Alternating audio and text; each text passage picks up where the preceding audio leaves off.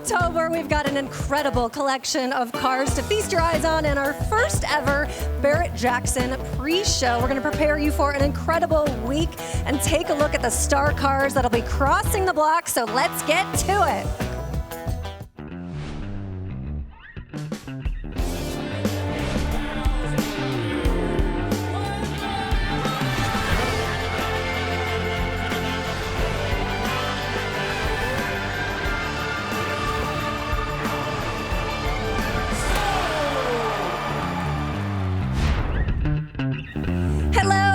To our Barrett-Jackson preview show. We're set up in the perfect location, surrounded by all of these beautiful machines. I am drooling. They are absolutely stunning. I'm April Rose. I'm going to be taking you through our pregame show. Of course, I'm joined by our fans and Craig Jackson, CEO of Barrett-Jackson, Steve Davis, president of Barrett-Jackson. Electric crowd going on. Thanks everyone for being here. That's what it's about, the people of Barrett-Jackson. Now, Craig, we're normally here in January. This is our fall auction, and we've got a lot of exciting things to expect. We do. So every year we debrief, we figure out what do we want to do different. And we also go to other shows and, not necessarily automotive. Right. So it's all, Barrett-Jackson's about a lifestyle. We have added the Collectors Club over by the staging lanes, high-end drinks, great place to sit and relax. We've added more elements to this auction where you can go and relax and bring the whole family. So kids are getting in all week for free. We've added the fan zone, has games and live music. There is 5 different venues around the property to go and sit and relax. So that's part of it. But the cars are really the heart of why we're all here. But we are an automotive lifestyle. We have the marketplace, which is behind us. This tent, you see the shot. You can't see the end of it. It is so long. There's a lot of square footage here. It's full of cars and everything that, as we say, that you want to have but you don't necessarily need. And that's what we sell. Absolutely. Lifestyle. And you fit a lot of cars under the tent, Steve. All of these cars, placing them in the docket. Thursday's different than Friday and Saturday. How do you keep it organized in your head and get it on paper?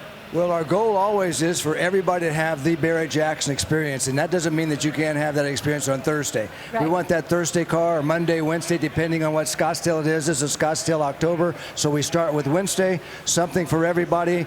Thursday, we ramp it up a little bit. By the time you get to Saturday, you need oxygen mask. The air's so thin, 7-figure cars, excitement, rock and roll. And then we ramp it down and glide in for a landing on whatever day that happens to be on whatever auction. But again, something for everybody, every type of car, every type of excitement that anybody could create in their head. They're going to live it in real time at Barrett-Jackson. Absolutely. And Craig, you have a couple cars you wanted to look at for Thursday specifically. There's several. So Brian Frank, great consigner of ours, lot number 421. That's probably the earliest car, a 55 Chevy. But also, we sell a little bit of everything. So lot number 408 is a C10, and it's a resto mod. So it has a LS engine in it.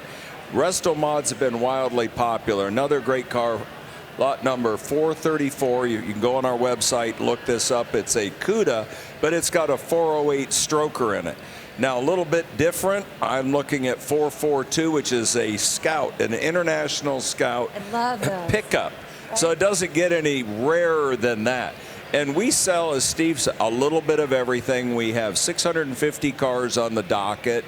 And today we'll be selling about 197 cars over the entire time that we were on live television. Absolutely. Now, Steve, you've been working with Craig over 30 years. I got to ask you what that relationship like. Everyone, of course, huge fan of Steve Davis, like I am too.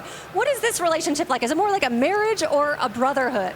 Kind of a combination of two. I like Craig's analogy, the odd couple. Yeah, we're not so odd, but we're definitely different. Bottom line is, 30 years is a long time. Interestingly enough, I started as somebody on the other side of the table, so to speak, as a consignor at Barrett-Jackson. Grew up around Craig's family, Nellie, Russ. His brother Brian was a good friend of mine. Watched him vintage race. So coming from that grassroots, if you will, growing up in that world, evolving to the presidency of Barrett-Jackson, along with my personal wife and my children growing up at Barrett-Jackson and being a part of it.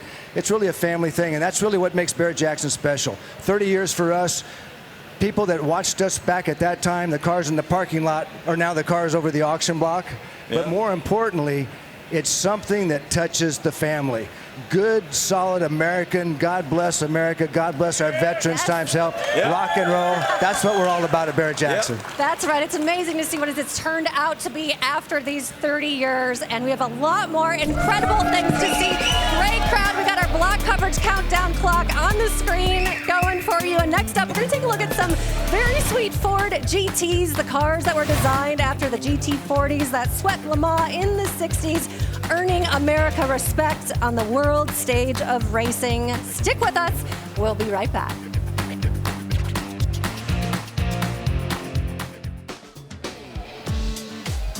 Welcome back to Barrett-Jackson. We're having a great time. It's our 30-minute preview show at Barrett-Jackson. But right now, very excited, I am joined by Mike Joy, Rick DeBrule, Craig Jackson, of course, a fantastic crowd behind us. Always great to see. Now we're going to get down to business right now because we are going to talk about Ford GTs. There's no question that they've been the top of the food chain, the 05, 06, or the latest generation. They're always the stars of the Ford show. Mike, I want to get into the 06 Ford GT Heritage Edition and those beautiful blue and orange colors, and what does that really mean?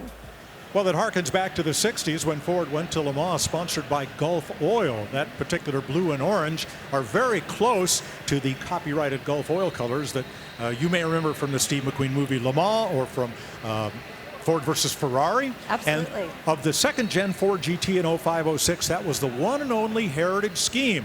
A lot of them were ordered, but these sell today for roughly double what a non-heritage GT will sell for. And what's interesting about those colors is those are the winners from 68 and 69. That wasn't the original winner in 1966. And that car lives here. And it's the colors that everybody loves. When John Wyer had that team with the Gulf Wire colors, beautiful car.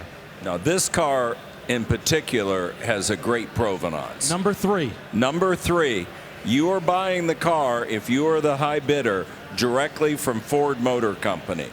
This car has been at Ford since day one. This was a press car. It's got miles on it. It's been used, but it is a car that we know performs. It's got such great provenance, and what an opportunity. It's not even a one-owner car. It's a no-owner car. No-owner car. You get to, right now, 2025, you're buying it brand new from Ford Motor Company. Absolutely. That's a great thing about Barrett-Jackson. You can see these cars up close and really spend the whole day there inspecting them. Craig, I want to move on to that next generation, the 2021 Mark II track-focused Ford GT. We've never had one here at Barrett-Jackson. No, and we have a private automotive country club here, and one of the members has one of those and goes out and tracks it, and that's what they're made for. They made 45 of these. This one has 46 miles on it. It's a track-only car, and it is built just to go out and drive fast. Mike, do you need special training to drive one of these?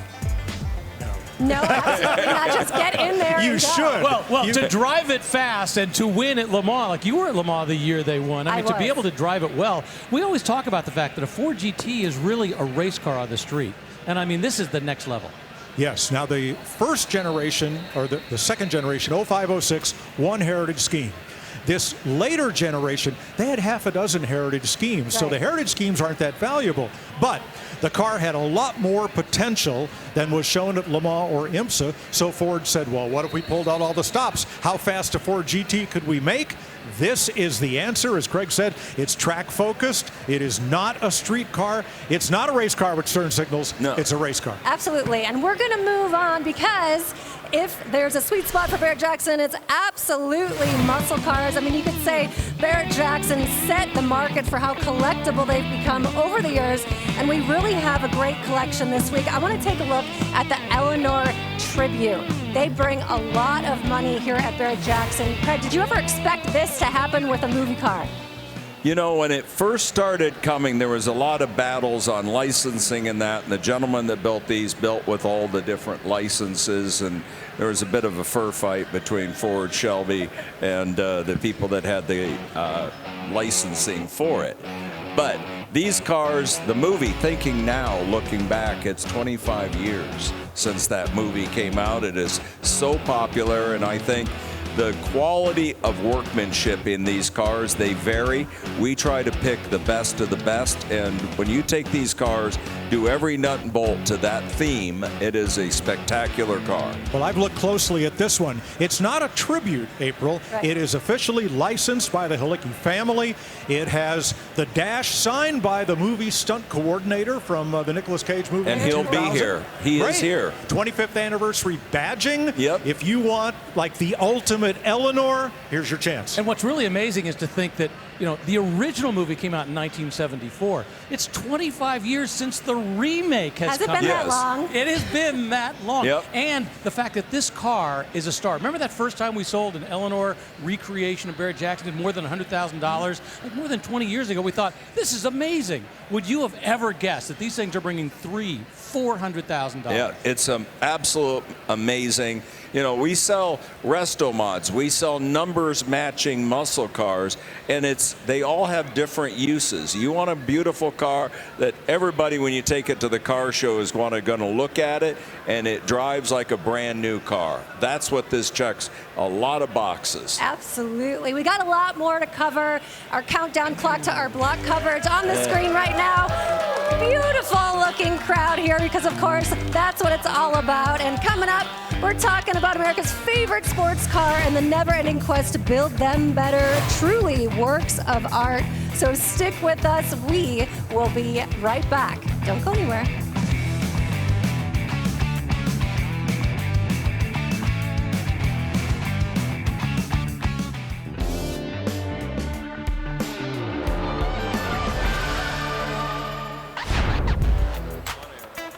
Welcome back to Barrett Jackson. It's our preview show before the block coverage begins. Great crowd here, of course, at Barrett Jackson. It's all about the fans. Right now, of course, joined by the man himself, Craig Jackson. And one of my favorites, Tyler Hoover from Hoovy's Garage on YouTube. Well, I'd hope so. I hope so. Always great to see that. We're going to get down to business. First, though, let's take a look at this. Now, once upon a time, boys, if you modified a Corvette, it went down in value, but something happened. These Resto Mod Corvettes are now rolling works of art, and they can actually bring $1 million, which is so wild. Craig, did you ever expect that to happen back in the day? No. In fact, when we first started selling back in '05, resto mods over the auction block, we got really criticized. Those aren't real collector cars, they're not numbers matching.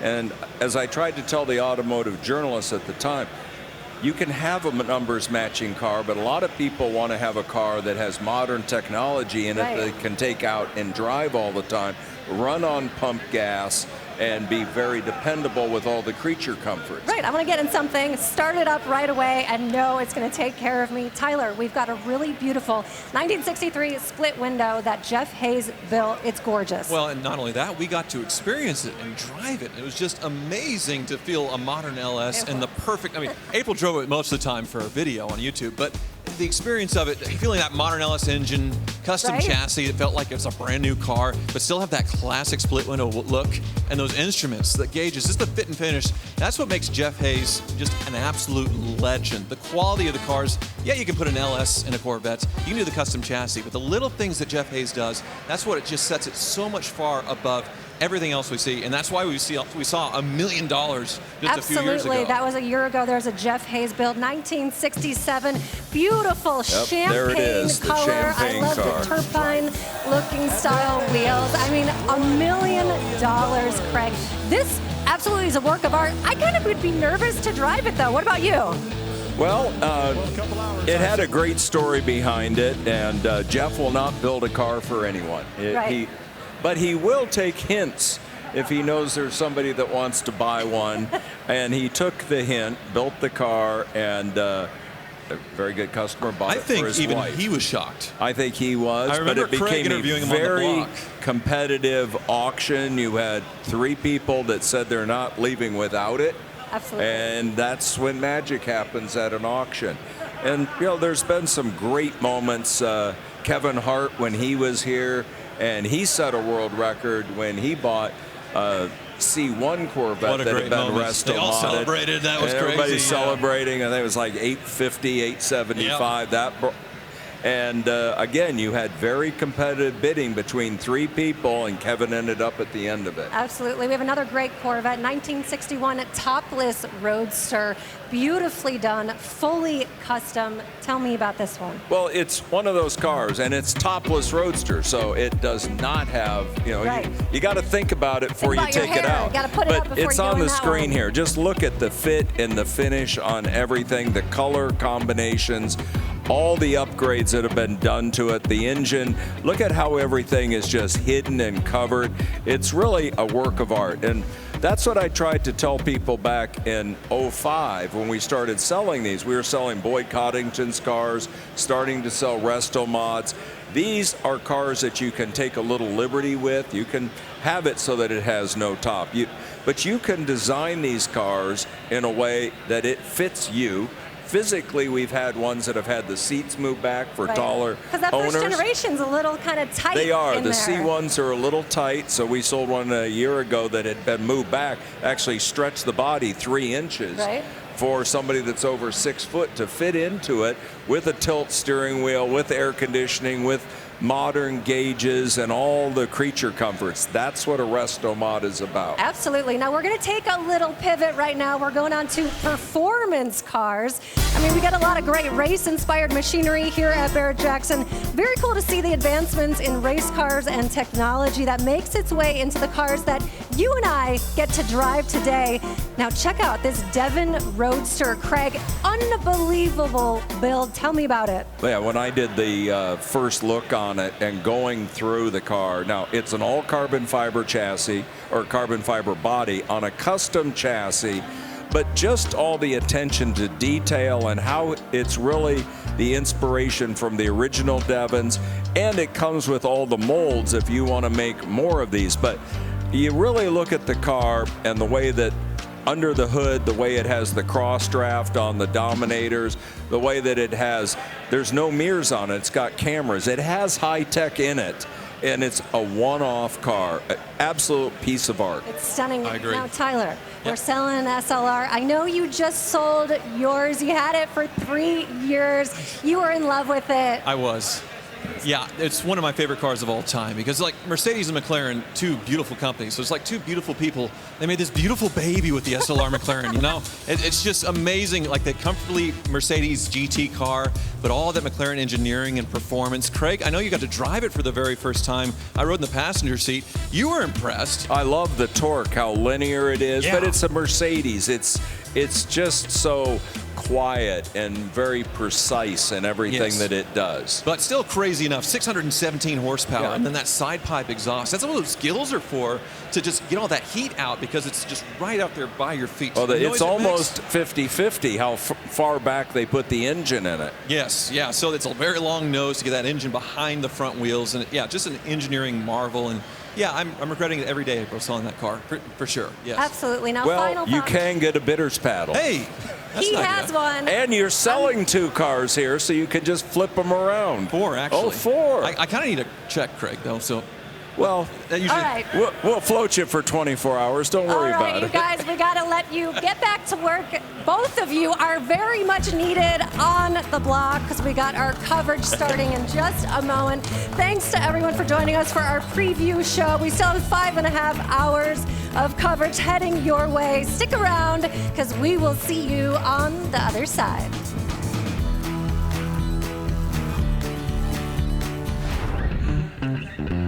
Well, Scottsdale is so nice, we have to do it twice. We are back here at Westworld in Scottsdale for Barrett-Jackson, the world's greatest collector car auction. And it's time for some of those cars to start crossing the block. There you see the best of the best. Those are the showcase cars that will be crossing the block a little bit later this week, Super Saturday. But up there right now, we got a great collection of fun stuff. starting with a 2003 Mercedes-Benz SL 500 Roadster. A beautiful car in fire mist red over stone interior.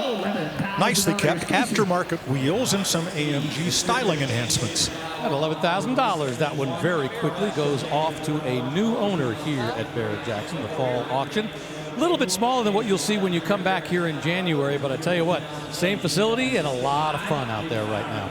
Lot 371, a 2010 BMW 650i. Beautiful car. And Dinan Modifications, Steve Dinan's company, improved the performance on many of these BMWs. Right now, the highest sale of the day is a 1971 Ford Pinto Squire station wagon at $31,000 plus. Tyler, let's see if this will eclipse that. Quite a battle for that. A Squire Woody wagon. How about that? Well, BMW, it might not catch it. When it was new, this was something very expensive, but they're a great depreciation special. You get a V8 under the hood. This one only 54,000 actual miles on the odometer as well. So that's why it looks so pretty on the block. The Mars Red is one of those iconic BMW colors that just really pops. Beautiful car, one of the early iterations of what BMW fans disparagingly call the bangle butt, where the rear quarter panel and the trunk and spoiler meet at what some thought was an odd angle. That was corrected in the facelift version. Aftermarket wheels here, deep tint on the windows, as you'd want in Arizona or Southern California. But I agree with Tyler, this car has been well kept. Yeah, the 6 Series came back in the mid-2000s under Chris Bangle. Before, the 650 would have been, or an 850 would have been a V12. The 650 was an 8-cylinder, and it was only a series of V8s, unless you got the M6, which had a pretty legendary V10 in it, naturally aspirated and 500 horsepower. So that's sort of the top of the food chain when it comes to bangle butt BMWs. But I take a 650, especially with these Dyna upgrades. It's probably pretty close to an M6. Yeah, this car began as the 645 with a 4.5-liter V8 and was then upgraded to the 5-liter as we see here. Steve Dinan sold his company. It continues under his name. He's started a new company since and is still modifying BMWs to a high standard. Hammers down. The car is sold $10,000 for a car that only has 54,000 miles on it or so, that BMW 650i from 2010. And as you point out, Mike, significantly less than that Ford Pinto station wagon sold for just a little bit earlier. Another BMW, this one's a 645 CI convertible from 2005. Well, a few more miles and a few more modifications. These are Bayern German aftermarket wheels that have been added to this one. Same styling, but in what I would say is the more desirable drop top.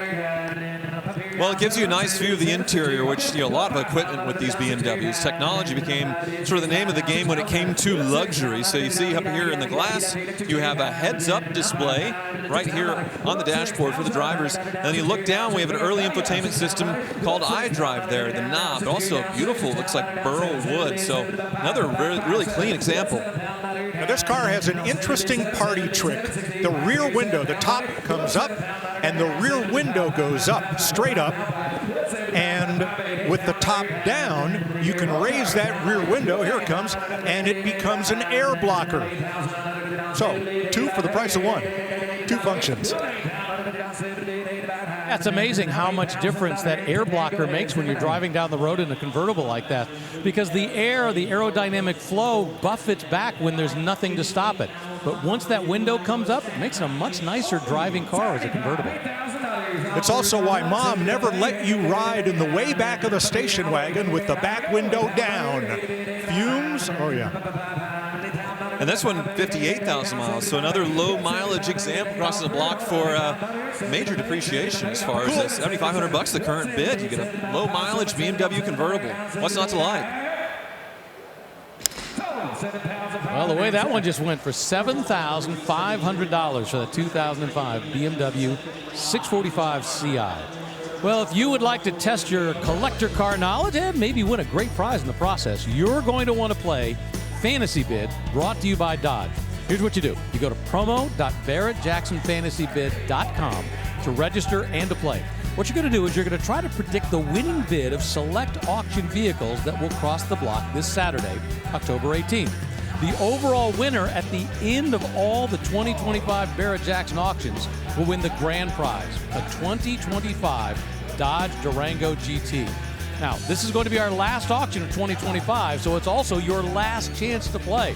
And if you're really on top of your game this week, you can predict the exact final bid of all 12 fantasy vehicles. Well, you could win $100,000. We call it the Perfect 12 Jackpot, so make sure you're registered to play. Terms and conditions apply. You have to be 18 to play. Remember, just visit promo.barrettjacksonfantasybid.com for all of the official rules. Back to the block, a 2010 BMW 750 Li. We've seen a couple 6 Series, now it's a 7 Series. It's a 750 Li X-Drive. The 7 is BMW's largest sedan. The 50 is the 5-liter V8. The L is for the long wheelbase version. The I is for injected, and the X-Drive means it's four-wheel drive. I feel like I'm doing Sesame Street here. This car is brought to you by the letters BMW. It is, a long name, but you can see that rear end. Mike was talking about the Bengal butts getting softened, and here it is, 2010. They decided to get away from that, and they also changed the engines by this time, so you got a turbocharged 4.4-liter V8 for extra power. This one showing 85,000 miles, and once again, $7,700. This would have been close to 6 figures new. What a deal. And you shouldn't be afraid of one of these. You can get factory equivalent parts from companies like FCP Bureau. You can do your own maintenance. There are a lot of independent shops. You don't have to take it to the dealership to get it serviced. And these are just wonderful long-distance touring cars. Yeah, what a cruiser, what a ride. And we're only at $8,500. Almost had it sold a moment ago. See somebody up in the skybox going, nope, we're out. So the question is whether they can pull it up on the floor. Well, they don't want it either. The question is, will it sell now? Oh, he thought they had it sold, and one more bid came in. People change their minds all the time. It's funny, they say, oh no, I'm done, I'm not doing it anymore, and then they start walking away, and then they turn around and come back, and they have to try one more time. The Bidder Sisters are fun to watch because they'll ask you again and again and again, and the reason they do it, they're not forcing you. They know so many people that play that game. $9,000 for that gentleman right there. And the Summit Racing sold sticker goes on, and away it goes. See how they write that 9K on there? Congratulations to them. Up behind it, a 2006 Maserati Quattroporte. Well, it sounds very fancy, especially when Rick says it with his Italian accent, but Quattroporte, 4 doors. That's it. Nothing fancy, just Italian translation there. This one, 2006, is unique because it's the last year of the Ferrari-derived F1 paddle shift transmission.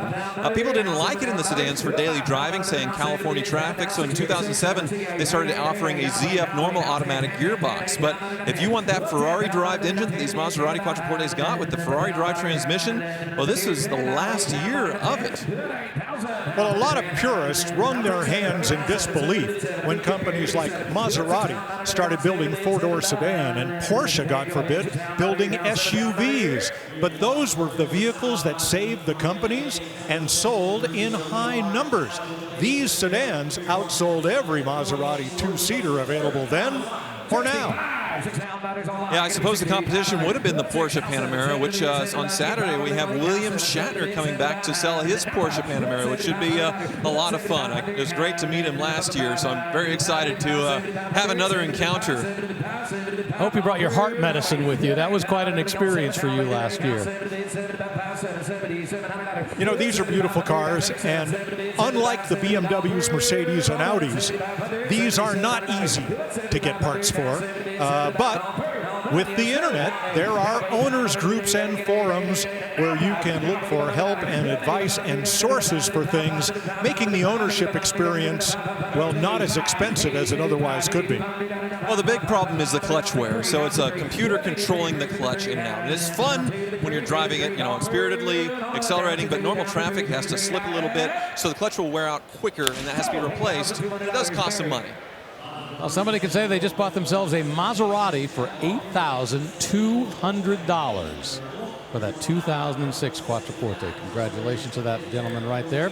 All right, next car rolling up on the block. We've got some Hagerty Fast Facts on this one. Of course, it is a 1974 VW Thing. Now, the Thing was originally developed for the West German Army, and it entered the civilian market with a number of different names depending upon the country. For example, it was the Courierwagen or courier car in West Germany. In the U.S. and Canada, it was called the Thing. In Mexico and South America, it was known as the Safari. And in the U.K., they called it the Trekker. What I always thought was fun about these is the doors are the same. The rear door is the front door, is the rear door. The windshield is folded down. And it's October, so of course, this is pumpkin spice orange right here. Oh, the pumpkin spice craze. Every single year, you get tired of it. At first, you're so excited, but I'd be really excited to own this personally. Looks like it's in really good shape because a lot of these were, used and abused. And this one, yeah, does have a driver quality paint job, but the body does look pretty good. And it's the same air-cooled Volkswagen engine, so as far as getting parts, it's a very easy thing to keep running. Let's see if I can sneak a little peek back here. Yeah, tight little engine. Yeah, a little 1.6 liter four-banger there. I love the sign that I saw a photo of on, I think it was Facebook, it could have been X, but it was a sign out in front of an auto parts store, and it says, "They're here, pumpkin spice brake pads." Oh, there was a place nearby that had pumpkin spice oil change. It's finally back. My favorite analogy for the VW Thing is somebody said it looked like a cross between a Volkswagen Beetle and a corrugated shed.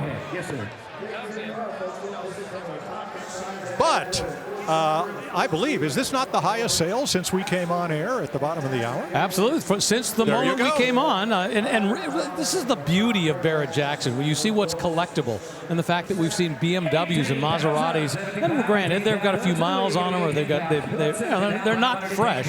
This is it's a collectible car, but 17.5. And in the auction, it takes two. If Rick loves a car, it doesn't matter unless somebody else wants to bid against him. That's when the numbers go up. It takes two to make an auction. And those folks like there are very happy that they get to take it home.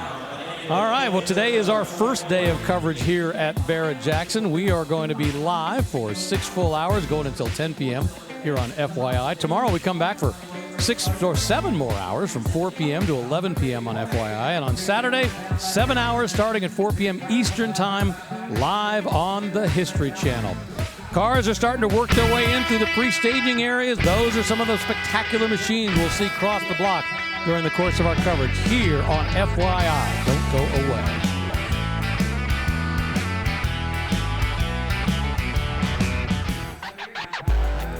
Welcome back to the Barrett-Jackson Scottsdale 2025 Fall Auction presented by Gila River Resorts and Casinos. Those are the showcase cars. Amazing machinery. Look at those 3 Ford GTs sitting in the front. They'll cross the block on Saturday. Meanwhile, we have a 2004 Mercedes-Benz SL 600 up on the block. Well, the 600, it means it has a V12 under hood, and this one less than 40,000 miles. AMG styling package, aftermarket wheels, but what will hold this back is the vehicle history report indicates an accident about 10 years ago with damage to the left rear and left side, which looks like it has been very nicely professionally repaired. Well, if I wasn't busy on TV, I'd be all over this. I mean, twin turbo V12, which you can get a tune on these and have 500-600 horsepower. The AMG engines built with the V12 certainly reached that. Yeah, this one low mileage, and I love the Santi wheels. That's something you would see on a celebrity's car in the mid-2000s, a rapper, just very period-correct aftermarket chrome wheels that somebody would have done sort of as a day 2 modification when this thing was new. And they were paying a lot of money. They're paying probably north of $150,000. This one's at 15. Literally 1/10 the price of this thing new with all those extras. And at 30-some thousand miles, that engine is just broken in. This was a very popular restyle. This styling cycle began in 2003 with the retractable hardtop instead of the one you had to put away in the garage and forget about. Truly an all-weather boulevard cruiser.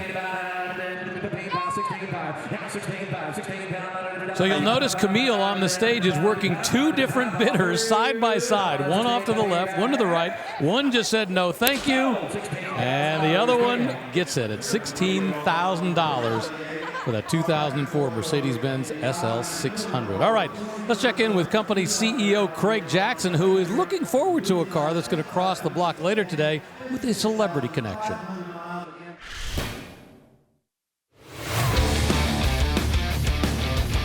We have a 1936 Ford 5-window custom coupe, formerly owned, built, and driven by customizer and TV personality Jesse James.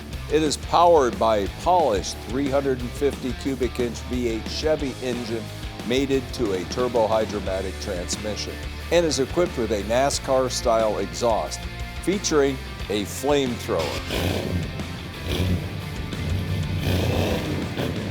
It features a 9-inch chop top, smooth body panels, a custom Nash truck grille, and custom hood with 1936 Bugatti taillights. The interior includes full flat-rolled leather trim, a 1200-watt stereo with a remote, power-operated rear deck lid, windows, and door poppers. The car has been featured in books, TV shows, and AutoZone commercials featuring Jesse James. Absolutely gorgeous piece of art.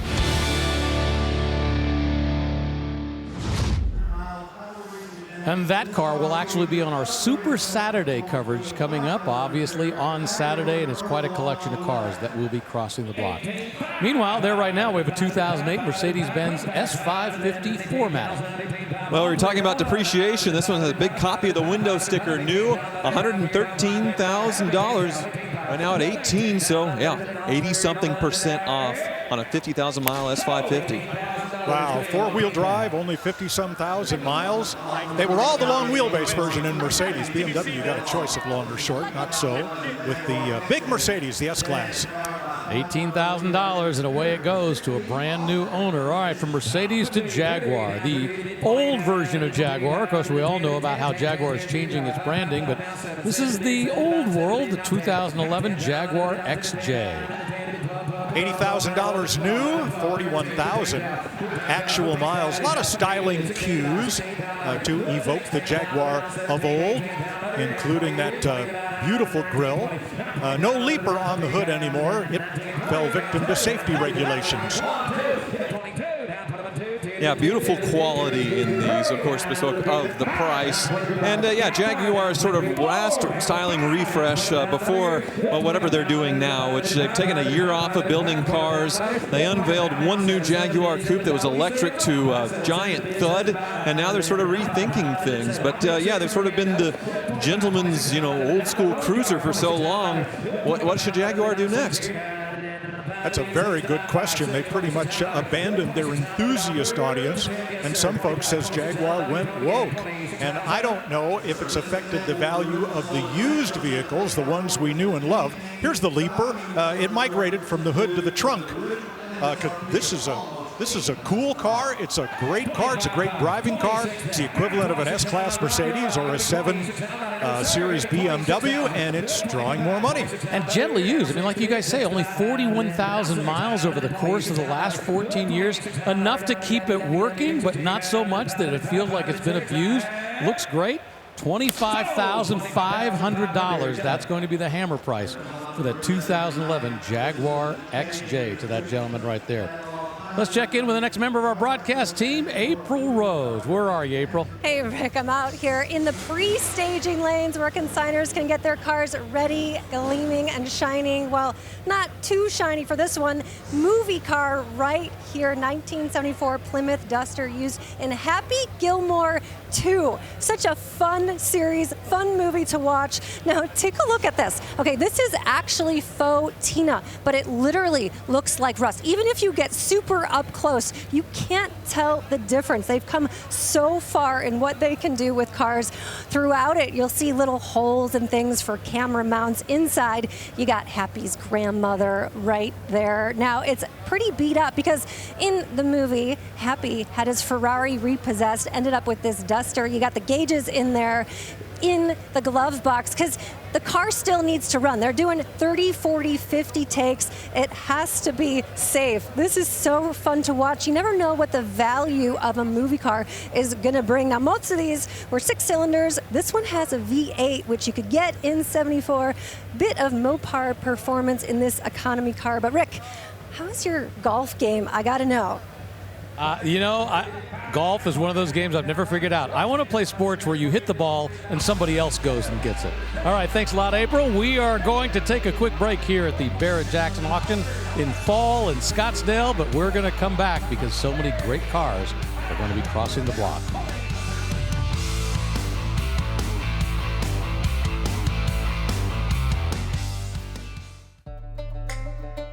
Out in McGuire Staging Lanes, beautiful weather today, great day to sit out there and look at all the great cars that are just about to cross the block. What a fun collection that is. I mean, everything from a Datsun 2000 to a Mercury Comet to an IROC Z, and that's all going to be crossing the block very shortly. Meanwhile, we've got a 1975 Corvette Custom up on the block.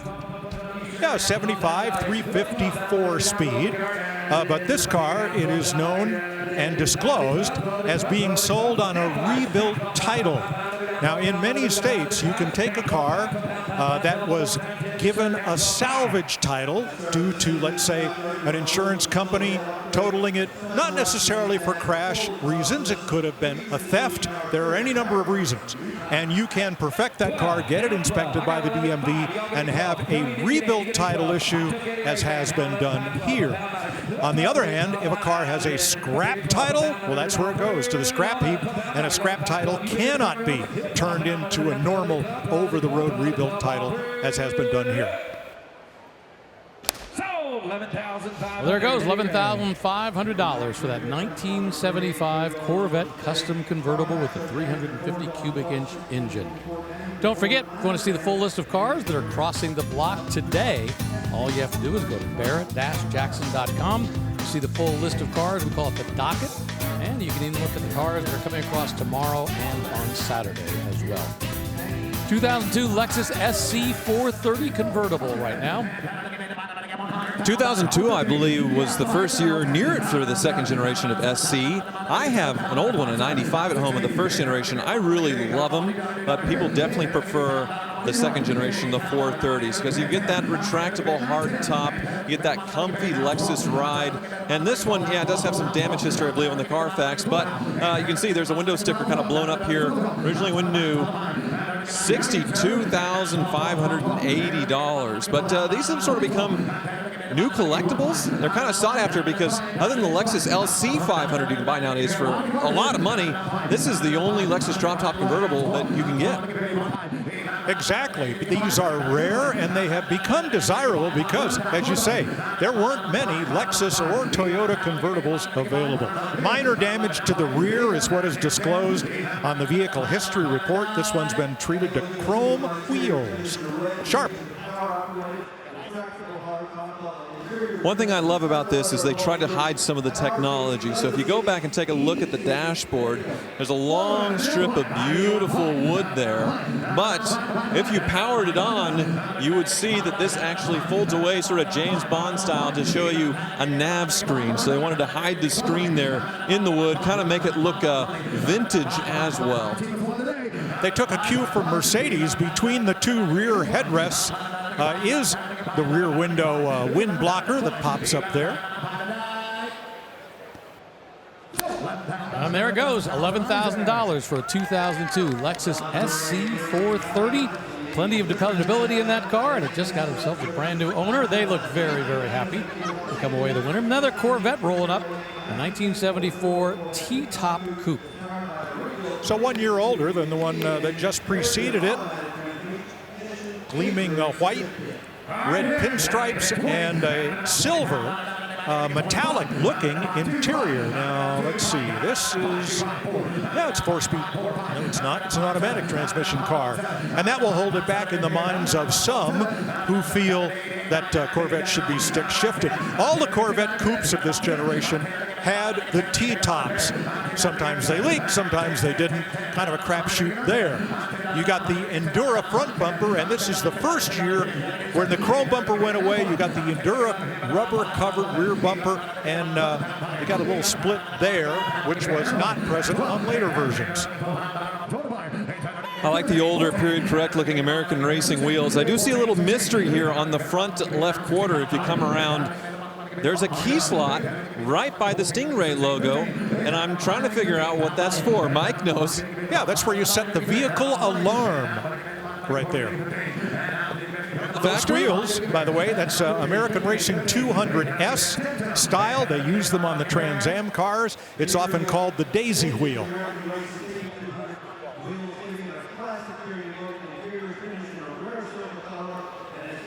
Yeah, interesting era right here for Corvette, because obviously, you know, in the 70, 71, maximum horsepower. Two things were starting to happen now. They were starting to use net horsepower with their ratings, and the concept of having horsepower was going away. Slowly but surely it was waning. These cars don't have as much power as just a few years earlier, but the fact that they still had the great look, and once again, people can debate the Endura bumpers all day long, but it's still a Corvette shape. And for the money, I'll tell you what, you get to do the Corvette wave as you're driving down the street. Well, in 1974 is that strange year, the split rear bumper. As you can see, the Corvette has divided up the badging there on the back, as they wanted to make a two-piece bumper so you could replace, I guess, one half of it. But people hated it. They thought it looked cheap. So I believe that was a one-year only deal. But nice thing, still having the center fill up so you can fill up on either side when you pull up. But there's that scene. Second year for the rubber-covered bumpers on the Corvette. Chevy did it much better than, say, the import brands in converting to the safety bumpers. The front bumper got the treatment for 73. The back bumper here, first year was 74. $13,000 for a 1974 Corvette. Now, we regularly see cars cross the block here at Barrett-Jackson selling for a great cause. This week, we're going to see a motorcycle cross the block. And let's hear more about the story.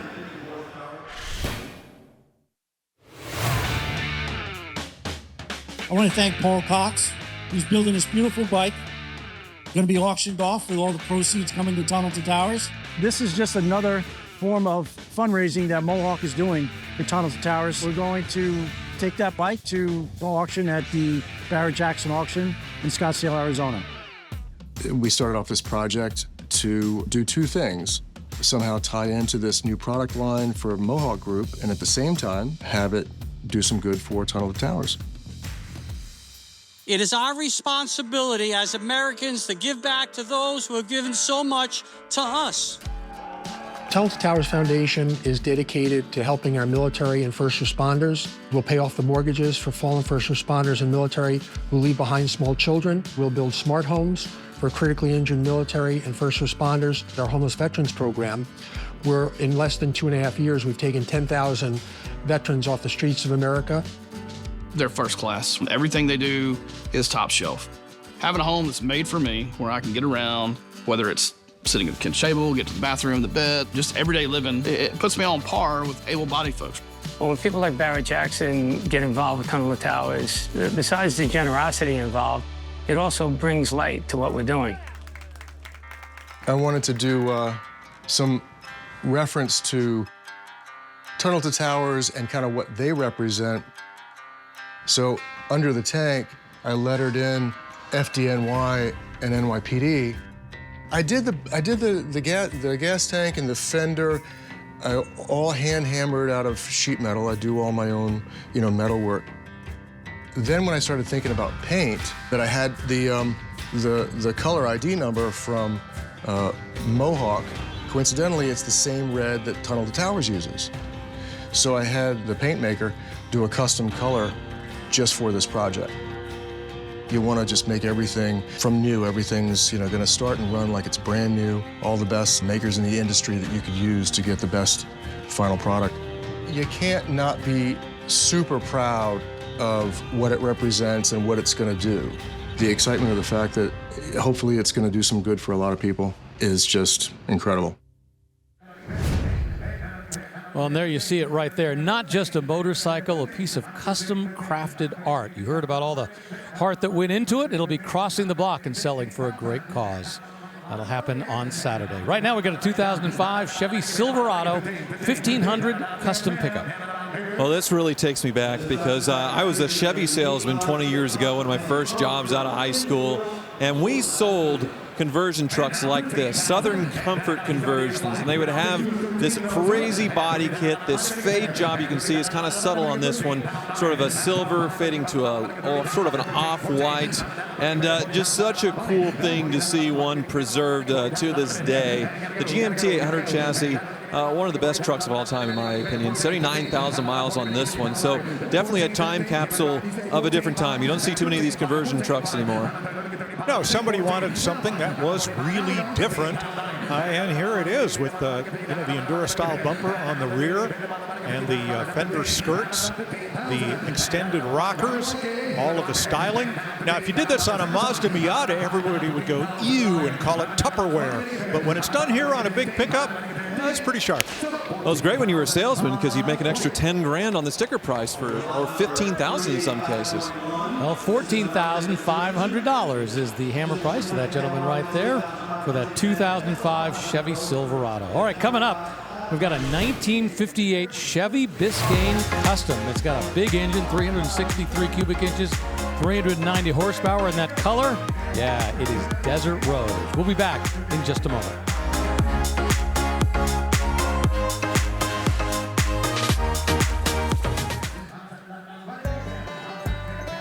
Let's take a look at what's about to cross the block on our Meguiar's On Deck Cam, and it's that 1988 Camaro IROC Z 5-liter engine. Only 220 horsepower, but has all that great look, and it is connected to a 5-speed manual transmission, so that'll be up on the block very soon. But right now, we've got a 1965 Mercury Comet. Well, this is the Mercury version of the Ford Falcon. More handsome styling, I feel, with the stacked headlights. This is the Caliente, which is the 2-door hardtop, so it's the top of the line. Mercury was neck deep in stock car racing and tried to promote the endurance of these cars with a very unique promotion and TV commercial in which a group sang 100,000 miles at 100 miles an hour on the banks of the rugged Big D. That being Daytona, of course, and that 100,000-mile endurance test. Well, I hope it helps sold Mercury. I was hoping you were going to sing it, not rap it. Oh, thank you. Thank you. In fact, a lot of NASCAR drivers who were contracted to Mercury and Ford participated in that test. Well, it does have a somewhat, I guess, Caliente engine, the 289 V8, a legend in Ford. Automatic transmission on this one. A few modifications, I guess you'd say, from stock as far as, speakers, some hood clips, that kind of stuff. But, yeah, I do agree with you. The Comet does look a lot better than the Falcon. Interesting how the styling of this mimics the 65 GTO, albeit in a slightly smaller package, but from two very different manufacturers. And of course, caliente in Spanish means hot here in the United States, and we're hotly getting to $21,000 right now, and that's the hammer price for a 1965 Mercury Comet. The sticker goes on, and away it will go to a brand new owner. Well, a moment ago, we showed you on our on-deck cam that 1988 Camaro IROC Z. Now it is pulling up onto the block. Well, there was a very special combination of options, including things like 1LE, special suspension 4-wheel disc brakes. And beyond that, you could take that showroom stock racing, but beyond that, Chevrolet built 71 of these cars for the Players Challenge in Canada, a showroom stock race car challenge with name brand drivers, and this is said to be one of those. Well, of course, IROC, what this is named after, a legendary race series as well. And I was so mad that I missed Monterey Car Week this week because all the IROC cars came back. Did you see it, Mike? You drove one? Yeah, I drove one. Scott drove one, thanks to Ray Evernham and the folks that owned those cars. We had a blast. And to stand there in that driver's meeting with, all your heroes are there, driving IROC cars, some of which they owned and some of which were borrowed for the weekend, and it was magical. They're going to do it again at 10/10 in Charlotte in April, and IROC is back after a fashion, using the original cars, all the way from the original Porsche RSRs all the way to the Firebirds that ended the series in, 2004.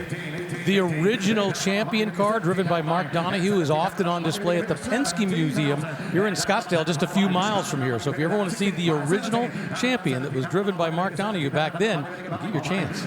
So Z28 was the top of the pyramid of Camaros until Chevrolet sponsored the IROC, or International Race of Champions Series, and then they introduced this, the IROC Z, which took its place at the top of the pile for many years in this, the third generation of Camaro.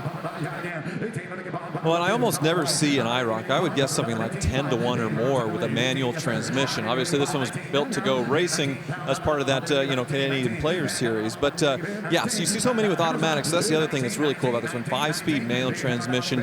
And the IROC finally brought some performance back to the Camaro. It was sorely lacking in the 1980s. Yeah, it always had great looks. The performance, that was always questionable during that era. And the Summit Racing sticker goes on, and away it goes for $18,500. I love this car, a 1969 Datsun 2000 Custom. Well, on the side, you'll see the Bob Bondurant School of High Performance Driving. Bondurant was a Cobra racer for Carroll Shelby. He then went on to form this school that many, many great racers trained at, both amateur and professional. And in the beginning, the Bondurant School used Datsuns, thanks to their connection with Pete Brock and BRE, Brock Racing Enterprises. That was Datsun's West Coast racing operation.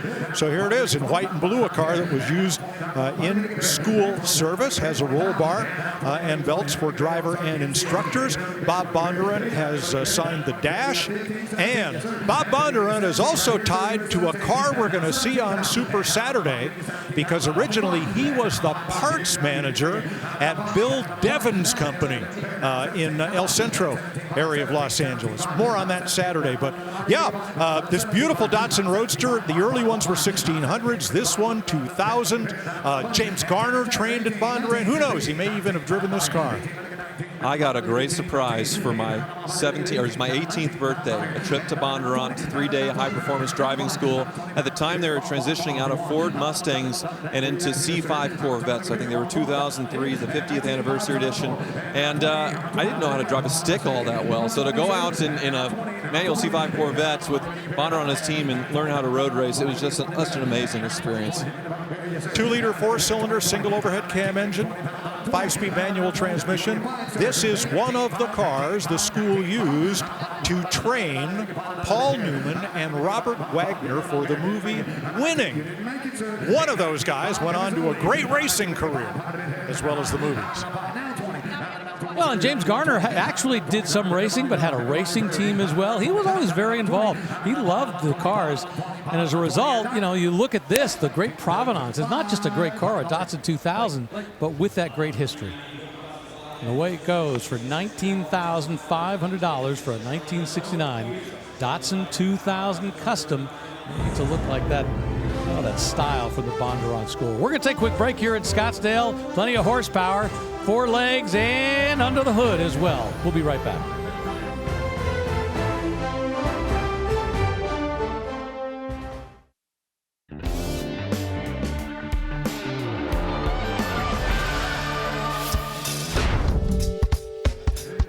Welcome back to the Barrett-Jackson Collector Car Auction from Scottsdale in the fall. Of course, we have the big auction every January, but now we have 2 a year, as they joke. Scottsdale is so nice, we want to do it twice, and that's exactly what we're doing this year. Coming back to Westworld for a second event, and up on the block now is a 2015 Maserati Ghibli SQ4. So this was Maserati's attempt to build something a bit more affordable or more reachable to, I guess, the average buyer, but not really. $80,000 the base price. A lot of depreciation here. Just sold for that. That's it. Yep, $12,000. That's all the price for a 2015, realizing that car is just 10 years old. 2003 Mercedes-Benz SL 500 Roadster behind it. So here is the first year of this styling cycle with the AMG styling package, which included front and rear bumper covers and beautiful 5-spoke wheels. This is a one-owner car with only 27,000 actual miles and 40 documented service records. So somebody has taken this beautiful silver over light gray beauty and taken very, very good care of it. Yeah, the first year of the R230 chassis, this new generation of SL, and so many innovations. So you have hydraulic active suspension, you have that retractable hardtop like we talked about earlier, a lot more technology in this car that gave you just an amazing driving experience where you could have that gentle Grand Touring feeling with the suspension in soft mode, or you harden it up and then you can really carve into the corners of the canyon. So really just a jack of all trades. A lot of these quickly found their way onto the streets of Beverly Hills and other high-end shopping districts. They were thought of as a boulevard car, but as Tyler pointed out, we had one of the facelift version of these, and it was a great long-distance tourer. Corner carver? Well, not really. These are pretty heavy cars, but solid ride, and they just glide down the road. Okay, dancing with a big lady that knows how to dance. I'll make it more like that. I think it does handle pretty well given the size of the car. And yeah, that year-round driving experience as far as not having to deal with the tops, which I have an old 80s SL where taking it off is a Herculean task by yourself, or two people it's a lot better. So yeah, it's nice to have that innovation where it just neatly integrates into the trunk. And this one you have very low mileage, so I think a good buy. Yeah, and so many people are concerned about the repairs on this, but the fact that this one is both low miles, 27,000 miles, and has all those service records that are all documented in Carfax, honestly, I think this is a pretty safe car to buy. Well, this car would have been right close to 6 figures new. High 80s, mid 90s, let's say. And here we are at $16,000. I think somebody just got a good deal. Yeah, that gentleman right there shaking hands with the bidder's assistant. Congratulations to him. All right, let's check in with Craig Jackson, who is bringing in a big-time star, boldly going where we normally don't go. How about William Shatner in a car he's going to sell?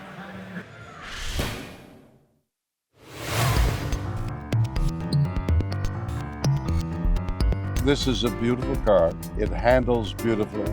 It's got great acceleration. People look at this car when I go by. Maybe they're looking at me, but maybe they're looking at the car.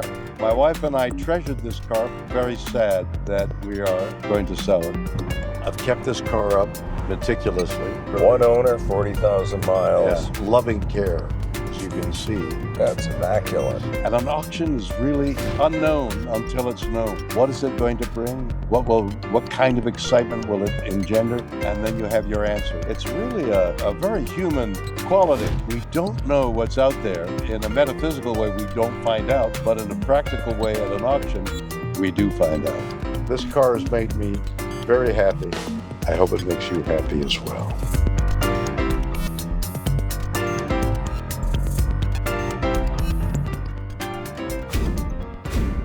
So that was William Shatner and his Porsche that will be crossing the block this Saturday. Last time he sold a car, he came up and played auctioneer and did a great job. He also had a brief moment with our own Tyler Hoover, who was just a little fan-struck at that moment in time. Well, I was, but I was also trying to recreate an iconic movie scene with the Wrath of Khan in Star Trek. So Spock dies, he faints. I would have fainted anyway, but I needed a reason to. You're like one of those guys from Galaxy Quest. $14,500 for that 2004 Mercedes SL5 55 AMG. Another Mercedes, a 2005 SL500. And I love Galaxy Quest. Alan Rickman, just amazing. So here we are again. It's SL o'clock here at Barrett-Jackson in that beautiful Mars red.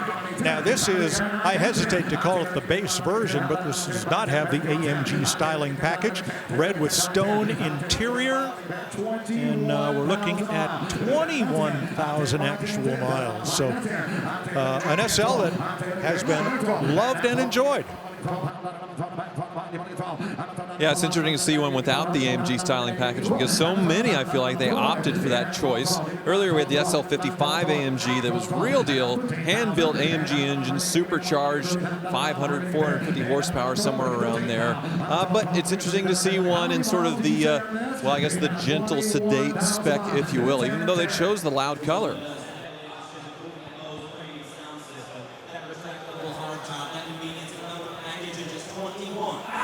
I can't believe what an incredible bargain this is. I think ours was a 2007 and we bought it new, so we paid many multiples of this. But, you know, here's a car that's been loved and enjoyed and very, very well kept, and I'm just amazed at where we are. You're not even paying $1,000 for each 1,000 miles on this. I mean, this is 20,000 miles. This car is barely broken in. I like the stone interior with that light burled wood, a two-tone beige and taupe, if you will.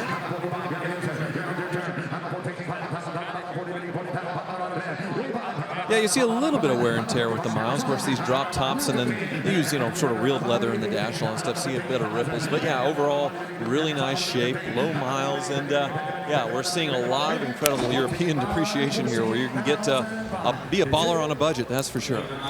Yeah, more than 300 horsepower, and it just sold for $14,500 here at Barrett-Jackson. Let's check in with April Rose.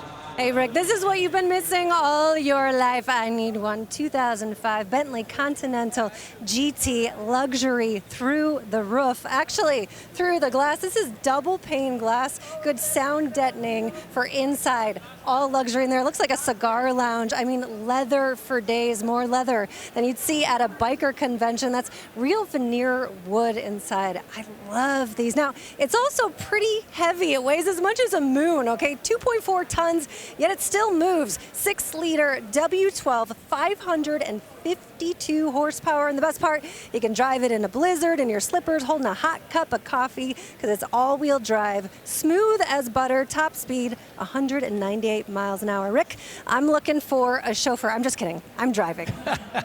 Well, here's the thing. It's 20 years old. You're still going to get parked up front by the valet. It's got all the appeal of a new car. How about a 1946 Ford Custom Coupe?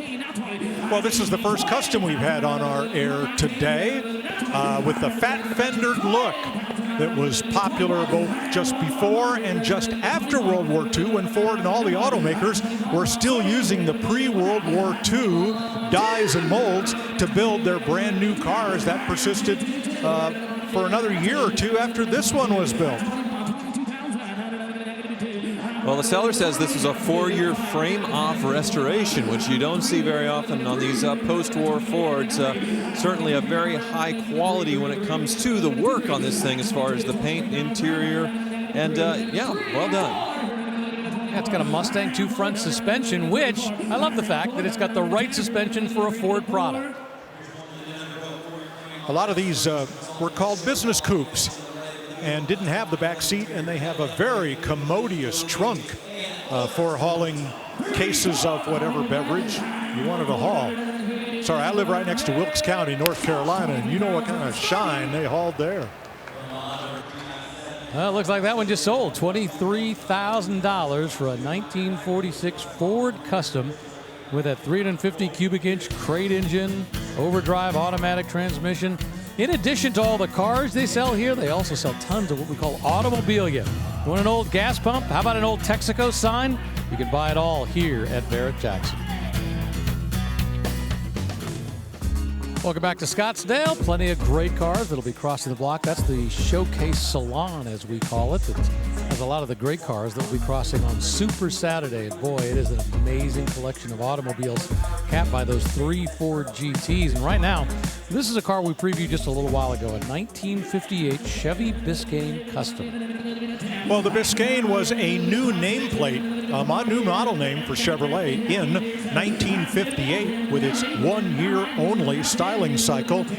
This one looks like it may have had a little added stainless steel trim, because the Biscayne was the low-budget special for Chevrolet. Now, the badging's been taken off and a bit of chrome change there on the headlight bezels, and this one's had a heart transplant with a 363, 390-horse V8, married to a turbo 350 automatic.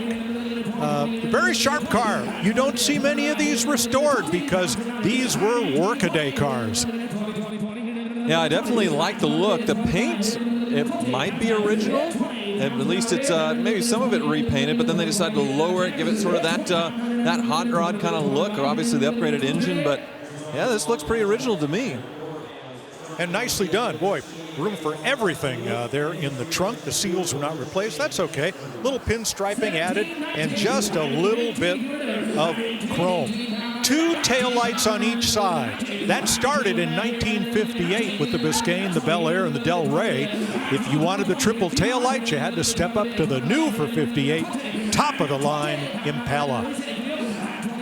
The consignor does point out this was refinished at some point in the original shade of Desert Rose, so it's got a little patina on it, but it's not a fresh paint job, but not the original paint job.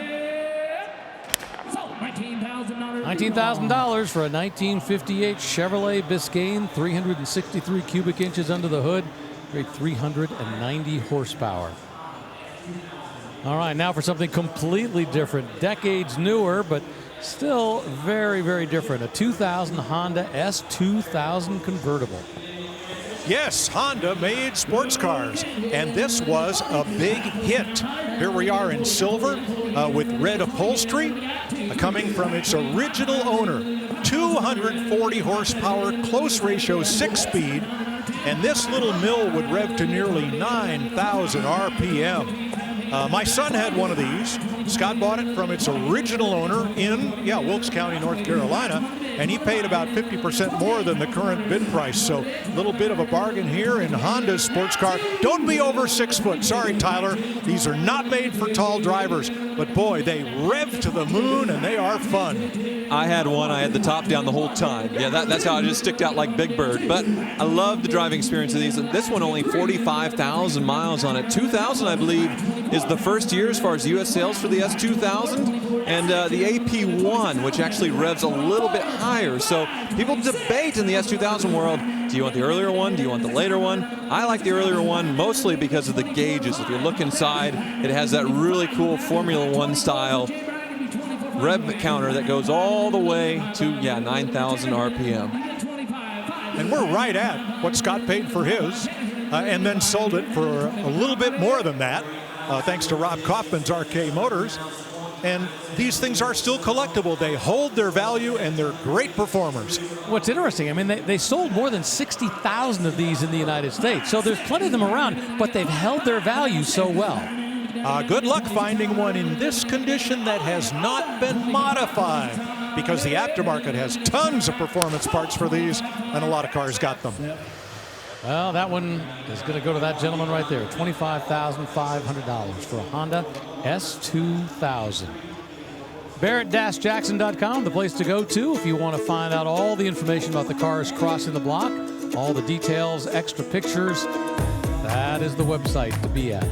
Up there right now, a 1990 Volkswagen Vanagon. It's, you could live in this, and people do, but they were made to go camping in. Now, the trouble with going camping in a van is you get a backache right away because you can't stand up inside, unless it's something like this, Tyler. Yep, I'm standing comfortably in here and have plenty of room. And, you can sit here and play cards. I imagine this folds down into a bed, so a very nice place to be in here. I do love the Westphalias. New suspension. This is not paint. This is a wrap on the exterior by SS Customs in San Carlos, California. Custom wheels. This vehicle was recovered after it was stolen in 1993.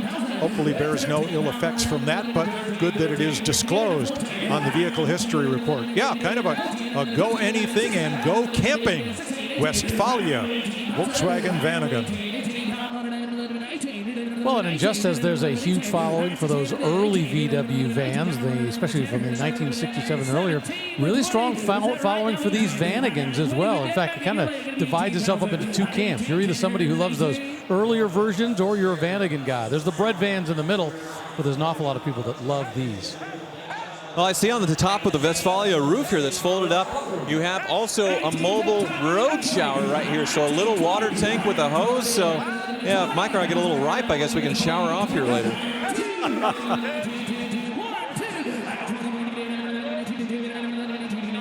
By the way, our top sale of the day continues to be that 1979 Ford Pinto Squire station wagon, sold just before we came on the air. There was a Corvette a little while ago while we were in a commercial break that came close at $28,000, and we're into the low 20s here. But once again, a Ford Pinto, still the #1 sale of the day so far. A Pinto Squire, the wood grain station wagon version. That makes all the difference, for sure.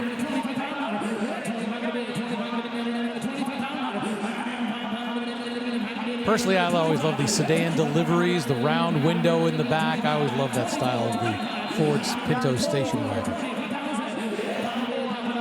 Yeah, that cruising package was meant to evoke like the Ford Econoline vans or sin bins, if you will, with the little porthole and the big stripes that Ford offered from the factory. Well, it was the graphics that really made that package back then, because and they actually sold them with ads showing both of them side by side. And those graphics are coming back on the new Ford Bronco. Those big billboard stripe graphics, very cool. Well, this one took a while, but now we're in the mid-20s, $25,500, and that is going to be the price it sells for here at Barrett-Jackson. This 1990 VW Vanagon with that 2.5-liter four-cylinder Subaru engine underneath the hood. Congratulations to that gentleman right there. All right, movie star time. How about a 1974 Plymouth Duster? This is the one that April previewed from Happy Gilmore 2. Well, there's no faux Tina or fake Tina on this. This is a car that certainly had a hard life before it became a movie star. The rust, the deterioration, the delamination of the vinyl roof, all of that is authentic. What a mess. This is a hot mess right here, Tyler. Well, what's your favorite Happy Gilmore moment from the first film? I think for me, it's Bob Barker and Happy getting in a fist fight. It gets me every single time. Absolutely. Now, the Duster was Plymouth's take on the Valiant, making it into a two-door hardtop body style and a desirable fun car. And there were variants of it to kind of go along with the Plymouth Roadrunner. This one with the half vinyl top, interesting styling here, but certainly it's the movie connection that is going to drive the bidding. I think they got you, Mike, because it is quite a bit of faux Tina on this. That top is sprayed on and fake. And a lot of this rust is fake as well. I think April Rose pointed it out because they wanted to make it look like what Happy drove in the first film and then like beat down with age. Because in the film, this new one that came out on Netflix, Happy gets down on his luck, his Ferrari gets repossessed, and he has to get back in his old Duster that is very worse for wear. I think a combination of faux Tina and real Tina. All right, I'll buy some of that, but if you can bring the camera around here to the left rear as we go to $33,000 in top sale of the day. Look at the deep rust through the Bondo there. Look at the through rust that is here. I don't think you can fake that. Well, this one just shot from $5,000 up to $30,000. Somebody looked at this and thought, you know what? I want this for my museum. I want this because I love that movie. And now we're at $37,000, the #1 sale of the day easily. Well, that's every consignor's dream. Two committed bidders who refuse to lose. Well, the Duster was a major part of the first film where he's traveling around the golf tournaments, picking up these goofy cartoon cardboard checks, just throwing in the back and going from tournament to tournament. So it was probably featured in the first film. They obviously wanted to have it come back for the second, and they built this. So, yeah, it is a movie legend, if you will. I guess not an Eleanor, but still, $40,000 for a Duster. Well, it just sold here at Barrett-Jackson. Movie history for $40,000 to that gentleman right there. And I'll tell you what, he was in it almost the entire way. He walked up onto this block thinking that is the car that I want to go home with. So congratulations to him. He'll pay buy a 10% buyer's premium, and off it will go. We're going to take a quick break. We will come back to more Barrett-Jackson action from the Westworld facility here in the fall world. Beautiful weather outside and in.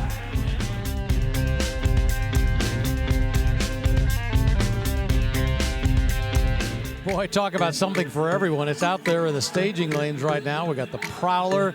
Is that an El Camino over there? We got a Blazer. We got Modern Machinery. And there you see a Baby Bird rolling on into the building. And up there right now, how about another vehicle from Happy Gilmore 2? In this case, it's a 2010 Harley-Davidson Softail, driven in the movie by Ben Stiller.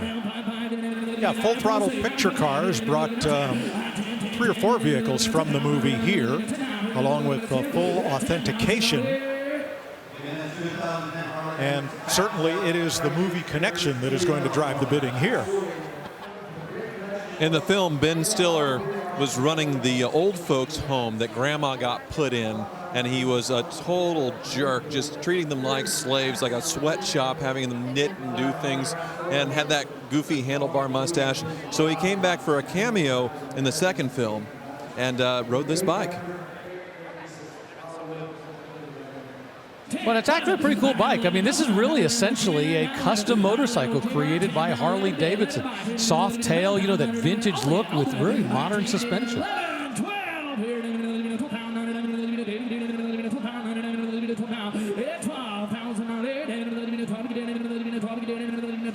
The CVO range was really kind of factory customs that they were producing. And they had different variations. This was the soft tail variation.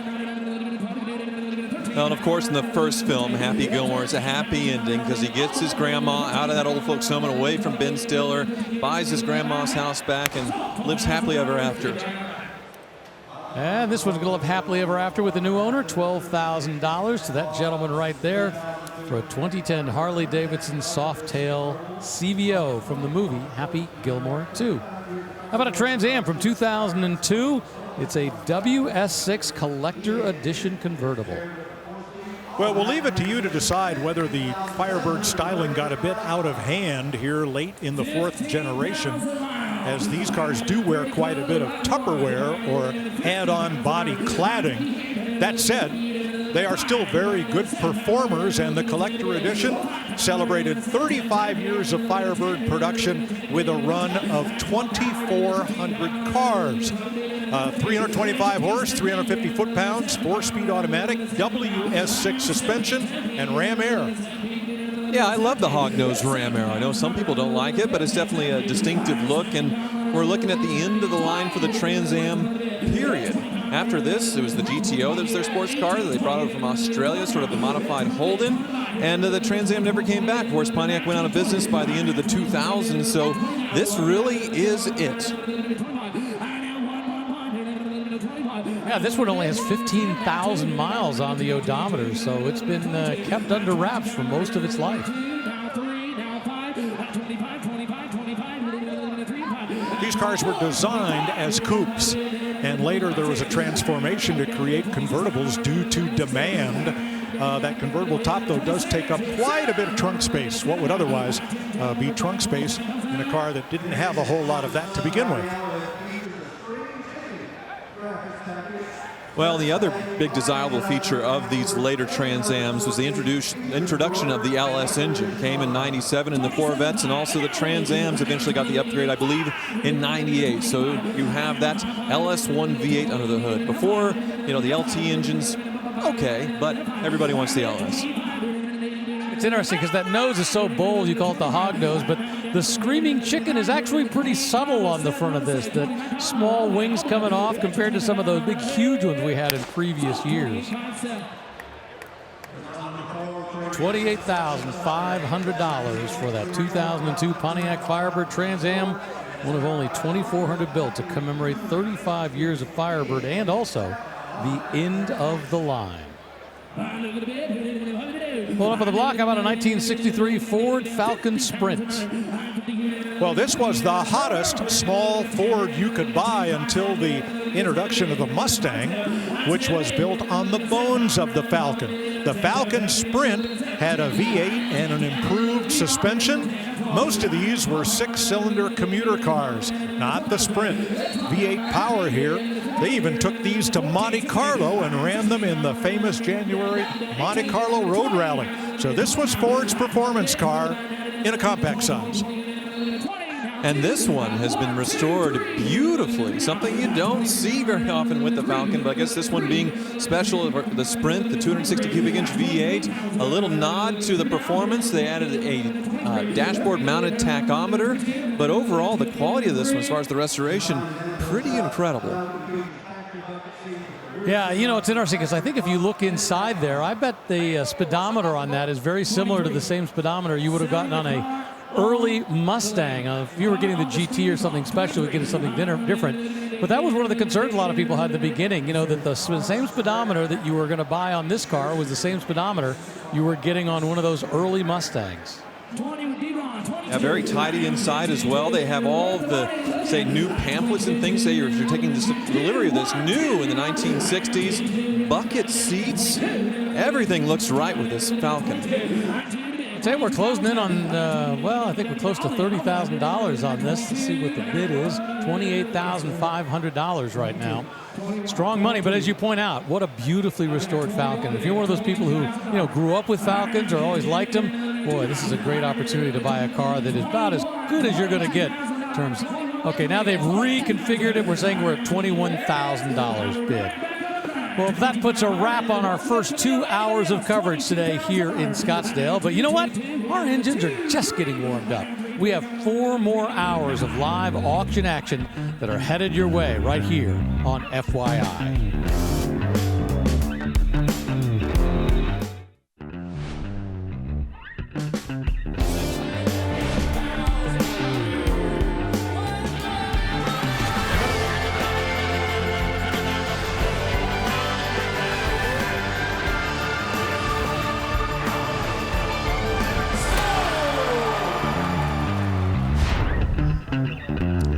The weather is perfect in Arizona today. Perfect for some great sightseeing, or if you're in Scottsdale, a perfect day to come to Barrett-Jackson, the world's greatest collector car auction. And up on the block right now, we've got quite a collection of cars. Just a little while ago, we saw a Ford Falcon Sprint. I think it sold for $23,000. And now, something very different. A 2021 Vanderhall Carmel Roadster. Is it a Carmel or a Carmel? 3 wheels, 1.5-liter turbocharged engine, very light with 175 horsepower. Yeah, that power-to-weight ratio must be fantastic. But you can see they added some wood paneling down the side, sort of like that Squire that we were talking about that sold before we came on the air. So very British as far as old-school British they're trying to show as far as the 3-wheel. The back looking a lot like a motorcycle, but with a single piece of suspension there as far as the strut there. But looks like a really high-quality build here. I imagine they sell them new like this, but I don't think they would do wood paneling. It's interesting. Very interesting. And by the way, when I was debating whether it was Carmel or Carmel, it's Carmel because this is actually named after Carmel by the Sea, the city over in California. So plenty of people with money over there, and that's exactly what they were appealing to, a more upscale 3-wheel. You do have a very tiny little luggage rack here, and I believe this is the fuel filler. And inside, reasonable amount of room, I think.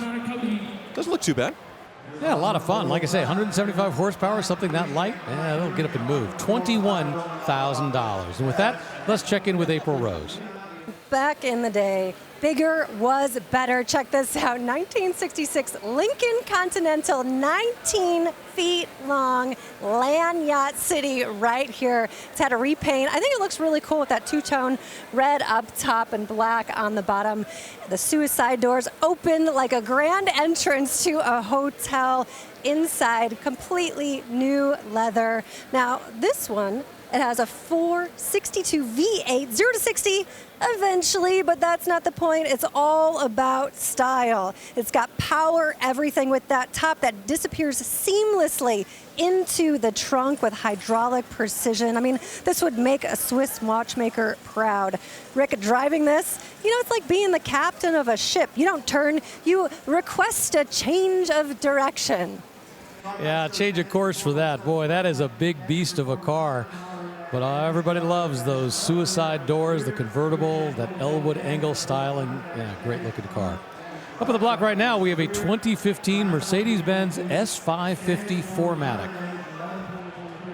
Yeah, this one tuned by Rentec because they have a twin-turbo V8 with these that is very susceptible, I guess, very good for tuning to where you can basically make this an AMG. But this one's special from the factory because it has some Designo touches as far as the exterior paint and the interior being red. So Designo is Mercedes' sort of in-house design where you can do some special colors and different things. You pay a big premium for it, which somebody did back when this car was new. And then at some point they did the performance upgrade. So I really like this. A true Rentec car. Now, I will point out that the car card is showing that there's a number of issues that this car has had in its life. You know, it talks about how it had an accident in 2019, in 2020, 22, 2023. Now, it's not, you know, massively significant. Car wasn't totaled. In most cases, it's minor damage. But the point being, I like the fact that here at Barrett-Jackson, when they are selling this car, they're very honest about what it is you're buying. Yeah, this would have been a six-figure car when new, so obviously you're buying for quite a bit less than that. But you see the beautiful interior as far as that red leather, and then this pillarless coupe. Another thing Mercedes does a great job with us. Several generations of both windows coming down, very elegant. 540 horsepower, $24,000.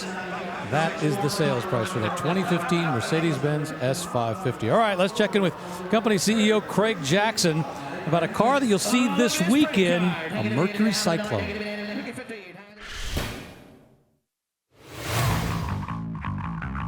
This one-owner time capsule 1970 Cyclone is powered by the matching number C code 429 Super Cobra Jet V8 paired to a top loader 4-speed.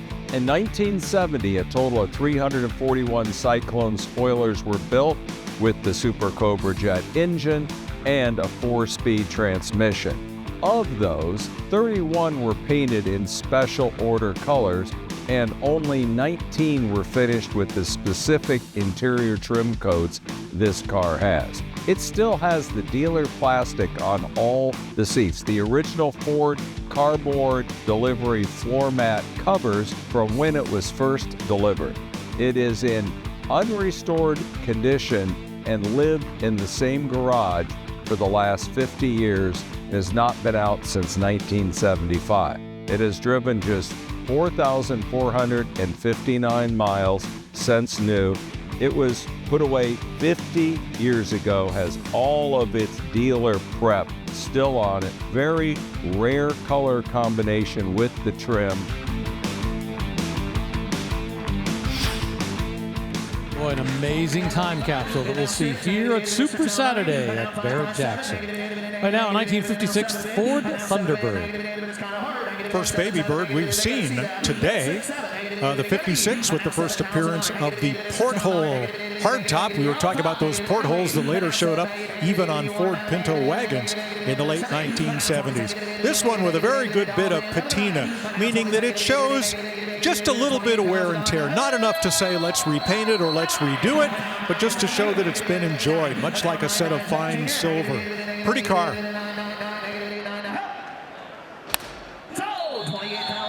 Hammer comes down, $28,000. Those folks up in the skybox look ecstatic that they just came away with that for $28,000, that 1956 Ford Thunderbird.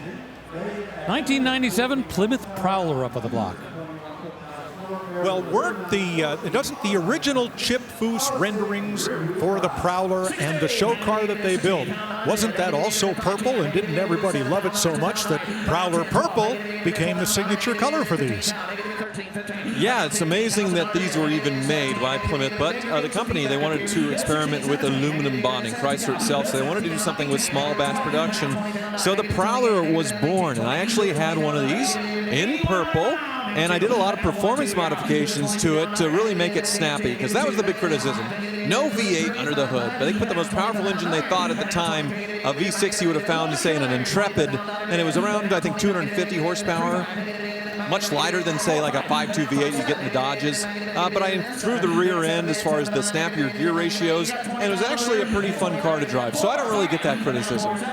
if the hood opened, I'd show you the rocker arm suspension, which was very prevalent on formula race cars of the day. This has the forged upper and lower A-frames, and then it has actually a rod here that actuates the action of the spring and shock. Okay, here we go.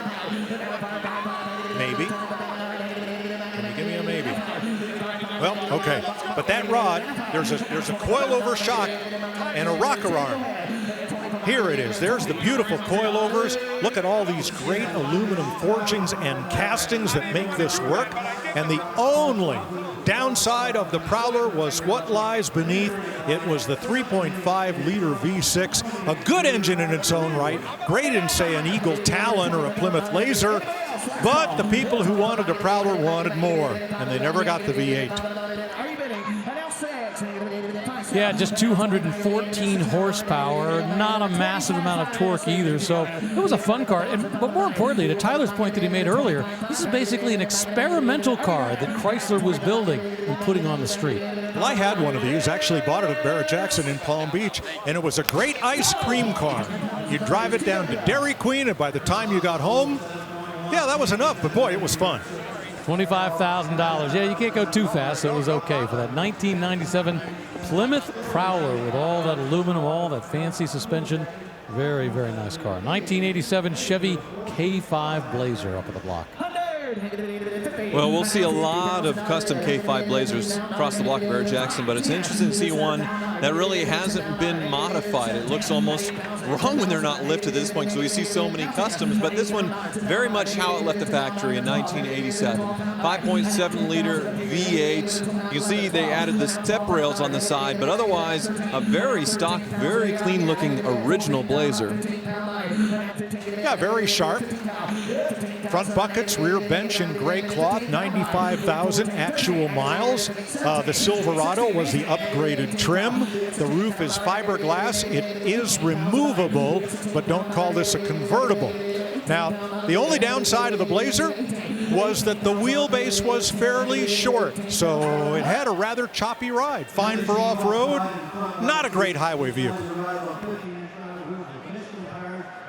Well, the early Blazers are the most desirable from the early 70s because you could have a full convertible. That roof would remove, obviously, safety issues with that. So they sort of compromised by the mid-70s and up until the very end by doing this sort of half-removable top style, which I personally like. And, yeah, this one, very original and very clean. Maybe original paints, but, yeah, 87, you got the fuel-injected 5.7-liter V8, which is a good improvement.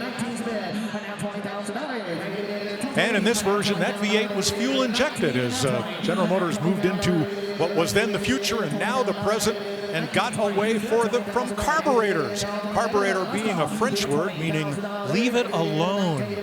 Because a carburetor, when you tune it up, it's great at that RPM on that day with that temperature and relative humidity. Compromise any other time. Fuel injection, though, would adapt itself to the conditions, is much more friendly to the environment, and will make more power, too. Well, $18,000, that was the hammer price for that K5 Blazer. And now we got a 1978 C10 custom pickup truck. Well, this is more what we normally see when somebody gets a hold of a square body and brings it to Barrett-Jackson. So this one, beautifully lowered. It has a 6-liter Vortec V8, so a modern sort of iron block truck LS under the hood. And yeah, this is the square body short bed that many people like to do their own custom touches on. This one, I love the gray paint and the red, white, and blue pinstripes. LS1 heart transplant. The replica Halabrand kidney bean wheels, or Indy wheels, or Bonneville wheels, if you will, in a much larger size. This one's been nicely lowered. Short bed pickup, very sharp. Those American racing wheels are 20 inches with low-profile tires. Yeah, the pinstriping absolutely beautiful on this, as you can see coming together. Really nice touch there. Interior-wise, looks very stock, with one exception. They got some modern digital gauges integrated into the factory dash. So nice subtle touches there, but still crank windows. Yeah, very clean. I like this one. This was just about the time when people were starting to personalize and customize pickup trucks. And you went one of two ways. You either went up and lifted them, or you dropped them and dragged frame. And this one looks like it's had a mild but not a gross lowering.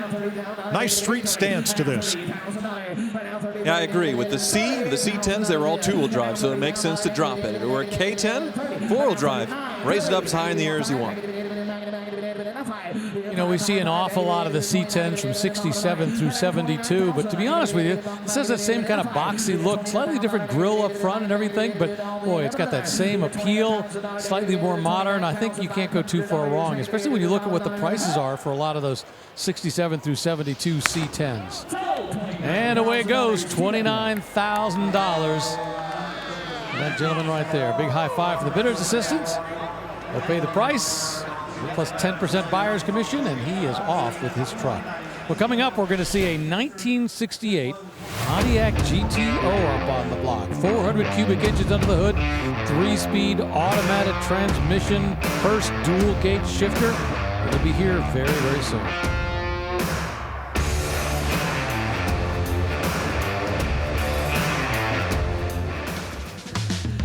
Well, back here in Scottsdale, we got a new #1 sale of the day so far on our first day of the auction. A 1960 El Camino Custom, currently bid at $45,000. Well, there's one of these in my garage done by Patrick Cogrant and John Bradley here in Phoenix with all Impala trim. This one is very faithful to the original. They've sprayed bed liner in the bed. All the original chrome and stainless is present. Aftermarket wheels, 350 3-speed automatic, and a new big number. Well, El Caminos have a following. That is the first generation, and that one just sold for $45,000 here at Barrett-Jackson. Looks beautiful as it drives by and drives out into the sunshine of Scottsdale. All right, you can't decide which generation of El Camino you like. We got them all. How about the second generation, a 1966 El Camino Custom? Well, it's said I have a first-gen and a last-gen El Camino, but I always wanted one of these. This 65, 66, 67 body style. And this one's been treated to a small block with headers, Edelbrock carbon manifold, aluminum radiators, MSD ignition, power brakes, some big hoops in chrome, and a really nice paint job. Yeah, I feel like this one's lowered just right with those Foose wheels. Gives it a nice stance, and upgraded disc brakes to help it stop with that big performance upgrade. What's not to like? So as Rick mentioned, the first gen was 59 and 60, and then the 60s sold half as many as the 59s. So El Camino went away as Ford had transitioned their Ranchero to the compact Falcon platform. El Camino came back when the Chevelle was introduced in 1964, and this El Camino is built on what would otherwise be a two-door station wagon body by the factory. I was intrigued at the way Chevrolet copied Ford in an odd way. From, the Ford had the Ranchero, so they had to call it the El Camino, as in El Camino Real, the highway. Still using that Spanish influence. $27,500. I thought he was hammering it sold, but instead he took another bid and kept moving. Does that not translate as the road to riches? Or the road to gold? One or the other. Either way, you're getting yourself a nice El Camino if you got the right amount of money. $28,000. They managed to get another $1,500. I believe that one sold over the internet. So put the sticker on there. The great thing is they put the sticker on and then they write the sold price. So when you're walking around here at Barrett-Jackson and you see a car that's already sold, you know how much it sold for. 1972 Chevelle SS Custom. Now you can tell this is a 72 from 100 feet away. Just look at the grille. The single headlight on this body style was 1971 and 72 only. The 71 got a single big bar in the middle of the grille. The 72 got two of them. So ergo, this is a 72.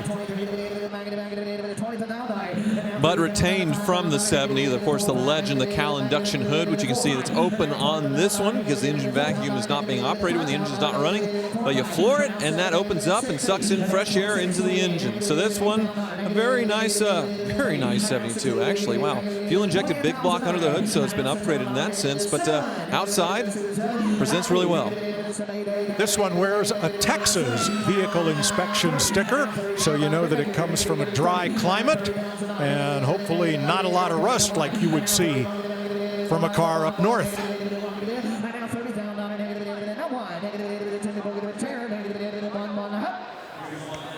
I like this combination, black with white stripes and the white or parchment interior, which means you get white bucket seats and door panels and kick panels, but the carpet, the headliner, and the dash, everything else is black. Makes for a nice two-tone and easy to keep clean. Tell you what, the great thing about these 72s is they look so similar to the 1970 model, which of course everybody loves, brings all the big money. You're going to pay less for a 72, but almost the same appeal in terms of the way it looks. Not quite as much performance either, but still, what a great car to buy. Wheels are 15-inch and shared with the Z28 Camaro, along with Chevelle and El Camino as options for the standard 14s. $32,500. You know, here at Barrett-Jackson, the great thing is there is literally something for everybody. A lot of American iron, but we also have some jewels from Japan. Here's Tyler Hoover. During my first year working for Barrett-Jackson, I saw a JDM legend cross the block, a screen-used Fast and Furious Supra, and it brought $500,000. And I feel like since then, it's been off to the races when it comes to JDM cars at Barrett-Jackson. And here's a great example. 1999 Mazda RX-7, the third generation and most desirable, and this one modified just right. Visually, period correct look with the body kit, the wing, the wheels, but it's been nicely upgraded as well under the hood. Wankel rotary engine. The Germans may have invented it, but the Japanese made it into an absolute powerhouse. This 1998 Mitsubishi Pajero might look like a one-off custom, but it's actually a factory-built homologation special, so Mitsubishi could race in the Paris-Dakar Rally in 1998. So it looks absolutely wild. 3.5-liter V6 under the hood, and they never sold these in the US. They're finally allowing these to get imported thanks to the 25-year rule, where something old enough can get around EPA and DOT mandates, which is the story of another JDM legend that we're selling at Barrett-Jackson. Yes, we have a Godzilla, as they're nicknamed, a 1995 Nissan Skyline GTR V-Spec, which are finally getting old enough to be imported legally. So far ahead of its time with technology like all-wheel drive and four-wheel steering, it made these a blast to drive. But the engines proved to be an absolute monster when tuned properly, and this six-cylinder is now putting out over 800 horsepower on E85. Once the forbidden fruit for JDM enthusiasts is now attainable, but expect fierce competition when these JDM legends cross the block. Doing my Vin Diesel Fast and Furious face here. Family. Now that man is living the dream once you figure out how to shift with your left hand. A little complicated. By the way, that Nissan or that Mitsubishi Pajero is on deck. It'll be up on the block in just a moment. But right now, we have a 1971 Camaro Custom up on the block. Well, I love the Mulsanne blue on this one with the Z28 spoilers front and rear. What I don't love is this one's been given the RS bumperettes, but not the full RS treatment, so there's no protection for this part of the front end. If it was an RS, the parking light would be round and it would be here. This was from the standard full bumper width Camaro. Well, in case you didn't notice, Mike is a very big Camaro nerd, so things easily offend him. But this car is not offensive to the people that just aren't super crazy about Camaros. As far as the look, the color, the cowl hood, the custom interior, this thing presents beautifully. Oh, I love it. You know, back in the day, there was only one racer that dared race a Camaro with that mismatched bumper style, Bill Grumpy Jenkins. With his Pro Stock, he put the lightweight bumperettes on the front of a Camaro with a standard nose, and neither the NHRA nor anybody else noticed. Nice trick. I like the trick as far as integrating modern gauges into the dashboard as well, because we see digital gauges in the stock places, but with this one, they made their own little metal holder for them, a bracket, and that It's a great look. One little tip that's often ignored: on the back spoiler on a 70 and 71, the emblem is cast metal. If it's the low spoiler, if you have the tall spoiler like this one, it should be a Mylar decal, and there it is. All those details. He's got rattling around in that brain upstairs. Just can't let him go. All right, I'm obsessed. We race historic Trans Am Camaros that look much like that. So, yep, I'm obsessed. All right, different kind of racing here. A 98 Mitsubishi Pajero Evolution. This is the one that Tyler Hoover was just talking about. Yeah, really cool, because Mitsubishi, they wanted to go racing Paris Dakar. You had to build so many production vehicles in there. It's something that's actually being sold. So that's how this got made. I believe less than 3,000 of them built, never sold in the U.S. So now we're starting to see them imported and sold, and it's one of the coolest 90s SUVs ever built. That wide body kit, and it just wild looking. But I was doing that Vin Diesel impression, shifting gears. In the Fast and Furious films, it's like they have like a 15-gear transmission. They're always shifting all the time, nonstop. So that was my impersonation. I don't know if I captured it very well. Wow, with the turbo motor and all, this is really quite a piece of kit.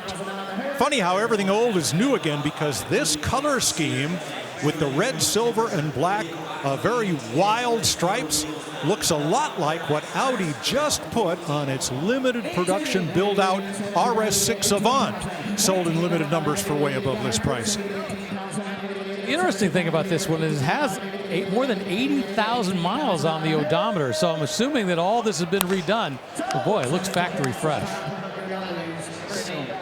High fives to those guys. And the Summit Racing sold sticker goes on, and away it will go for $17,500. That Mitsubishi Pajero Evolution, one of only 2,700 made. A little while ago, April Rose previewed this 2005 Bentley Continental GT, and it's ready for people to buy it. Well, you can't go wrong with a piece like this. This will get you an up-front spot at the valet park just about anywhere. The exterior color is beluga after the caviar. The wheels are aftermarket. The interior is kind of between cognac and a medium brown, but it is gorgeous with just acres of leather and burled wood. Luxury and performance married right here. Yeah, top speed on these things just shy of 200 miles per hour thanks to that W12 twin turbo. So it's the fastest four-seat car in the world at the time. But the heavy luxury all-wheel drive cruiser. So this car does everything. It is just so impressive. And so gorgeous inside. I mean, you would get in this to go for a drive and you'd never want to get out. Yeah, Bentley went to Volkswagen, Audi Volkswagen after 2000, and we were all curious what was going to happen. Were they going to keep doing more of the same? The cars were getting pretty long in the tooth, shared with Rolls-Royce, and they reinvented Bentley and did a fantastic job. And these cars sold phenomenally despite their high price, just like $200,000 when new. Now check out the tail light, and then pan down to the exhaust pipe, the brake light, the tail light, and the exhaust exit. Our friend Steve Mignante, the art of the exhaust, they all mimic one another. Very cool. Well, original price on this was close to $200,000. It just sold here at Barrett-Jackson. $30,000 for that first generation 2005 Bentley Continental GT, and a kiss goes along with it. We're going to take a quick break from the scenic beauty here at Barrett-Jackson to the scenic machinery. Don't go away. Plenty of great cars yet to cross the block on our first day of coverage here in Scottsdale for the fall.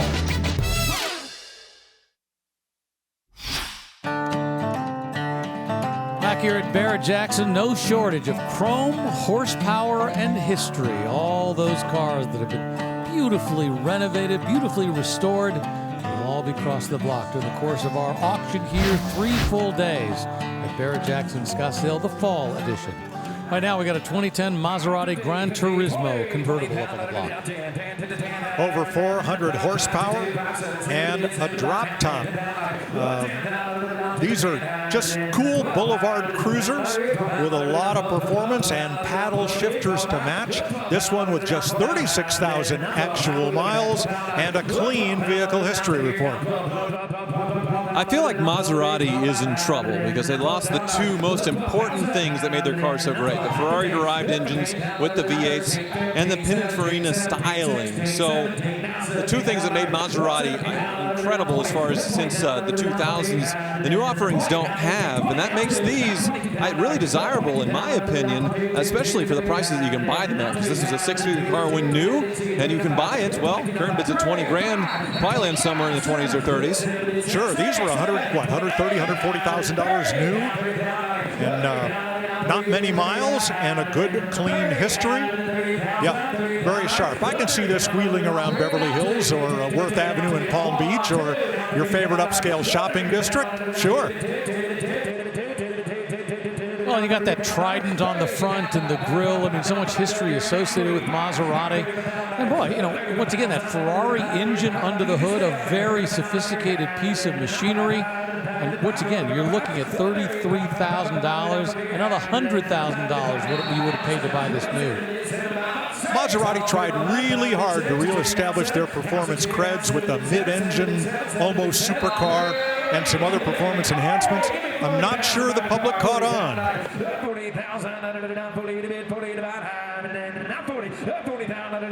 Now, personally, I really like the Gran Turismo, and you can buy a 2010, and it doesn't look that different from a 2023 or 2024 because they haven't changed the design very much.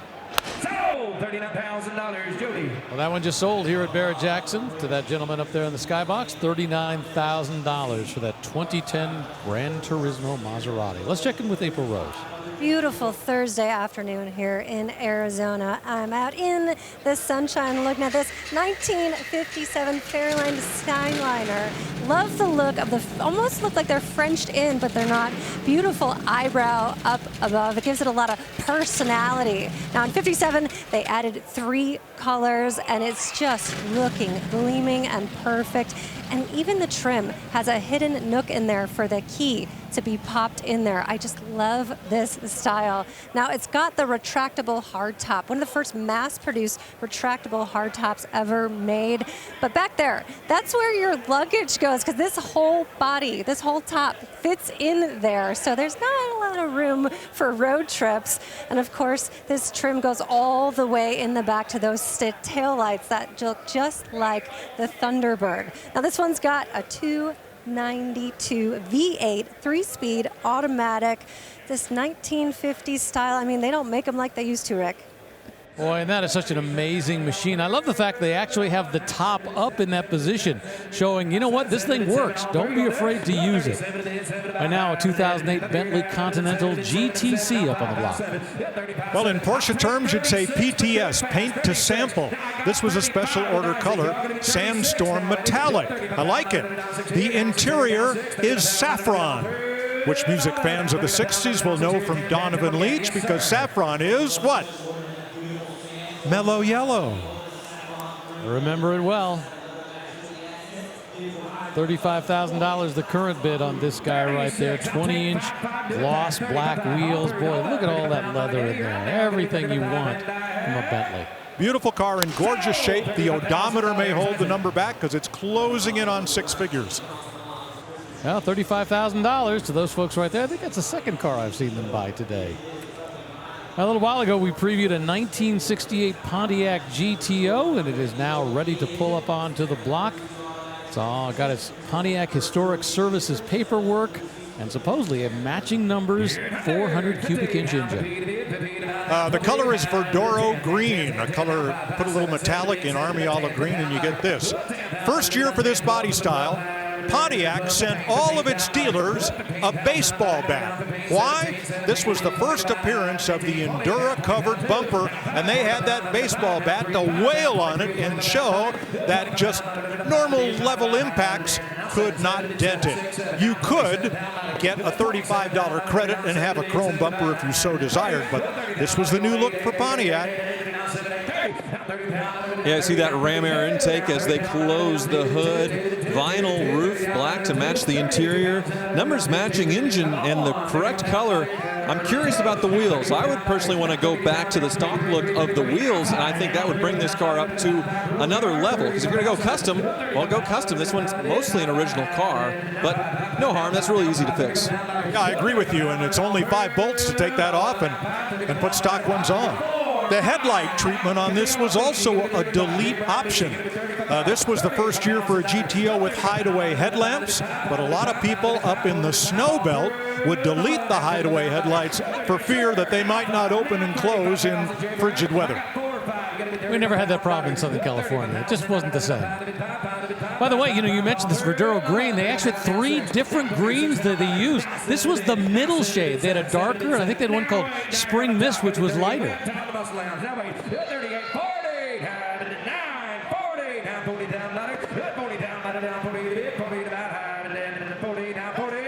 Got it.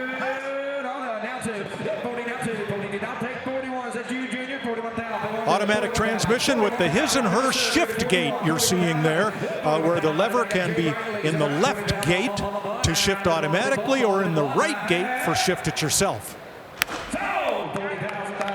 Well, the way it goes, a 1968 Pontiac GTO with all that great Pontiac Historic Services paperwork, the 400 cubic inch engine, just a 3-speed automatic transmission. But the important thing is it is a real deal GTO that just sold here at Barrett-Jackson for $40,000. Now, with that, let's take a look at today's top sellers, brought to you by Hagerty. $40,000, well, that'll make it tied for second place. You want to be the number 1 car today? It was that 1960 Chevrolet El Camino that sold earlier for $45,000. And before the day's over, I think it may take even more to crack into our top 5. Love this, the Amphicar, propellers in the back, watertight. Yeah, they call it the 770 because it's 7 knots in the water, 70 miles an hour on land. And that's one of the best I've ever seen.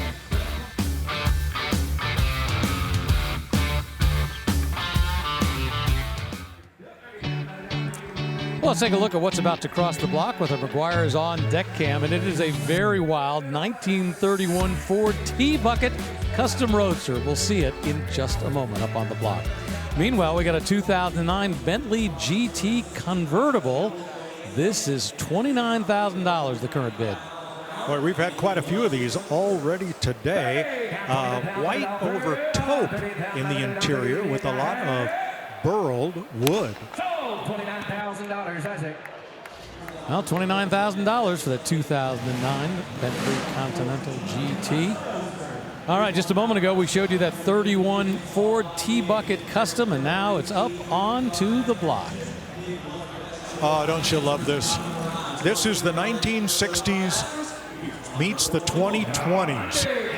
Just the rake, the Model T frame, the small block Chevy under hood, the passenger striving to get out of the car, which is not easy, the way this roof folds. But the real party trick here is the rear end styling, Tyler. This is awesome. 59 Caddy taillights on what looks like a 59 Ford rear end. This is old school cool right here. Yeah, sort of looks like a Munstermobile. And the top itself, totally wild as far as this sort of orange Lexan folding in over, giving enough headroom, but also giving a pretty wild look to this thing. And yeah, big, well, blower.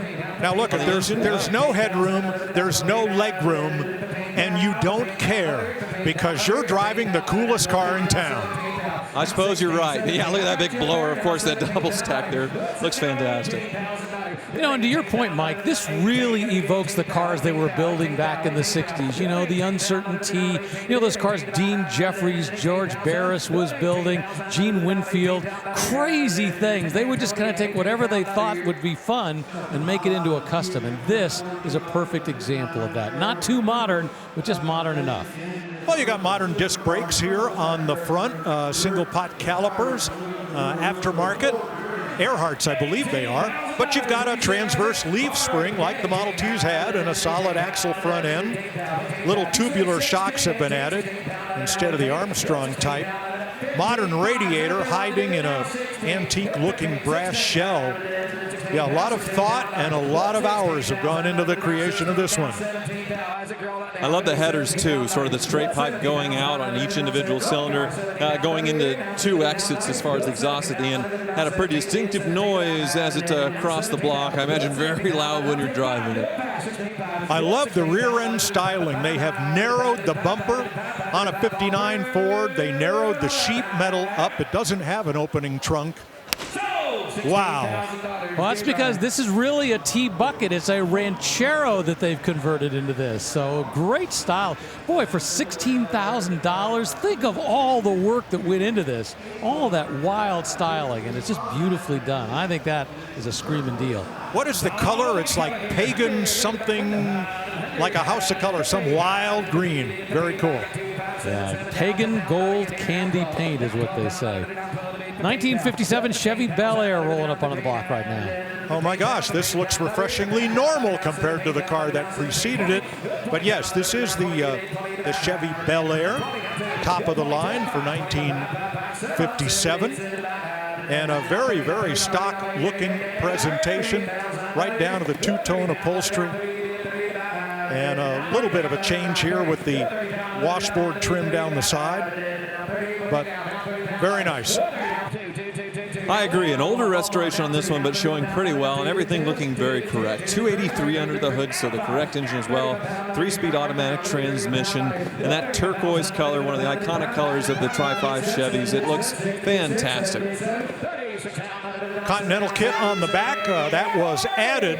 There is a lever here, I won't do it, but you pull this up and the tire folds that way so that you can open and gain access to the trunk and have more trunk space than if that spare tire was inside. You know, these are true icons, this 1957 design, but, you know, they're more complicated to restore than the 55s and the 56s because of all the extra, like the ducting up front that goes through the headlights. $40,000 for that 1957 Chevrolet Bel Air with that 283 cubic inch 8-cylinder engine. Away it goes, and away we're going to go for just a brief moment.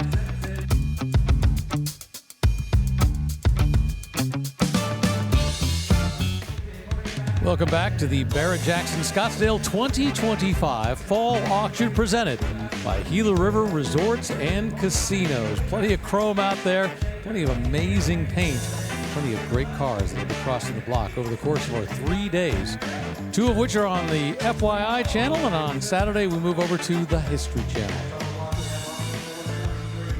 Right now, we've got that Camaro that just sold, that ZL1. They're marking that sold, that 2013. And right behind it, rolling up onto the block, is a 1956 Chevy 150 Custom. Yeah, we saw that very stock 57 earlier. Well, here's what we see a lot more of nowadays as far as the customs with the Tri-5 Chevys, and this one is beautiful. You can see small block Chevy under the hood, 350 cubic inch V8, all dressed up in there, but this one stands just right. Yeah, look inside, aluminum radiator, all the dress up upgrades there, but the two-tone in a more modern silver on black, lowered with the American racing wheels. Everything's just, yeah, beautiful. Big change between 55 and 56 is this grill right here. You know, in 55, they had what they referred to as the Ferrari grill. It was boxed. As much as it looked like a Ferrari and everybody inside Chevrolet loved it, the people didn't. So in 1956, they stretched it, goes all the way across the front. A different, bolder look for 1956. Yeah, in 56, they started that sweep with the rear trim rather than going straight back into the rear, which sort of accentuates that two-tone. Of course, 57 made it even crazier. I guess of all 3 years, I think 56 is just right. What I really love about this is it's a 150. It's the base model Chevrolet that was being sold in 1956. It could have been a fleet car. It could have been sold to a family that just couldn't afford a Bel Air, or maybe a businessman. And now look at it. It's $50,000 the current bid, which already makes it the #1 seller of the day. But look how beautiful it is compared to how it probably lived its life in the early years. Well, if you're wondering the price, the quality definitely shows it. You go inside, this one, a manual transmission that I like. Looks like a 5-speed Hurst shifter in there. And look at the beautiful chrome as far as the dash, the radio, gauges, and all that. So all the little touches, everything is right with this one. $54,000. That makes it the #1 sale of the day for day #1 here at Barrett-Jackson for a 1956 Chevy 150 Custom. Let's check in with April Rose. Oh yeah, check this out. 2005 Maybach 57 being the shorter wheelbase. I love the Maybach call out on the front. It's even written on there. That'd be a cool belt buckle, actually. Now, no one heard the name Maybach for 50 years until these came out, and they're all about luxury in the back seat. This is where it's at. Come on, turn around. I know she's long. You got your sunshades here to hide from the paparazzi. Tons of wood trim. Your seats have every single control, every position you could ever dream of. Bose sound system, tons of hidey holes. You got your TV players. And if you can get in here and see this, you actually have the gauges, temperature, clock, and the speedometer, so you can tell your chauffeur to move along or slow down. It's even got a wine cooler in the seat, intercom system, pillows back here. Rick, I'm going to be hanging out here. You got your mirror to kind of prep for makeup. I mean, this is everything you could ever dream of in a car. Yeah, I think that's pretty much your ultimate ride there, April, getting driven around by some chauffeur. Up on the block now, we're in $40,000 territory for a 1965 Mustang Fastback. Yeah, very clean Mustang Fastback, and this one did start off as a 289 V8. I believe I saw on the VIN that it was a C code, so it would have been the single barrel carburetor, 200 horsepower from the factory. This one looking very stock with the exception of the Foose wheels added to it, which look good. I would go back to more of a stock appearance, but otherwise this thing is very clean. Looks like manual transmission as well, so exactly how I'd want it. Yeah, it's been upgraded. I mean, once again, they have a 289 cubic inch engine, which is that C code you mentioned, but it's got a 4-barrel carburetor now. They also mentioned it's got a mild cam, aluminum intake. So they've done some nice work to, improve the performance on this. So it's got both the great look. And I'll tell you what, buying yourself a Fastback from 65 or 66 these days, you're immediately going to spend $15,000 or $20,000 more, no matter what you're buying compared to a coupe price. And that's just for the donor car. $47,000. That is now the #2 sale of the day here at Barrett-Jackson for that 65 Fastback. A little while ago, April Rose was previewing a 1966 Lincoln Continental convertible. It's now arrived up on the block. Yeah, very interesting choice with the 2-ton on this, but I think it works because you have that chrome trim going front to back with sort of the raised fenders to sort of give you a nice dividing line for that suicide doors. Most of the time you see them in all black and murdered out, but that's definitely an interesting touch with this one. Otherwise looking very stock. It looks like the interior was reupholstered, but otherwise probably original door panels, original dash. I don't think it's been fully restored, but yeah, showing pretty well. Yeah, nice driver quality. I like the way the interior is black and the lower paint is black with the red in between. I think it shows really, really well. And this is the styling that Elwood Engel came out with when he was the director of styling in 1961. Radically different than the 1960 Lincoln Continental that was being sold. Of course, by now, I think Elwood Engel had moved on and was over at Chrysler, but this body style continued on with Lincoln for quite some time. One very strange thing with these, for whatever reason they decided to do a mirror image with the climate control and the radio. Same 2 knobs, same buttons. It is identical, but they do completely different things on the left and right side of the steering wheel. Very strange with the Lincolns. 20 spin, 21, 22. Well, we got a phone bidder. You see that on the center of the screen on the right-hand side. If you make an arrangement in advance with Barrett-Jackson, you can have somebody on the phone. They do charge a little extra in terms of the buyer's commission to do that. We've also got somebody on the floor. We've got somebody in the skybox. 3 different people bidding, but they're all taking their time on this. We're only up to $23,000. 4, asking 5. Well, I think a lot of people are seeing a deal here for a 66 drop-top Lincoln. Maybe that 2-tone's a little bit more specialized, a little too different from what you see, but it wouldn't cost that much to paint it all black again. And make it look like the iconic Entourage car. $24,500 for a 1966 Lincoln Continental with that 462 cubic inch V8 engine underneath the hood. They write the price right there, and away it goes.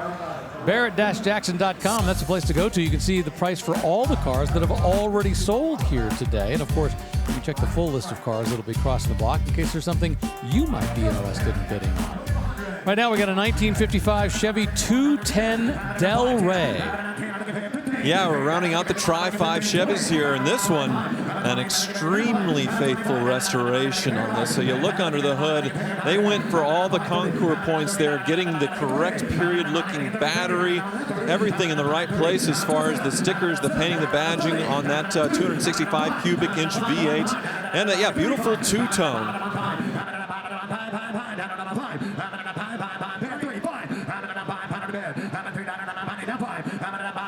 Well, let's take a look and see what it looks like underneath. It's beautiful on top as it cruises over our chassis cam. Of course, it's got that 265 cubic inch V8 engine. Oh, I love the fact that that muffler looks nice and clean. Drive shaft going to the back. Beautiful rear end. Boy, brand new gas tank as well. So they've done just as good a job underneath with this as they have up on top. 2-speed automatic transmission. Oh, and I love that creamsicle red color with the white on top and red down below. Yeah, this one's a 210, not the Bel Air, so it doesn't have the two-tone or all the extra gingerbread, but very well done as far as the restoration with this one. And yeah, still a V8 under the hood, so you know, a bit of a performer here. Of course, we're not even close to the performance era, the muscle car era, but you could argue that this is sort of the first few breaths of it. Well, they say they've got $60,000 in receipts from the restoration, and it just sold here at Barrett-Jackson for $45,000 for that 1955 Chevy 210 Del Rey, the mid-range for 1955. A little while ago, April Rose previewed this 1957 Ford Fairlane 500 Skyliner, the retractable hardtop. It's up on the block right now. Yeah, we've seen so many German automakers with their retractable hardtops and how complicated it is. Well, Ford was doing it in the 1950s, and it is a gigantic thing over your head. As far as this folding down, the only big articulation, you can see the hydraulic rams that are running this thing to make the top go down. And when you put the top down, you only have this area to put in your luggage because it doesn't get in the way of the top. So a pretty huge feat of engineering back in the 1950s. And when they cross the block, people get very excited to see them like this. I love that they brought Across the Block on display in operation. I've seen some of the original design work that went into making this. The original plan was to actually use this on a Lincoln Continental, not on a Ford product. But it was so expensive, so complicated when they were building it. What they were concerned about was they couldn't charge enough for the Lincoln to make it worth their while. They needed a car they were going to sell more of, so they ended up putting it on this Fairlane 500 so they could sell more and make more money back. They only sold these for 3 years. I think it was 57, 58, and 59. But boy, surprisingly, it works really, really well. And you know, it's one of those cars that you talk about the fact that modern hardtops, well, this is the car that preceded them all. It doesn't look like this one's ever been restored. Maybe repainted, but the chrome looks original. As far as the trunk and the liner, all that stuff looks very original. I would say this one pretty close to a survivor. Maybe one repaint, but yeah, everything looking very nicely aged on this one. But they do point out that they've replaced all of the internal workings of the retractable hardtop to make sure it's going to continue to work. I'll tell you what, $35,000 for a great-looking, retractable. I think that's a great, great deal here at Barrett-Jackson on our first day of the fall edition. And those are just some of the cars that'll be crossing the block soon.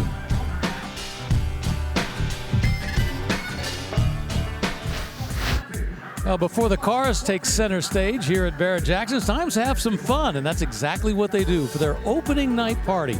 They bring out some great cars, bring out a great band. That was the Party Crashers. And of course, they play some great music. Have a big dance, great food. It's all part of the action here at Barrett-Jackson before cars roll across the block. Meanwhile, we got a 1978 Corvette L82 Pace Car Edition. Yeah, we see a lot of these pace car tributes from the factory, not an actual pace car used at the 62nd Indianapolis 500 from 1978. But they made a lot of these. A lot of them were put away and preserved like this one. But what I like about this particular car, 4-speed manual transmission, a lot of them automatic, so this one you can have some fun with. Well, there it goes, $25,000 to those folks right there for that 1978 Corvette L82 Pace Car Edition. Out of the McGuire staging lane, boy, I mentioned it. It's just beautiful weather this week. I mean, we're in the mid-70s. Yeah, I mean, you know, don't have to be covered up from the rain because the temperature's just right. A few clouds out in the sky. And what a great collection of cars out in the staging lanes, like that Chevelle that's rolling in, Mustang, Corvette. Oh, there's a Hummer in the back. And right now we got a 1979 Pontiac Firebird Trans Am. Interesting colors on this, Tyler. We're used to seeing them in black or maybe in white with the big streaming chicken, but here it's gold on gold. Very 70s. Yeah, very 70s, and kind of a matching interior. Pretty sharp. I don't know how well these sold back in the day, but I kind of like it. Well, Burt Reynolds certainly helped a lot with the Smokey and Bandit ones, 1 and 2. 78 the last year, the cat eye headlights. 79, they went with these squared headlights. They said one repaint, otherwise very stock, but one subtle upgrade that I see that I like are the Snowflake wheels, which are actually aftermarket oversized ones, 17 inches, so you can fit a modern tire, give it a little bit modern as far as the stance to it, but still that classic Snowflake style. Yeah, these would have been 15 inches from the factory. So that's a very appropriate upgrade, kind of hiding in plain sight because these mirror the look of the original wheels. $30,000 for a 79 Pontiac Firebird Trans Am with less than 70,000 miles on the odometer with that beautiful solar gold shaker hood scoop. Boy, everything you pretty much want in that generation of Firebird. 1970 Ford F100 Custom up on the block. Well, it's interesting. I can't say I'm drawn to this because it's an instant mismatch. It's a 70s truck, but it's wearing like a 67 Camaro chin spoiler. Like this thing was meant to go road racing, and who knows? Maybe it is. Well, what if there was a Craftsman Truck Series in 1970, right? I said, what if? What if? Yeah. What if? Okay, it's a what if. What if they did that back in the day? Well, here it is. It'll be lowered to the ground, have some extra aero on it like a Camaro. I like it. Modern fuel-injected V8 here. So a lot of upgrades to this. Front big front disc brakes on those big hoops in at least the front, and this has had a nice lowering. The fenders have been rolled for tire clearance. Diamond stitch interior, beautiful new wood in the back. So. And disc brakes all the way around, so somebody put a lot of effort into this. Yeah, I'm curious where they borrowed the wheels from because it looks like it'd be something off of like a Focus RS or a ST or something like that. Very thin tires that they stretched. It's a kind of a fad right now to really stretch those tires out that are much actually thinner than the actual width of the rim. And, I think it could use a little bit thicker rubber, but definitely a lot of people like this. Well, you're right about the wheels because they have the offset as if they came off a front driver, so the hubs and the rear end housing would have to be extended in order to make everything fit and work properly, but they've done the work on this one. I love the way they've raised the bed. You were talking earlier, Mike. Well, you do one of two things with most of these vintage trucks. You either raise them or lower them. This one they took down. And look at the way that bed's been raised, the beautiful wood in there. They really got a lot of attention to detail on this.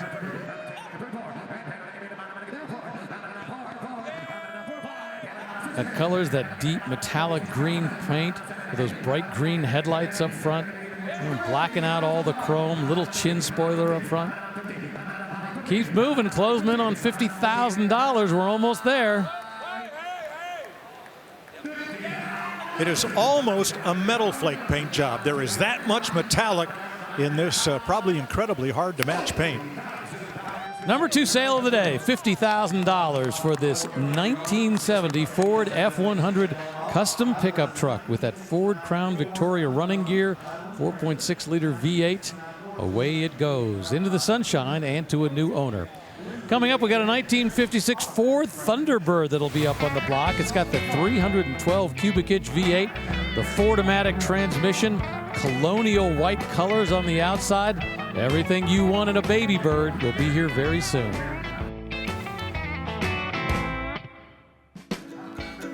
Plenty of chrome, plenty of style. Oh, I love every single car that's out here. I mean, look at that Cobra replica right there. Beautiful black paint, silver stripes. Everything you could ask for in the automotive world is pretty much under the huge, huge expanse that we have here at Barrett-Jackson. Meanwhile, up on the stage right now, 1966 Chevelle SS 396.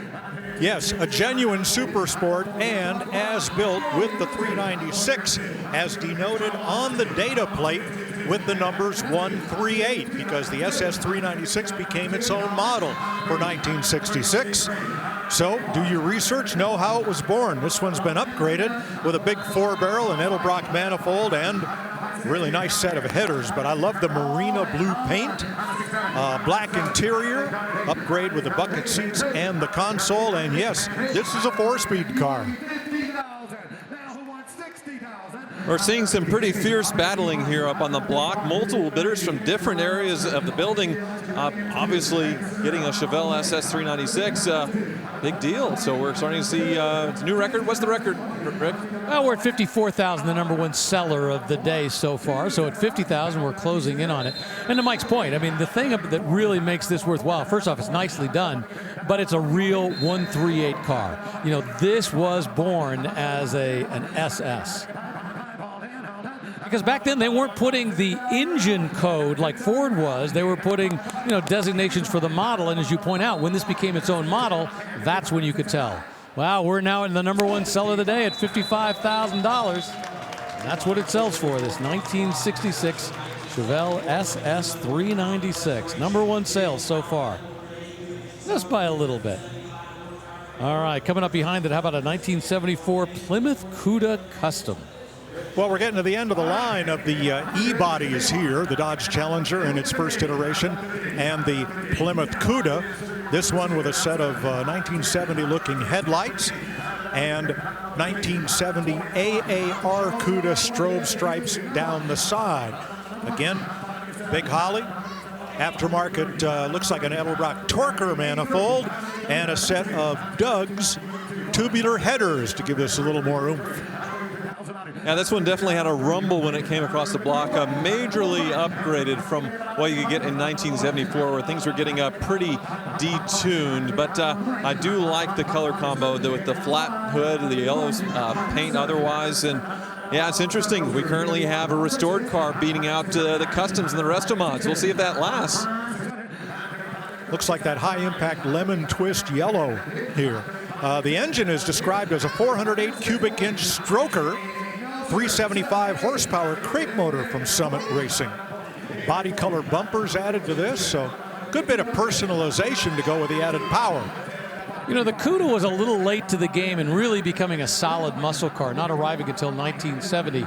They lasted a little longer than some of the others, going all the way to 1974. But the great thing about this is, whereas the Mustang was looking bigger and boxier in 74, this still retained that 1970 styling for the most part. $43,000. That's what those guys are going to pay right there for that 1972 Plymouth Cuda. And the Summit Racing sold sticker goes on, and away it goes for $43,000. 1965 Ford Mustang convertible up on the block right now. Well, you'll remember that the Mustang debuted at the New York World's Fair in April 1964. But all of the first year and a half builds had 1965 serial numbers. There are some small differences in production beginning September 64 for what you might call the true 65s. But they were all badged as 65. So here we are, red on red. This one with an automatic transmission and with the rally pack gauges, which sat astride the steering column. One was the tack, the other a clock. It's an older restoration, showing a few minor blemishes, but still looks fantastic. What makes this one special is it is an A code from the factory, so 289 4-barrel, and probably why it survived, having that higher performance 289, and it was definitely done some time ago, but overall showing very well. There were 3 289 V8s available in the Mustang, the base with the 2-barrel, this 225-horse version with the 4-barrel, and then late production, the 271-horse solid lifter V8. That was the engine. Now, I mentioned a little while ago that the CUDA was a little late to the party, coming along in 1970. But the Barracuda was actually first, introduced 2 weeks before the Mustang came out. But the Mustang was the real deal, with that pony look, the long hood, the short deck, whereas the Barracuda was just kind of a fancy Valiant. Yeah, it was a Valiant with a fastback and a big rear window. Was the original Plymouth Barracuda. It went through 3 generations and became a much better car beginning with Gen 2, but right from the start, the Mustang was a sales and performance success. And got everybody's attention. This one just sold here at Barrett-Jackson, $32,000. Poppy red, that A-code engine underneath. I tell you what, really nice car. We're going to take a quick break here in Scottsdale. But plenty of chrome, plenty of horsepower, plenty of machinery that'll be crossing the block before this week is over. Got a 1974 Corvette T-top up on the block. Very similar to one that crossed the block earlier, though I must say this one appears to be in much better shape. 74, second year for the Endura front bumper, the rubber-colored bumper with its steel backing. This one with a 454 cubic inch big block under hood and a 4-speed transmission, so certainly much more valuable and desirable than the small block automatic earlier. T-tops, as on all these Corvette coupes. And again, the 1-year appearance of the Endura covered split rear bumper. This became a 1-piece bumper cover 1 year later. Yeah, very nice shape, 454, and the manual transmission. So there is a lot to like with this thing. Even by 1974, of course, performance was robbed pretty heavily with the mission standards and such. But you still get the big block here, the 4-speed. So you can have some fun. Yeah, they took away the top end and the horsepower, but these still had a lot of torque with that 454 big block. And we saw these engines in Can-Am cars as much as, 512 cubic inches and beyond at the drag strip. But 454 is as big as they got from the factory. This one from Brian Frank, a family restoration business out of the Midwest. They consign a lot of cool cars to Barrett-Jackson. Brian on the block with his son watching this go across. I remember when his dad was consigning John Deere tractors here at Barrett-Jackson when I started shortly after 2000. So great family history with the Franks, and they build beautiful cars. Yep, they always bring nice stuff. Another thing about 1974, I believe last year the 454, which is a big deal. Definitely an end of an era when it came to big blocks and Corvettes. Of course, continued on, and Corvette performance today is absolutely incredible. But we're seeing the last sort of wheezing breaths of the glory days of the 60s and 70s. Well, we've got an internet bidder involved. You see that lady right there. If you make arrangements in advance, you can actually bid through the internet with the Barrett-Jackson folks. You can also do it by phone, but it's a lot more fun just to do it in person. So when you get a chance, come on down to enjoy it. Look at her. She is really getting into it. You know, the people who are doing the internet bidding kind of treat those internet bidders like they're somebody they know, like a close relative. They really love it when their folks win. And that one just sold $29,000. In fact, I think it sold over the internet. Let's see, yeah. Congratulations to them right there. 1974 Corvette T-top with that big 454 cubic inch engine and less than 20,000 miles on the odometer. 1969 Chevelle Custom center stage. Well, here's another 454 as badged on the fender trim. I didn't decode the VIN to see if it so indicates, but this is a super sport. Note the humps on the hood, the black grille with the SS badging in the center of the grille. Some years they also displayed the cubic inches there. Here it's just on the front fender. But again, bucket seats, 2-door hardtop. What's not to like? It is a tribute, Mike. It says it in the description. So not a factory 454 big blocker as far as Chevelle. But, yeah, I like the kind of ghosted-in rally stripes there. Very subtle. Like they couldn't make the decision. Should we do it? Should we not? Well, let's just kind of subtly fade it in there. I really like it. Of course, a lot of extra metallic in the paint that you would have, way more than you would have gotten, say, in Chevelle in this period. I like it. Automatic transmission in this one. It'll be a 3-speed automatic. American Racing Torque Thrust D wheels. The D means clearance behind the spokes for disc brakes. Now here on the trunk, I think you can better see the ghost stripes that Tyler's talking about. The regular Chevelle stripes, a big wide stripe, 1/4-inch gap, 1/4-inch pin stripe. Very faithfully done here, but yeah, in a ghost fashion. That's very cool. It's interesting because when Tyler was talking about that, I'm about 20 feet away from the car up in my position, and I couldn't even see the stripes at all. It wasn't until the light hit it just right on the back where you were showing it off, Mike. I'm 8 feet from the hood, and I can't see them. So, yeah. Resisting the temptation to make an old age eyesight joke.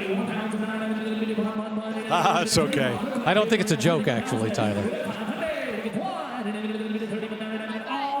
But going back to your point, Tyler, this is a tribute, but boy, what a great job they've done. Putting that big 454, the great paint, silver paint job. I tell you what, $30,500. I think that's a great deal for all the work that went into it. Now, we have not had an auction here for Barrett-Jackson since April when we were in Palm Beach. So what's everybody been doing over the summer break? Well, over the summer, Craig and Carolyn Jackson presented their 1936 Bugatti Type 57 Stelvio in the European Classic class at the 74th Pebble Beach Concours d'Elegance. It was really just an amazing job by Craig and Carolyn and the entire team to restore this classic to Concours-worthy edition. It just underscores the Jacksons' commitment to preserving automotive history. Well done, not just to Craig and Carolyn, but the whole crew that made it possible for that 1936 Bugatti Type 57. 2001 AM General Humvee up on the block right now. Now, they sold Hummers to the civilian population that were nicely upgraded, sort of, luxury, gigantic machines. I don't know what you would call them, but this started life as a military spec, diesel under the hood. And, yeah, they're trying to raise the hood so you can see in here how far back that diesel engine is. It's sort of a mid-engine setup here. All of them were 6.2 or 6.5-liter turbo diesels. And on that right side, you can see the snorkel there with the air intake. So you can get the water all the way up to that line and, still go off-road and get in some pretty deep water. But the interior, they've upgraded quite a bit. Nice comfy bucket seats, sort of a modern console and switches. But yeah, it started life as a military Humvee. All right, how many lug nuts does it take to change a tire on a Hummer? These 4 bolt to the hub, not the wheel. These are the 8 lugs that you remove to remove the wheel, and these are the 24 nuts you have to remove to separate the halves of the rim to dismount the tire. I am tired just talking about it. Yeah, the old lug nut rule. You don't want to hit anything with more lug nuts than you. Yeah, you're in trouble when you hit one of these. By the way, you mentioned this is military. One way you can tell if you've got the right information, the military editions don't have a VIN. They only have a 6-digit serial number.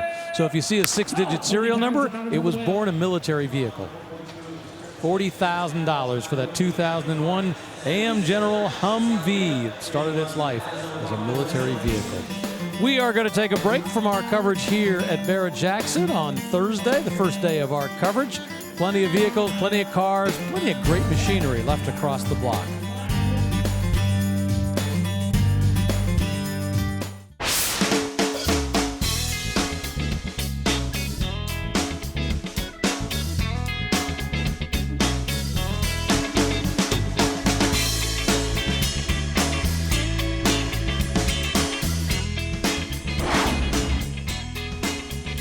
Welcome back to Westworld in Scottsdale. It's the Barrett-Jackson Fall Auction, and plenty of great cars already crossed the block.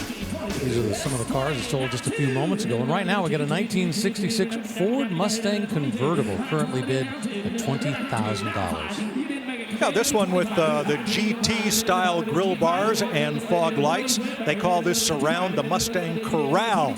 Around the horse, 289 high-performance engine, power steering there. factory manifolds. Very much a factory presentation on this one. So how can you tell it's a 66? Because the early Mustangs were all pretty much alike. One styling cue is right here. This applique in front of the rear wheel at the end of that stylized indent was specific to 1966 only. Dual exhaust on this one. Backup lights, which in the early days of the Mustang were optional. But boy, red over black, drop top Mustang, what could be better than that? Yeah, this one presenting very well. The pony package in the interior as well, with the sort of the stamp in there with the parade of horses running through, and yeah, very high quality restoration on this one. 289 V8 under the hood. Let's see, wasn't an A code from the factory, so it may not have been a hypo from the factory, but definitely had that upgrade under the hood. Yeah, it is a C code, so once again, that 2-barrel engine. You know, they're not saying that this was born a GT, that it had that pony interior from the beginning, but it's been stylized up probably just a little bit. Looks great, and at $29,000, boy, that's a lot of car for the money right there. From one Ford product to another, don't forget, go to Barrett-Jackson.com. That's where you can get all of the great information you'll need to know more about the cars that are crossing the block. And most importantly, you can see the cars that are yet to cross the block. Right now we got this 32 Ford 3-window custom coupe. Oh, and everybody wants to look under the hood of this one, and wow, I can see why. The supercharger here, air inlets on the side, outside. It's got to be bumped here to clear that big engine. Yeah, she's got a Hemi. Woo! This is very, very cool on this 32. Yeah, very unusual to see a Hemi in a 32 Ford. Let's take a look at the chassis cam, see if there's anything unusual underneath. It's a fiberglass body on this one, but yeah, the 392 Hemi underneath as we go through. Looks like an automatic transmission, dual exhaust, solid rear axle, everything painted up and chromed very nicely. Everything shaved on the exterior, hinges, handles, all hidden. Third brake light added here below the rear window. That's pretty cool, matches the tail lights.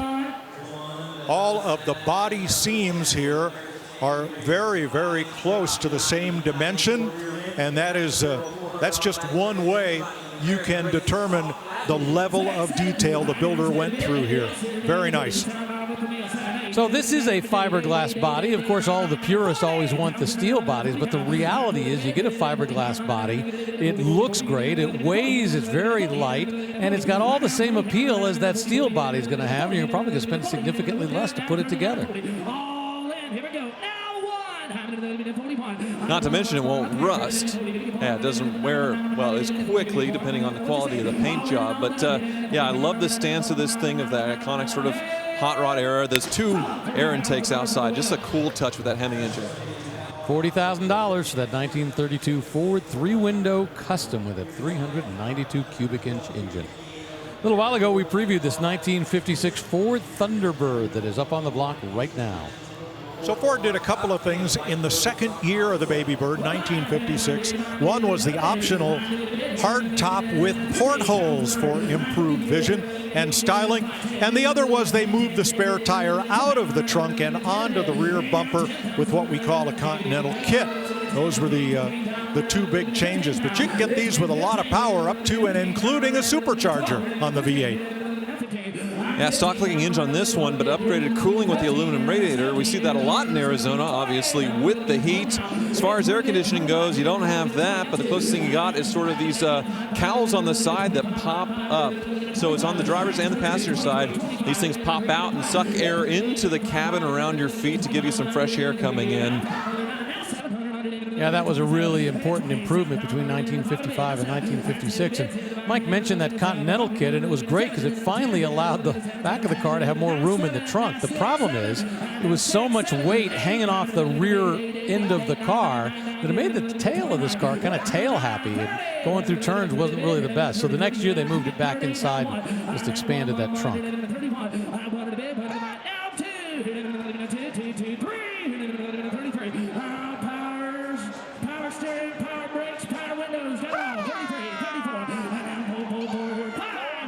In the center of the spare tire, we see the Ford crest. Okay, it's angled just a little bit here. But that was Ford's emblem on their cars in the 1950s. The blue oval would come along much later. Well, actually, the blue oval, which dates to the 20s at least, and went away, would come back much later. Well, this beautiful 1956 Ford Thunderbird just sold here at Barrett-Jackson for $35,000. Remember, it's got that 312 cubic inch, the H-code engine in there, so really nice. Let's check in the staging lane, see what's going to be coming across the block. Got a little Cobra replica, Land Rover, Corvette, and I think that's that RX-8, the JDM, Japanese domestic market car that Tyler previewed just a little while ago. That should be up at the block before too long. So great collection of cars out in the staging lanes. We'll see those very, very soon. Now we've got a 1971 Pontiac GTO Custom. This one's really cool. You see that 400 cubic inch V8 under there looking very tidy. Added air conditioning. They added basically all the things you'd want from a GTO onto this thing to make it cool, as far as the hood mounted tachometer, the big wing. And I sort of like the wheels. Yeah, they're oversized in chrome, but they look somewhat period correct. So pretty neat. I like the front end on the 70 and 71. I think a big improvement over the 68, 69. Vinyl tops were really big at General Motors in the late 60s, early 1970s. And this one's had a fresh redo with the seam the full length to make it look like a convertible top. Cardinal red is the paint. This one with an Edelbrock carbon intake and a Rock Crusher Muncie M22 transmission. Built to go. You know, this is interesting because the consignor is pointing out that they're also, as part of the sale, including the original Pontiac window sticker. So they've got some originality. They've customized a lot. They got a lowering kit on this, but they've also retained some of the originality. So this is one of those cars, like not an over-the-top custom. If you wanted to take it back to original, you could, or if you wanted to play with it a little bit more, you could. $43,000. Fist pump right there. That gentleman, thumbs up for that 1971 Pontiac GTO Custom. A little while ago, April Rose was previewing a 2005 Maybach 57, and it's time for that car to show up on the block. I'm a big fan of these, but they were sort of a failure by Mercedes, bringing back the Maybach name and making a very, very expensive limousine, if you will. The problem is they made it look a lot like the stock Mercedes S-Class. So people see this, I can buy an S-Class for $100 grand. I buy this for $300,000. What am I getting? But also, Rolls-Royce had come out with the Phantom at the time. It was about the same price. The Phantom, the styling was just out of this world. Bentley, of course, come back with Audi, Volkswagen with some amazing products. So these didn't really make it. They made it for 4 or 5 years, and you got the Mercedes twin turbo V12, and unbelievable luxury on the inside, but definitely sort of a failure for Mercedes, making their own bespoke Maybach chassis. Nowadays, Maybachs are on S-Class chassis. They're just rebadged, but this is its own thing. The big losers in this experiment were the Mercedes dealers that chose to sell the Maybach. They had to create a huge, expensive salon experience for the Maybach, separate and apart, though in the same building as their Mercedes showroom. Trying to become an ultra-luxury brand, Mercedes did not succeed in the United States with this. Of course, the Maybach name goes back to the roots of Mercedes, and even before they'd gotten together with Benz, Wilhelm Maybach was his name. He was one of the original partners, and when they finally got together with a combination of Mercedes together with Benz and created the Mercedes-Benz company and ultimately moved on, the Maybach name was forgotten for a long time. If I remember, Maybach was the coach builder, whereas Mercedes were building engines, transmissions, and chassis and running gear, and then Maybach would do the bodies. That's how it started anyway. Yeah, Mercedes eventually bought Maybach and then shelved it for decades, decided to bring it back with this. Well, I'll tell you what, that massive piece of machinery, all that luxury just sold here at Barrett-Jackson for $25,000 for that 2005 Maybach 57.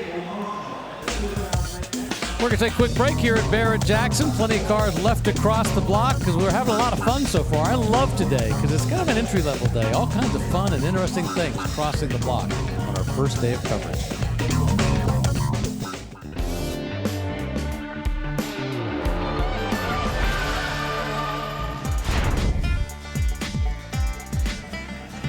it's fall. Coming back to Barrett-Jackson is a great thing to do. You know, we're used to coming here in January, of course, for the big auction, more than 2,000 cars. But this week we'll see about 650 or so across the block, every single one selling at no reserve, because that's what Barrett-Jackson specializes in.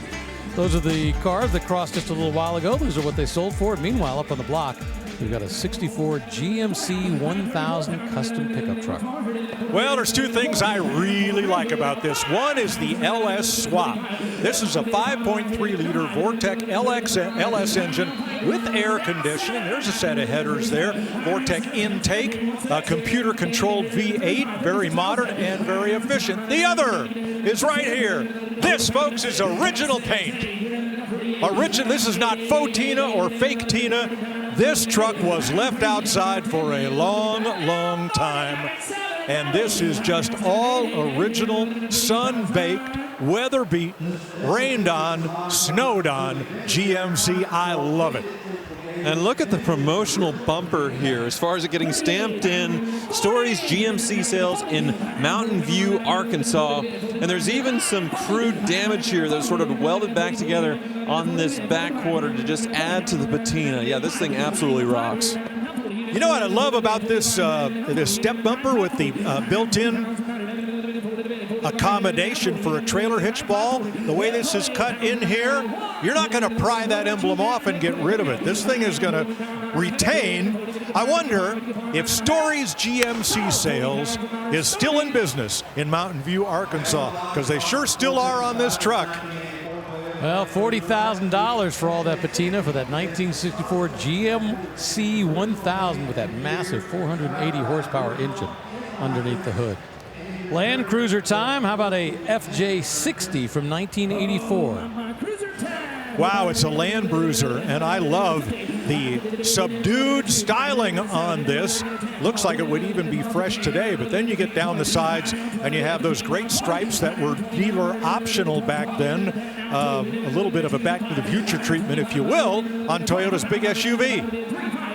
I have not seen one with a hood ornament, though. It's an interesting addition there. I didn't think that they did that from the factory. It says Land Cruiser has somewhat of a crest, but somebody wanted a bit of bling on this thing. Otherwise, yeah, looking very stock. The old graphics, I love the interiors on these because it's definitely a really neat fabric. This one, a manual transmission as well. The Land Cruiser became sort of a luxury cruiser, but this is definitely back to its original roots as just being an invincible off-roader.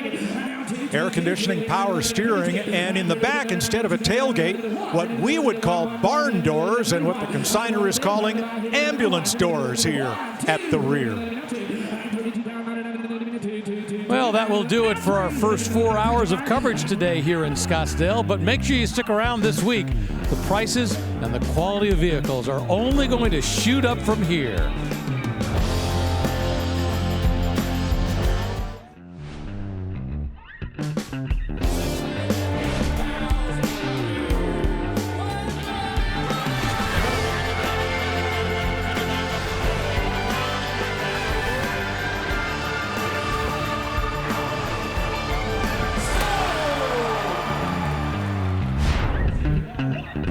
Hello and welcome to the world's greatest collector car auction.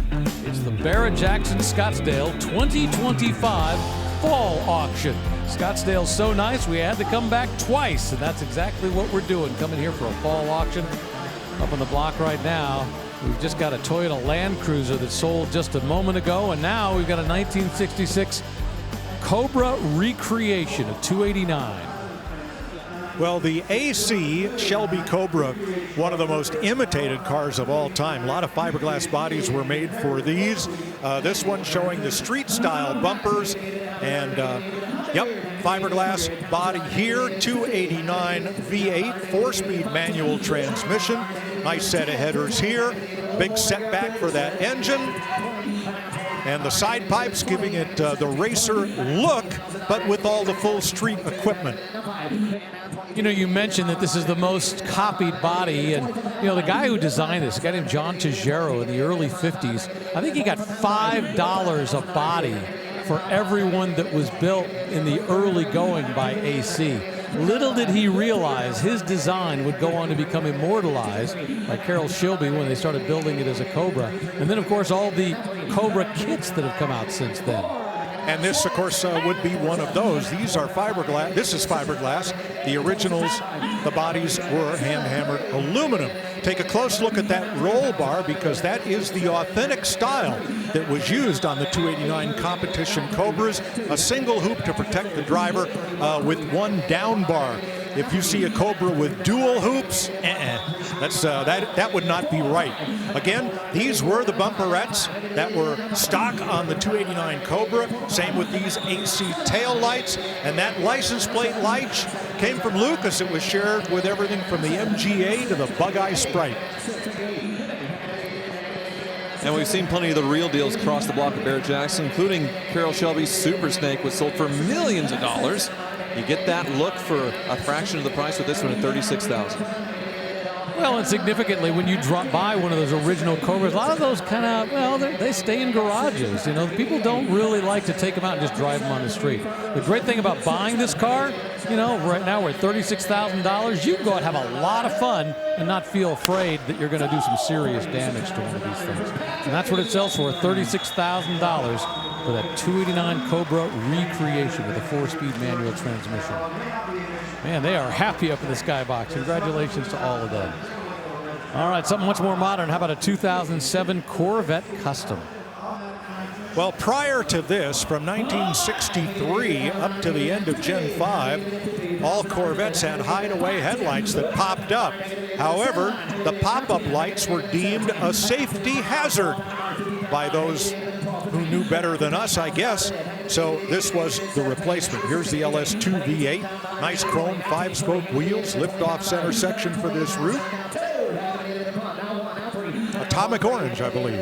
Atomic orange is right, and this LS2 has been breathed on quite a bit. There's a lot of room for upgrading on these things. So they say this one dynoed at 478 horsepower to the wheels, which they were 400 horsepower at the crank when new. So I think an upgraded cam and a few things, you can really get a lot of power, darn near Z06 in a stock C6 Corvette. Now, a lot of the customizing here is inside, where the orange with black treatment has been carried over. Door's locked. We'll wait till he stops down here, and then we'll see if we can open it up and show you. But the whole center console and the instrument binnacle have all been done in that same great metallic orange shade that we see on the outside. Are we going to get the door open? Maybe not. Maybe. Those electronic poppers are a little finicky, that's for sure, and then they have the manual release in there as well, so you can do both. You know, there's stories of people getting trapped inside because they don't know about the manual poppers as a backup. But here, Mike's trying to get you to come around the other side to see. Yeah, that in orange interior is pretty wild. Well, there you go, 2007 Corvette Custom with all that great look to that gentleman right there was just sold for $30,000. Don't go away. We'll be right back.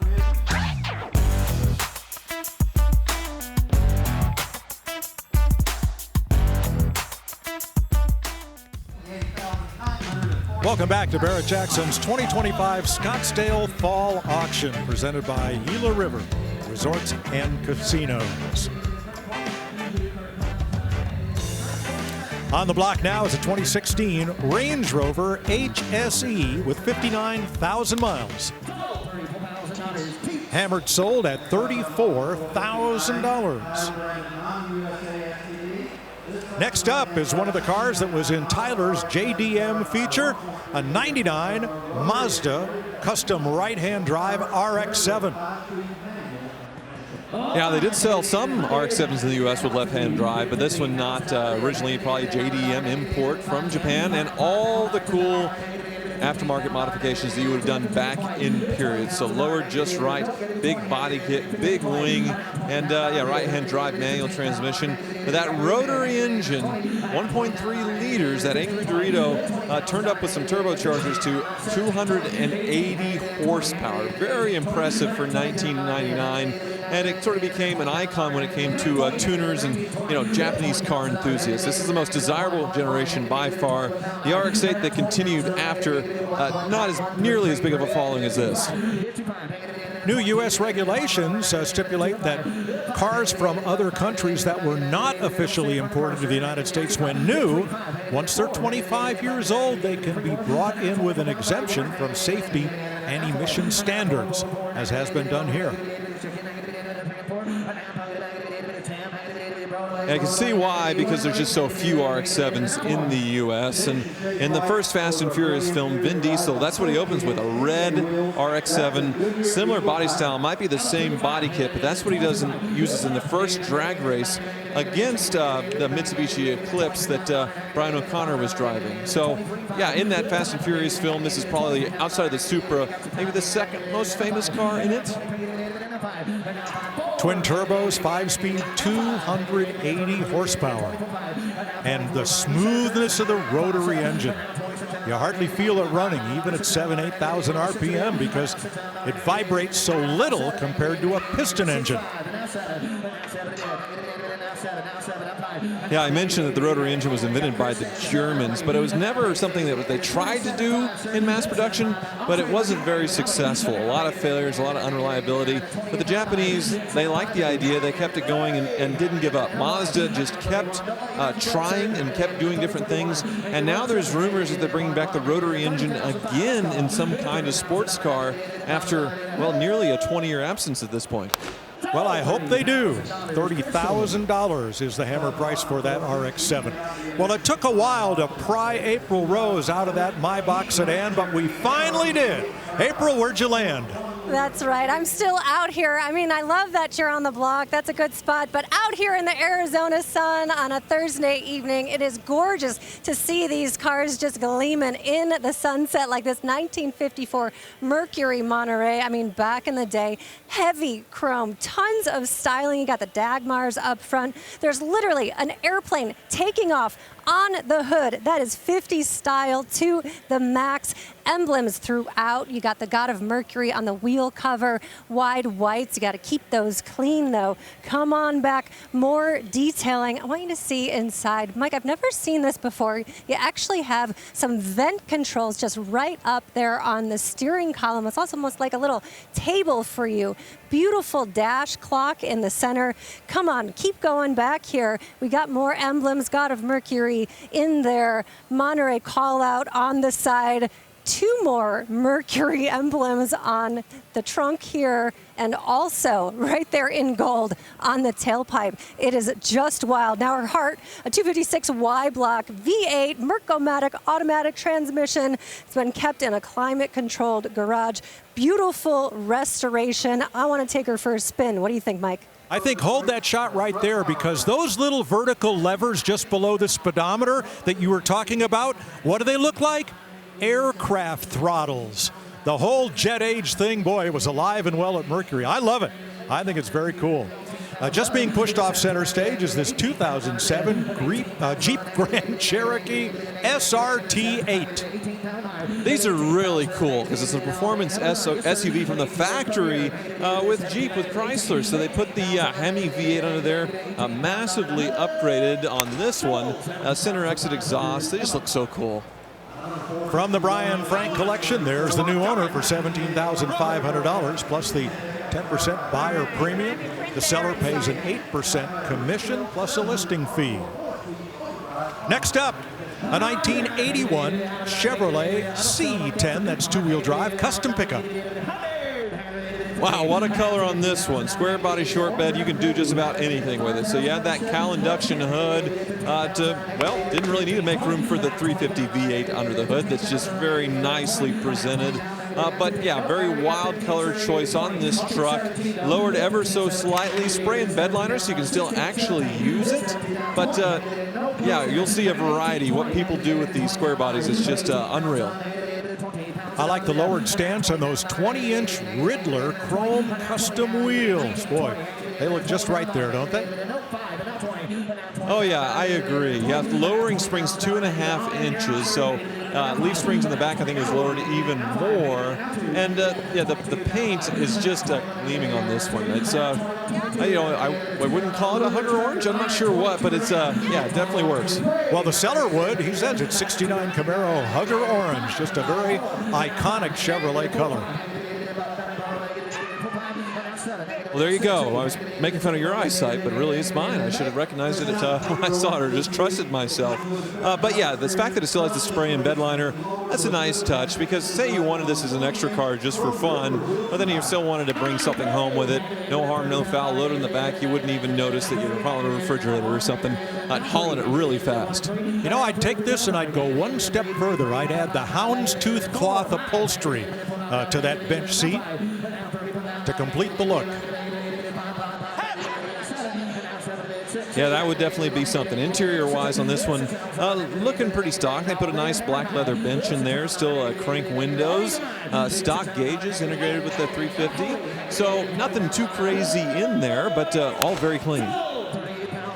Well, could you build this truck for $38,000? I don't think so. Fellow's got himself a nice truck at a nice price. All right, let's move to Rick DeBrule, who has been here long enough to have seen it all. He's going to take us to pickup truck styling through the years. Pickup trucks have always been more than just work vehicles. They're symbols of progress, of design, and of the American way of life. Let's take a look at 4 generations of pickup trucks they're selling here at Barrett-Jackson this week. And we're going to start with this, a 1947 Chevrolet short bed. This marked the start of a new era for Chevy trucks with its rounded, advanced design body and the roomy cab. This 1955 Chevy Cameo took trucks into the world of style and sophistication. With smooth fiberglass panels and car-like trim, it blurred the line between workhorse and weekend cruiser. This 1968 Mercury pickup is a rare sight built only for the Canadian market. It's based on the Ford F-Series, and it gave Canadian buyers a more upscale alternative with distinct Mercury badging. But this was the last year for the Mercury pickup. And for the 70s, how about a 1976 Ford F-100? It's been customized to look like a Ranger XLT. Now, it really represented the high point of 1970s truck luxury. Back then, it would have had chrome trim. This one's blacked out, but still got plush interior, paint that really makes it stand out from the crowd. You know, from the rugged 1940s to the stylish 1970s, these trucks show how America's favorite vehicle evolved through the years. Now, that's the great thing about Barrett-Jackson. I have never seen a Mercury pickup, and now I want one. Oh, my gosh. Hey, how about this? A 2012 Maserati Gran Turismo Sport Convertible. We've seen a few of these today, but this one might be the cleanest, and I love the spec as far as the white outside and sort of the ivory interior, but we talked about what makes them so amazing. That Ferrari-derived V8 under the hood, you get the Pininfarina styling. This one, 440 horsepower, a drop-top convertible. And Maseratis, when they're older, you could just get them for an incredible deal. This would have been a well into the 6-figures car when new, and as you can see, currently in bargain territory. Absolutely. The big number here is 33, because that's how many thousand miles are on the clock at 24.5. I think that fella got a great deal on a very sharp convertible. Well, if you have a spare 302 Ford V8 engine, our producer Neil Sullivan is looking for one to put in his Ford Falcon. His is not quite like this one, though, a 65 Futura convertible. Yeah, this one, a beautiful, high-quality restoration. Steve Davis is talking about it.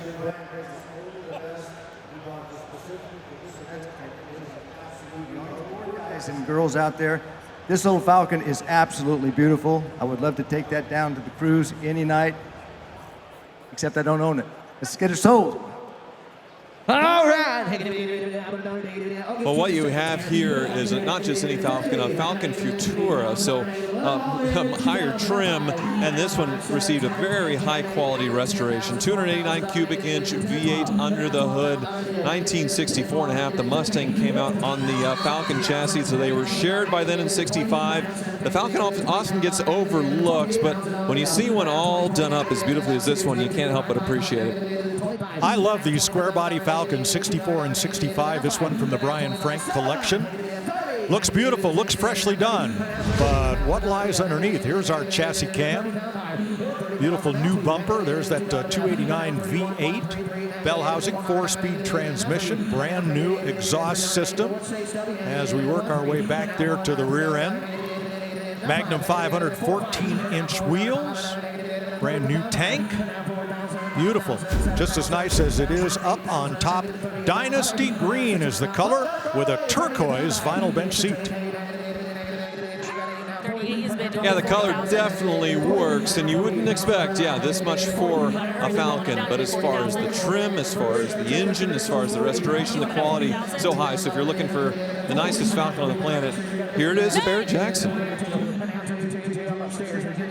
He has 40. Gonna be 42,000. Probably the only thing that keeps this from being a blue chip collectible is the Mustang convertible that it shared the showroom with. He has 42 to be 42,000. All right, Skybox bidder.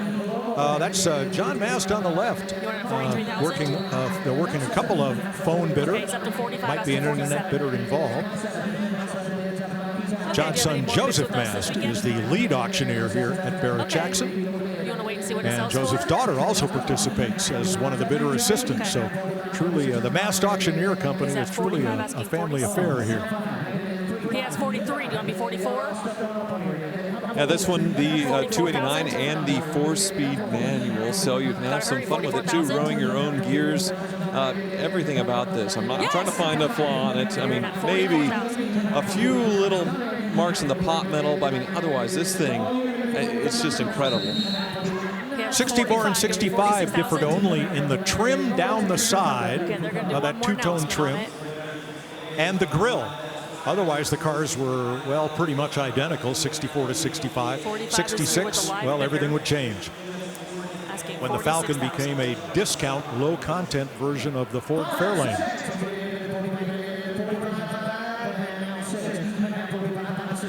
45.5 is bid, asking 46,000. I would guess the top, maybe turquoise as well. I think it would definitely work, but it has the parade boot cover in turquoise to match everything else. And yeah, that two-tone, different turquoise interior. It all just works. Crank windows, that beautiful dash that's sort of shared with the Mustang as far as the gauge cluster and the climate control. It's just stunning. Number 5 seller of the day at the current bid price of $46,000. Okay, so for 46,000. And that is where it hammers sold. Thank you. Bye. Among the cars coming up is a 1982 Chevrolet Corvette Collector Edition. That is a 2-time NCRS Top Flight Award winner. You'll want to see that when we return to Barrett-Jackson Scottsdale.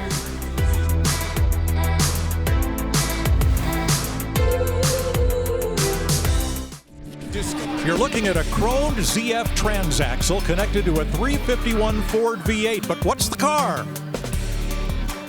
It's the De Tomaso Pantera, successor to the Mangusta, sold by Lincoln Mercury dealers, a marriage of Italian styling and Ford engineering, and it's here for sale at Barrett-Jackson Scottsdale, along with all of those beauties.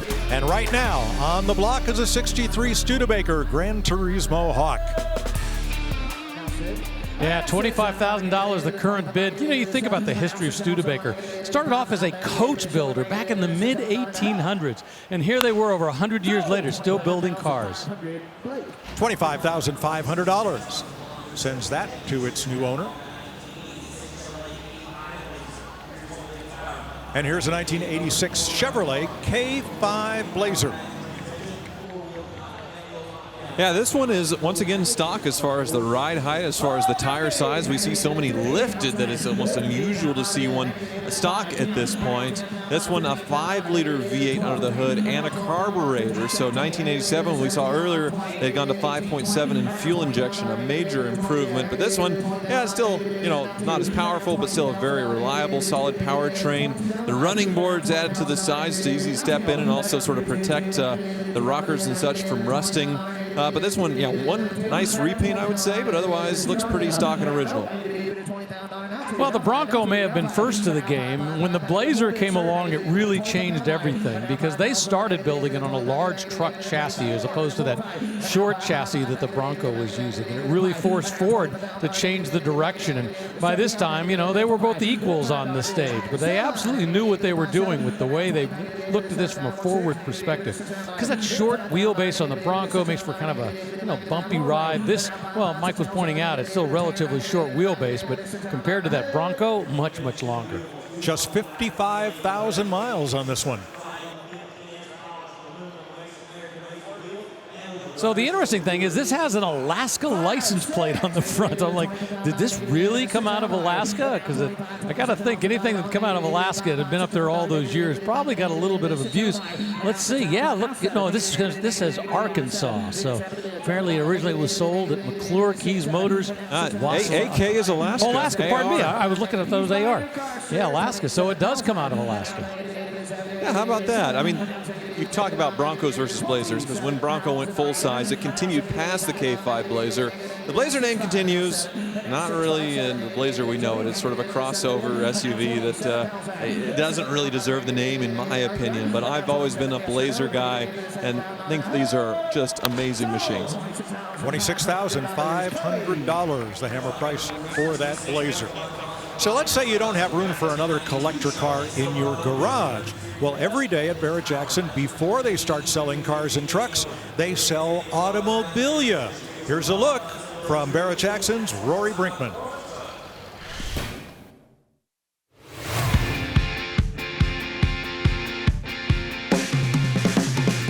The 2025 Barrett-Jackson Scottsdale Fall Auction is going to be a collector's feast. Hundreds of neon, tin, and porcelain signs, antique gas pumps, restored service station equipment, diner jukeboxes, kiddie rides, coin-op, and more will all be crossing the block and selling at no reserve. We'll be featuring a collection of over 24 original gas pump globes from the 1920s through late 1950s. Being mounted outside atop a gas pump, they were very vulnerable to wind, hail, slingshots, and BB guns. Children have never wanted to get their hair cut. So back in the day, some barber chair companies got clever and made novelty chairs for their young patrons to keep them focused and satisfied during the experience. This is a fabulous example of one. This is a 1941 Murray Pursuit pedal car airplane. Stellar restoration with hand-painted graphics, all new chrome, upholstered cockpit, and more. And it's fully functional. Very hard to find 1940s Pepsi-Cola Ventilator 27 soda machine. Ventilator was one of the original soda machine manufacturers based in Fresno, California. And this one is the Model 27, for it holds 27 bottles of refreshment. Beautiful restoration, all chrome, replated, and it even has the original storage compartment down below, which would hold the empty glass bottle. Fun and adorable is this 1957 Ford Thunderbird 25-cent coin-operated kiddie ride. Professionally restored throughout and presents with a show car quality paint finish in azure blue. Features working head and tail lights, upholstered interior with piping, and all hand-painted graphics. This is an expertly restored 1950s Bennett service station fuel island display cabinet. It features all hand-painted graphics, lettering, and pinstriping. Every morning, the station owner would unlock his cabinet to display his product. In addition, there's this 1950s fully restored Eco tire inflator on stand. It features both air dispensing and water dispensing. What's really nice is it's fully calibrated so you can use it. Very cool is this 1950s Chris Craft 10-cent coin-operated kiddie ride. Fully restored beyond original with hand-painted graphics, all new chrome, even features an upholstered cockpit. But what makes it really fantastic is it's fully operational. This is a rare and wonderfully restored 1926 Rush Model H 10-gallon visible gas pump, otherwise known as the stovepipe visible. This stupendous gas pump, along with another 20, will be selling at no reserve 2025 Barrett-Jackson Scottsdale Fall Auction.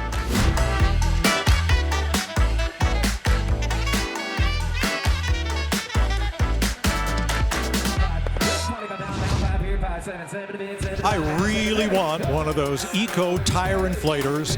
The gas station I worked at during college had one. Every gas station had one, but now they sell for over $1,000. Gosh. Wow, a lot of great stuff, a lot of great neon, and they'll ship it home for you. They'll crate it and ship it if you buy automobilia here at Barrett-Jackson. Back to the block, lot 467, a 77 Jeep CJ7. Yeah, I love the restoration on this Jeep CJ. They've rebuilt the engine 304 cubic inches. But what I love about it is it's nicely done without being over the top. So many times we see Jeeps with, all the big light bars and all kinds of stuff. And this is really, the paint's perfect on it. Looks like underneath the chassis is right. I love the restoration of this. Yeah, I agree. Just right. Not too much. We'll see him lifted to the moon, basically, with way oversized tires. He can still step into this one. And, yeah, the body in very nice shape. Doesn't look like it's been abused or wrecked or, bondoed up. So they started with a really nice rig to build on. And, yeah, you do need to do a slight lift and the all-terrains and all that stuff to, bring the money at Barrett-Jackson. But I think Rick's right. Just right. Well, like so many Jeeps, they're done so nicely, I'm afraid to take it off-road. But this one doesn't, once again, seem too overdone to be able to take out and enjoy. The bidder assistant working hard to get that bidder to just go one more bid, and he did at $36,000. And that's where it hammers sold. April, what's caught your eye?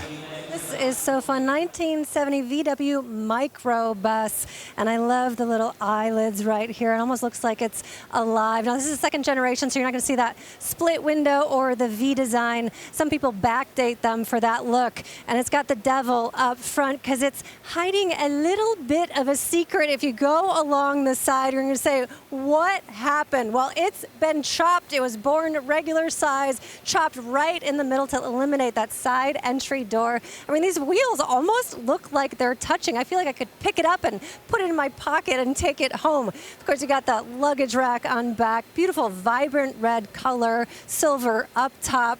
This is so fun. Now, the power comes from a 1600cc engine, manual transmission. Mike, sometimes size doesn't matter. It's all about style. I am speechless. And April, as you know, that doesn't happen often. Oh, my God. What were they thinking? Were substances or alcohol involved? I don't know, but I like it. All right. As the boat sinks slowly in the west and the sun drifts away from the shore, we'll be right back to Barrett-Jackson, Scottsdale.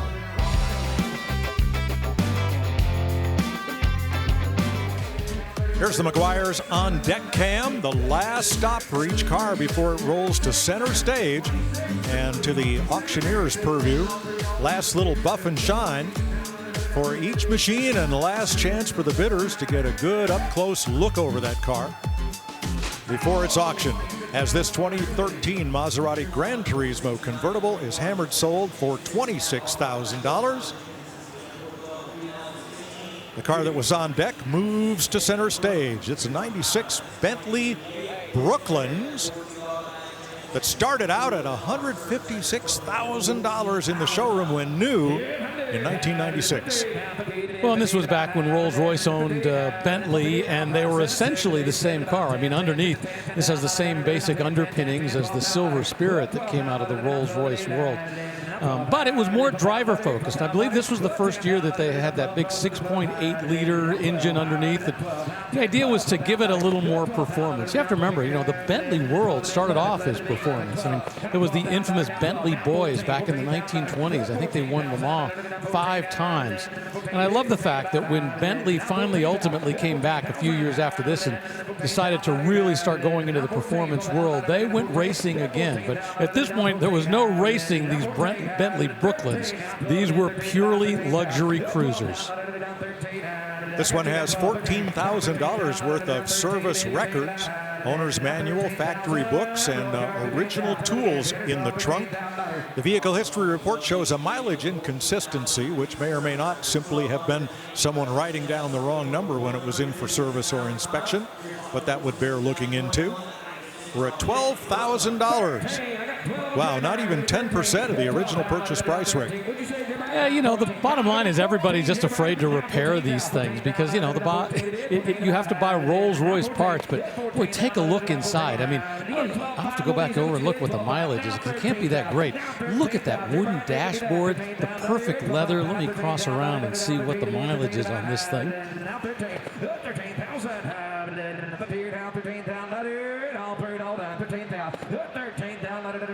So it's at 82,000 miles, but to be honest with you, I like that. I like the fact that it's been used. It hasn't been sitting around. Well, that will hold the bidders back, perhaps, and at $12,500, that Bentley has a new owner. Still a number of cars to come to the block. Their first stop from the tents or the building where they are sequestered is right here, the Meguiar staging lanes. And this is a great place for the bidders to go because a lot of the consigners walk to the block with their cars, so they're on hand to answer questions about what features a car has, or how it was restored, or when, or what else might need to be done. So you do your due diligence out there in the staging lanes, then you come to the block and try to buy your dream ride. Maybe it's this, the 2014 Mercedes-Benz S550. And to your point, Mike, I really appreciate when the consigners stick around their car and have the ability to answer questions.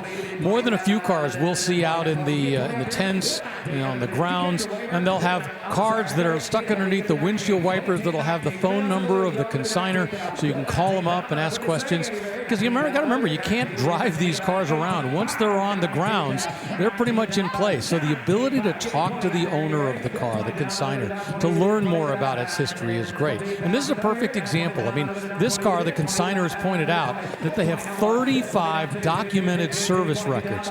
Now, as I mentioned, so many people, whether it's that Rolls-Royce or this Mercedes, they're all afraid of what the repairs are going to cost them. And if you can show that you've been doing the maintenance on something like this, that you've been doing the repairs, keeping up with it, I mean, that helps you to say, you know what, this car is worth spending your money on. We all know it's a great cruiser. We all know when it works, it's a wonderful car, but has it been taken care of properly? And that's what really matters.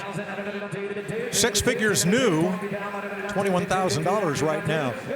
Rick, my son Scott would love them, but I'm not sure the black wheels do this luxury white sedan justice.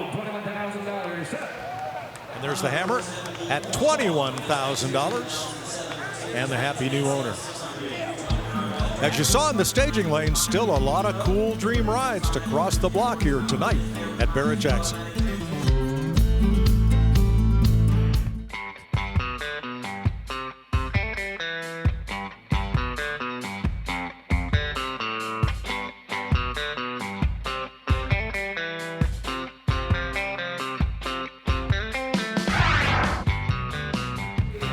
Welcome back to Scottsdale, where a custom 71 Camaro just sold for $28,500. Let's see how this 2014 version does.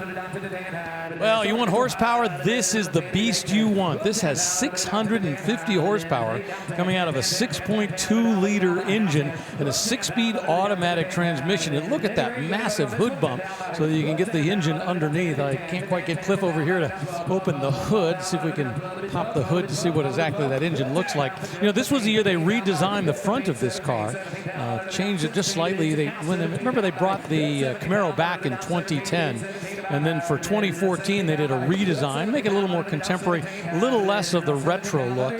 We're trying to get the hood open, but a little too confusing. But once again, you know, this was that 5th generation of the Camaro, which, you know, it was amazing when it went away and then came back in 2010, and we thought, oh, finally it's back. And of course now it's gone away again.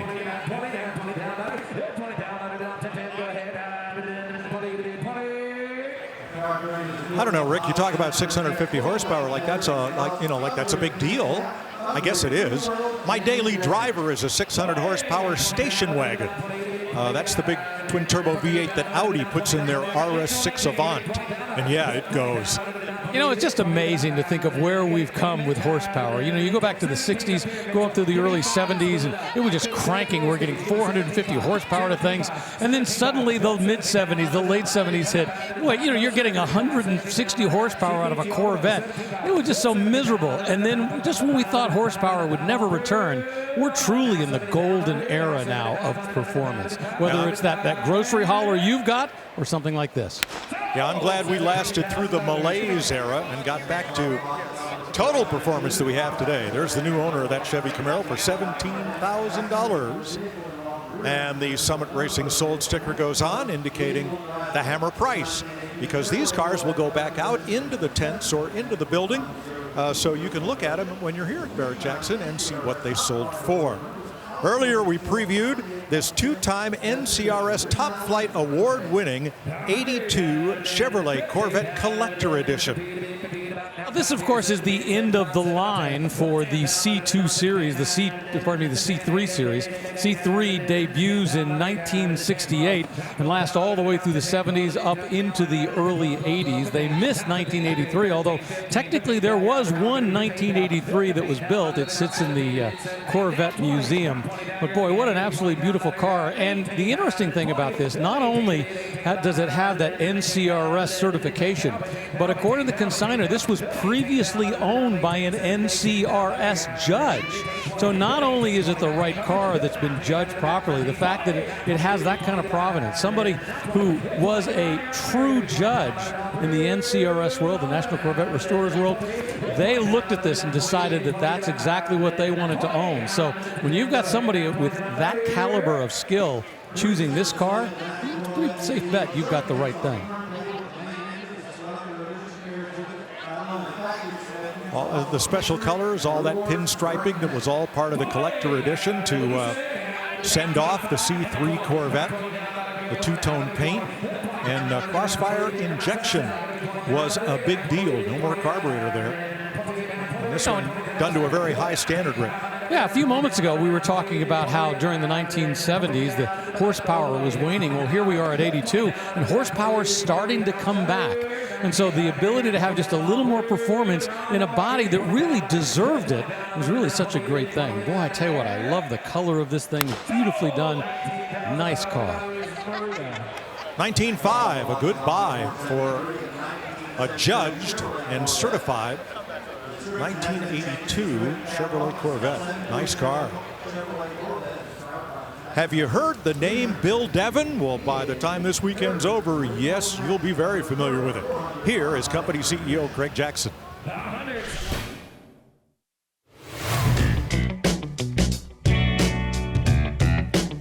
This is a modern interpretation of a Devin. Just for a second, let's take a look at this gorgeous car.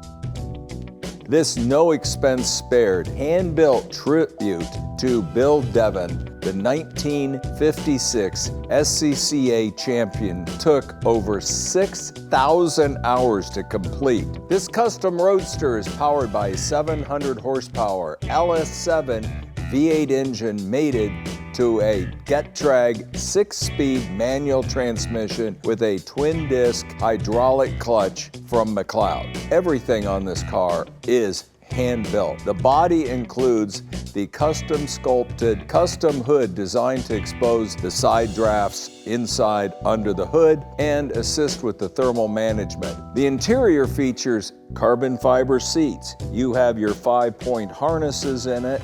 You are strapped in, but it does have the creature comforts of Bluetooth audio system, 8 speakers, and video-based side and rear view camera. You notice there's no mirrors on it. You have to just watch the digital display. This custom roadster was named a Grade 8 finalist for the 2022 Autorama Riddler Award. This is a magnificent one-off custom car.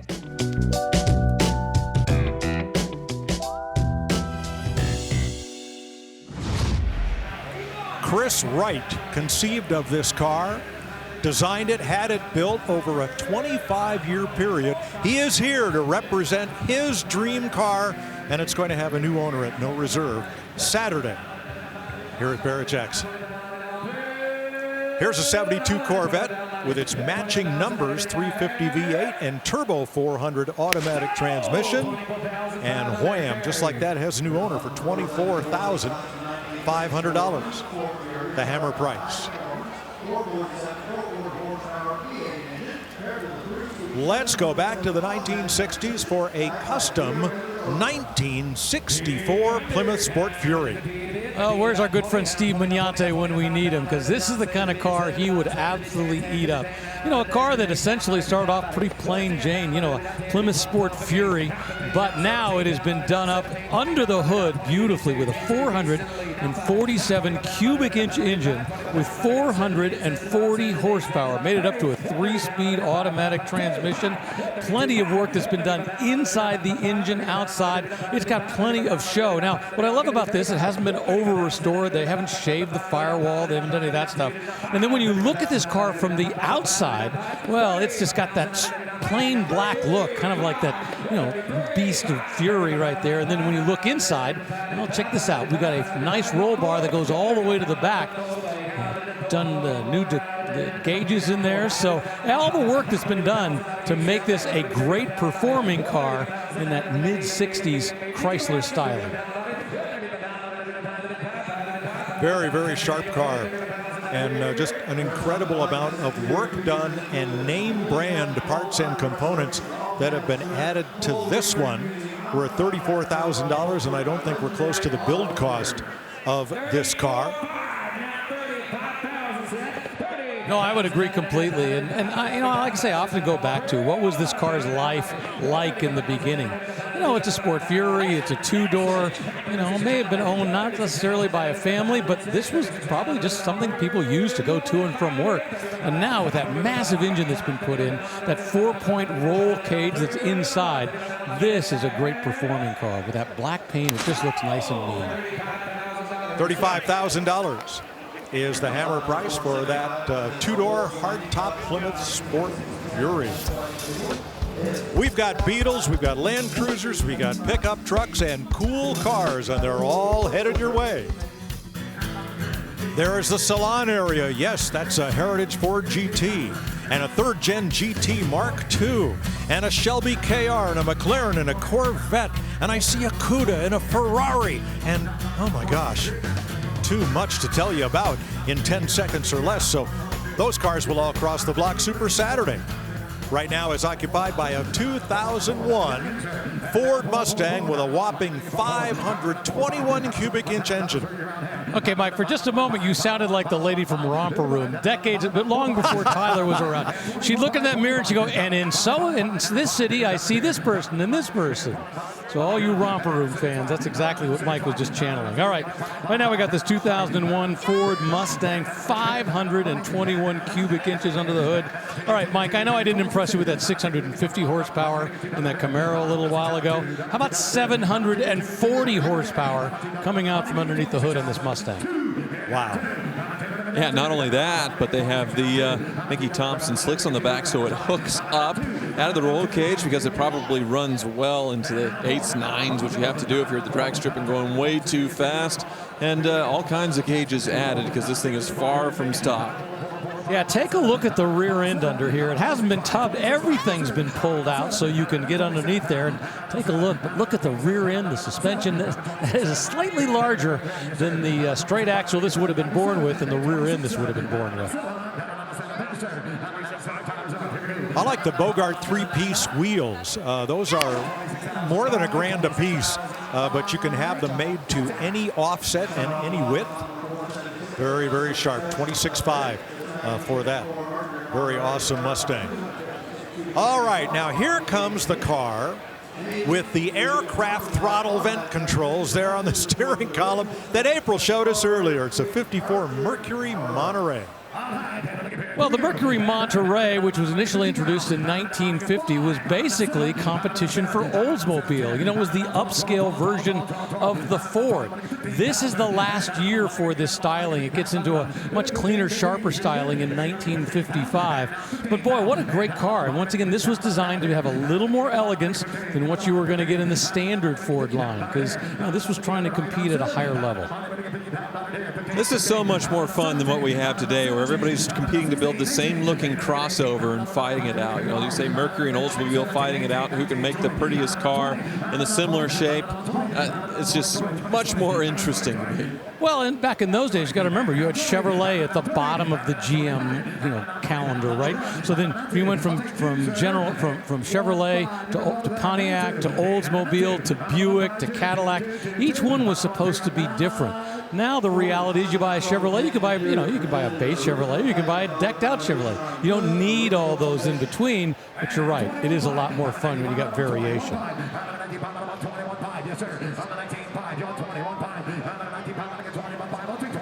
Let's go back to the art of the exhaust, as Steve Mugnante likes to call it. Look at this right here, the way it comes off. And not only does it have this great shape, but check out the Mercury right there, that little Mercury emblem. They went all the way to the detail on that at the back of the car. Nice little aftermarket piece there. And by the way, our buddy Steve is planning to be back with us for Barrett-Jackson Scottsdale come January.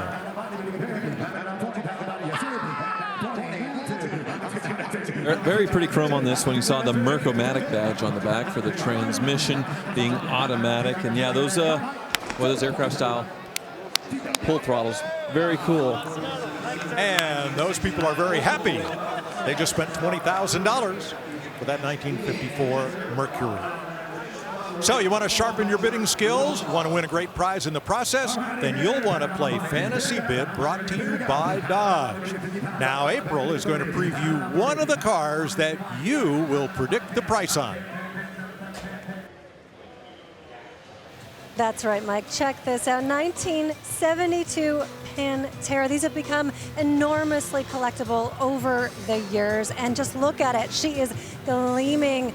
Born yellow, redone in Ford GT yellow. Beautiful ground-up restoration. Every detail has been done to perfection. Now it's got all the performance upgrades you could ever dream of, powered by a 351 Cleveland, which is what it came with. Obviously this one, look at that, way more horsepower than stock. And check this out, take a look inside. You got lowered leather seats, safety harnesses, gated manual, 200 mile per hour speedometer, because you know what, Mike, the only speed she knows is fast. That is a beauty, April. And that Pantera will cross the block this Saturday, October 18th. But you can register to play now. Terms and conditions apply. You must be 18 to play. You'll see the website there on the screen. It's promo.barrettjacksonfantasybid.com. That's where you'll find the official rules, and you can register. And who knows, you might win the grand prize, a 2025 Dodge Durango GT. Back to the block for this 1969 Oldsmobile Cutlass S. What I really appreciate about this is they've left this as an Oldsmobile Cutlass 8. They haven't tried to pretend it's a 442 and kind of doll it up. That color is really unique. They call it Aztec Gold. It almost has a touch of green in it, but what's really interesting is it's got a matching interior. They call that an Aztec Gold interior as well. So the look of this car is very unique, and like I say, I like the fact they haven't tried to overdo it. One thing they have done, though, is they have lowered it. They put a 2-inch drop kit around it, so it's just a little bit lower, kind of has a slightly meaner stance to it. So the Cutlass S was invented to fill a need for people who wanted to buy a 442 but couldn't afford the huge insurance premium. So they came up with the Cutlass S, and this one goes to a new home for $23,000. Mustangs, Trans Ams, Eldorados, and more coming to the Barrett-Jackson auction block right after this.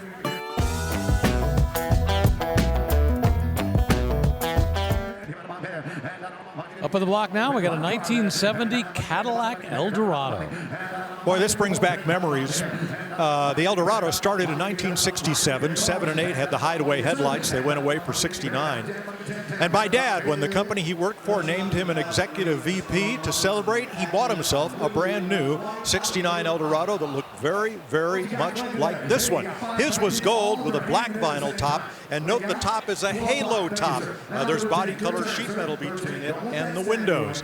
See, my dad's dad had been a Cadillac man, so I think it was kind of a rite of passage and a sense of accomplishment for himself to be able to drive a new one just as his father had. I think of all the cars my dad owned, the one he was most proud of was his new Eldorado that looked very much like this one. Well, I imagine he didn't do the alligator replacement for the vinyl top there. Very unique touch with this one.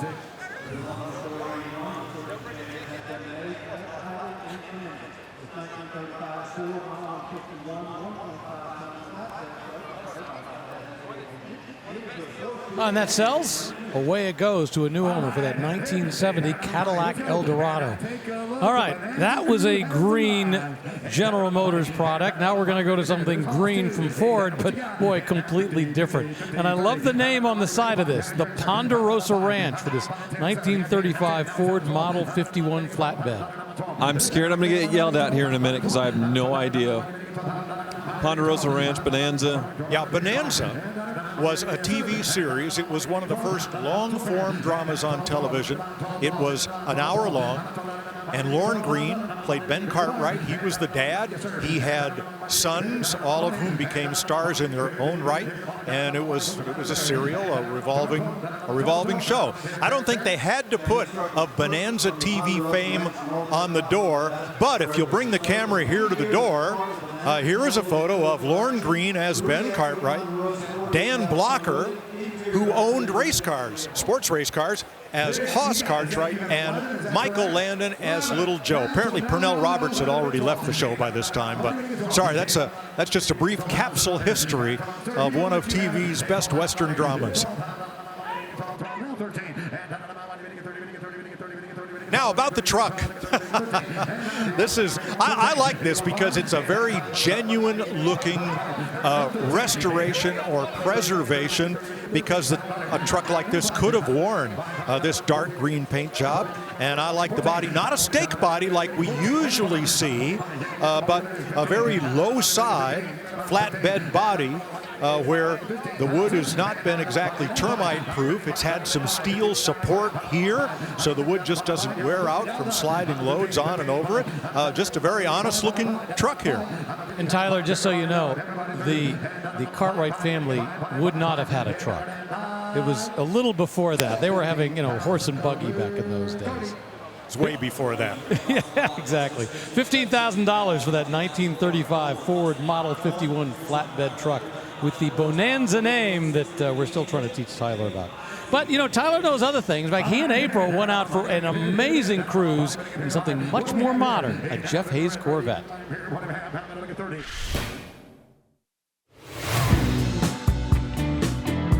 Tyler Hoover here with April Rose, and she is driving the Jeff Hayes Corvette. My dream car, 1963 split window, beautiful custom car, man. He went over the top on this one. I love it. We've seen so many of these sell over the years at Barrett-Jackson. This is our first opportunity to drive one, and it lives up to the hype. I gotta tell you, coming in, starting right up, the ease of it being able to drive is where it's at. Yes, LS3 V8, automatic transmission, custom chassis that rides oh so nice, corners oh so well, and then hit it, April. Yeah! That is beautiful music. So if April doesn't steal this car, it will be selling no reserve, and somebody's getting a really special machine, just 670 miles on this thing, a little over that. Completed by Jeff Hayes in 2017. An iconic 63 split window, done up with all the things that you would want. All the trimmings, I just need my bitters passed, Tyler. Ooh.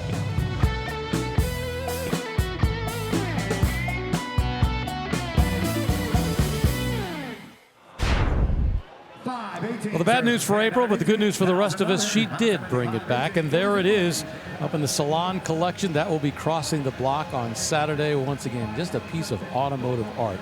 Everything is exactly right on that car. 2004 Ford Mustang Mach 1 up on the block right now. Yeah, 40th anniversary presentation for the Mustang, which just had its 60th anniversary. Unfortunately, the 60th anniversary package was mostly tape stripe, jewelry, and details. This one got some added performance. Yeah, brought back the Mach 1 name for the first time in decades. Made the shaker hood actually real on this. You would think they'd just kind of make it fake, but they actually made the effort of doing that right. Improved engine, manual transmission on this one. A lot of fun. A lot of fun for $17,500. Just less than 14,000 miles on the odometer. It's only had 2 owners up until this point. A 2004 Chevrolet SSR. Oh, these are so much fun. The Super Sports Roadster, one of the first vehicles to come out of GM with a folding hardtop. It folds and stacks vertically behind the seats, and the bed is actually useful. You can put stuff in the bed. The first of the Heritage-styled cars from GM, built on a Trailblazer chassis and powertrain. Yeah, that's where the engine comes from, the 5.3-liter V8, which was a big critique in the beginning. Put in the Corvette engine, make it something fun. Well, they did that in the second year. So if you bought the 2004 and then the 2005 came out with a way more horsepower, you had instant depreciation. You were probably quite frustrated, but it's still a V8. It's fun. I had one of these. It was former NASCAR, Indy, and IRL and American Le Mans Series pace car that Chevrolet had done, and I bought it here in Scottsdale from Barrett-Jackson. We had a lot of fun with it, and I learned that these SSRs have a large and very active owner community. They have a lot of rallies and ride and drives. I went to one in Pennsylvania, just kind of did a drop-in with those folks and talked to them about SSRs and about racing, and there were almost 100 of these gathered for the Pennsylvania Covered Bridge Tour. So, you want to get together with a bunch of like-minded enthusiasts and have a lot of fun with your vehicle? Buy one of these.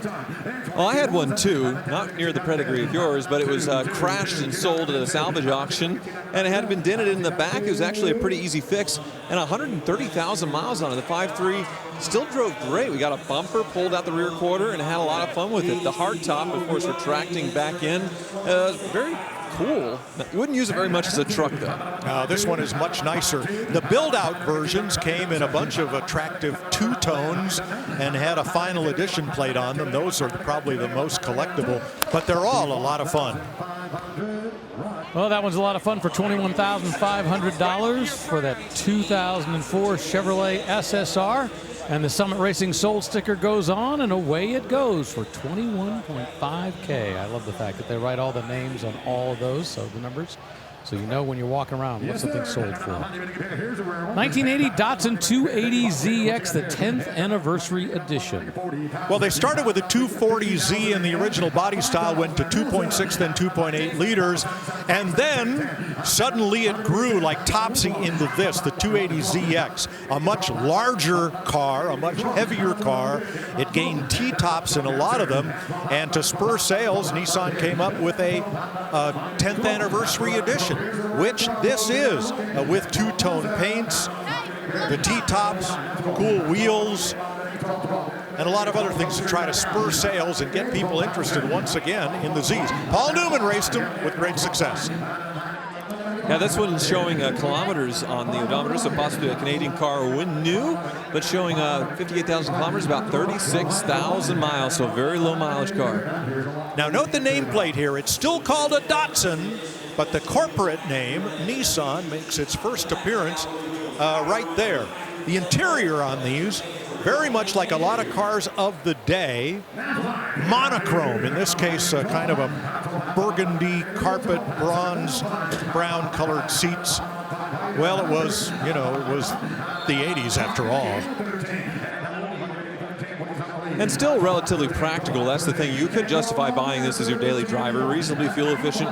Really low rear shelf, which is interesting on these. So it has a very low floor. The shock towers are up so much higher. But then you can have a lot of fun with this thing.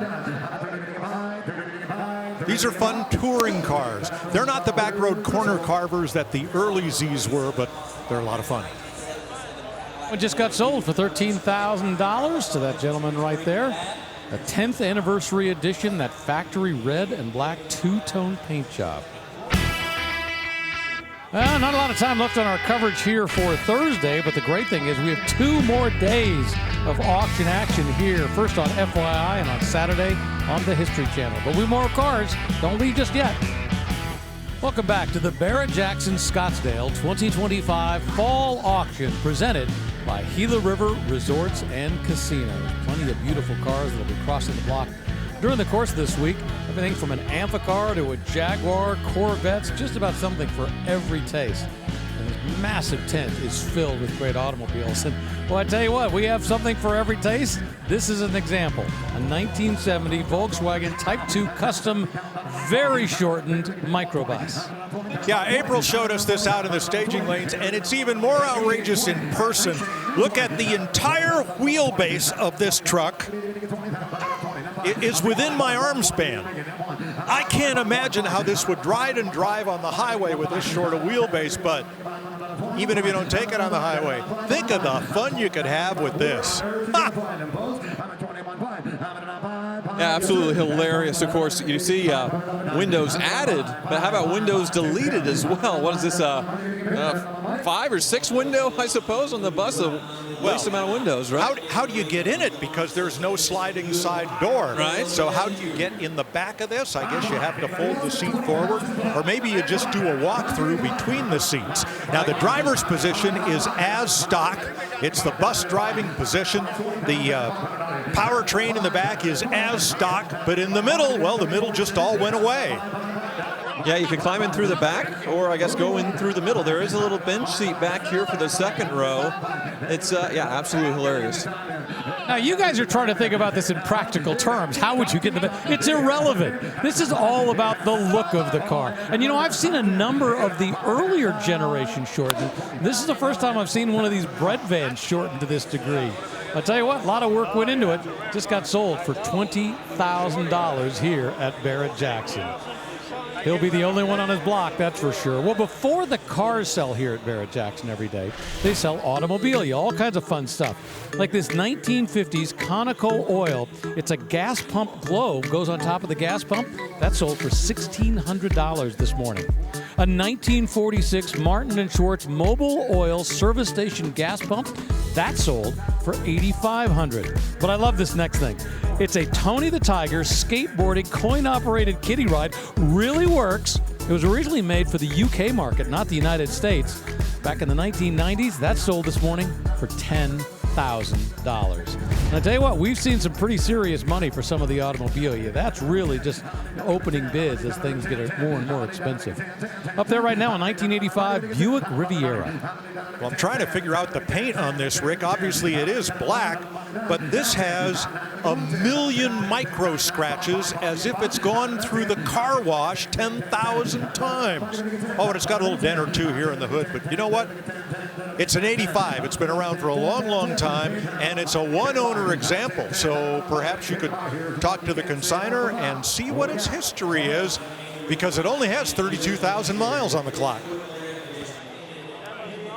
I actually see this paint kind of crackling, I guess, pretty often in the 70s and 80s GM products. So it's sort of probably something that, you know, from the factory wasn't up to par quality-wise, but it's original. I don't know if you'd want to repaint it. It's sort of part of its story, that patina, and otherwise looks really nice. Highly documented with the build sheet, an original dealer inspection sheet, warranty book, owner's manual, stereo manual, owner's guide, and a whole lot of notes from the original owner. So a one-owner car. Let's see, where was this one born? Kobach in Topeka. So it's a Kansas car. Really? Hey, Kansas boy, looking at a Kansas car. Yeah, 32,000 miles on it. Well, and it just sold here at Barrett-Jackson for $13,500 for that 1985 Buick Riviera. How about a Jeep Wagoneer? This one's from 1972. Well, this was the luxury AMC Jeep, the Wagoneer, Grand Wagoneer in some years, with some faux wood, and I say that lovingly because it is factory. That Dynoc vinyl was applied to it to try to make this the American version of, let's say, the Land Rover, or something that would have tremendous off-road capability, but also have a lot of luxury to it. I don't know, I kind of think they got halfway there.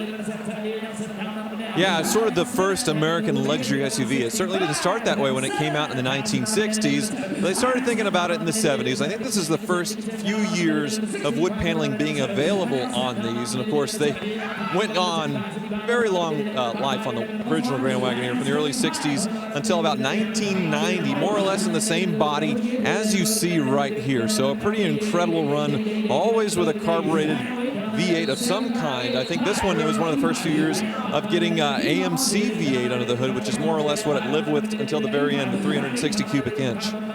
The styling of these was pretty tepid. There was really not much to brag about, because even here in the 70s, the car had the look of the late 50s, early 60s Ford pickup truck kind of styling.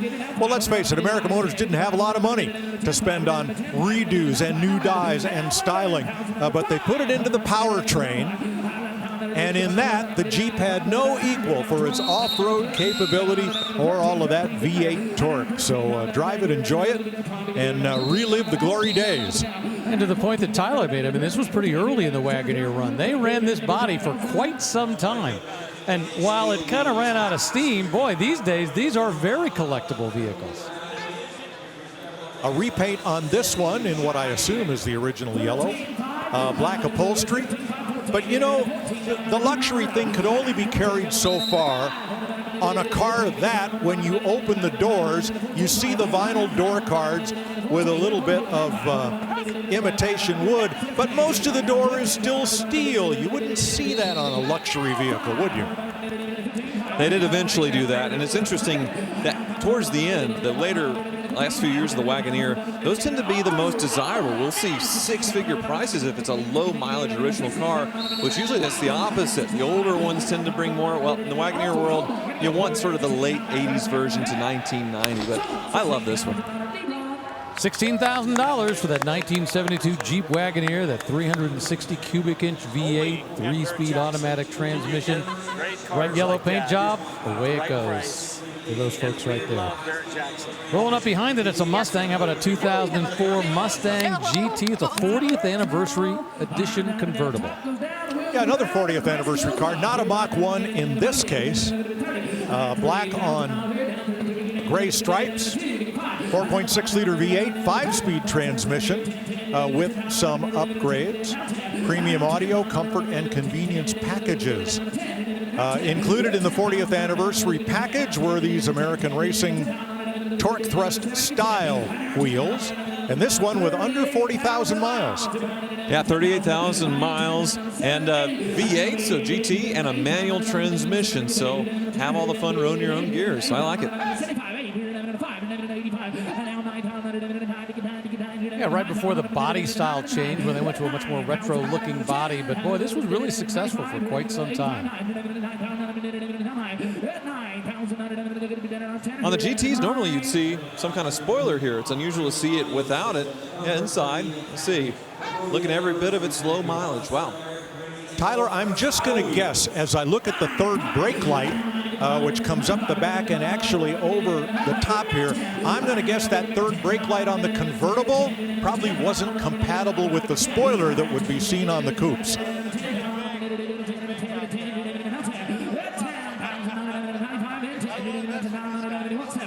You know, come to think of it, Mike, I had a convertible of this generation, and yeah, they're right, there was no spoiler on the back.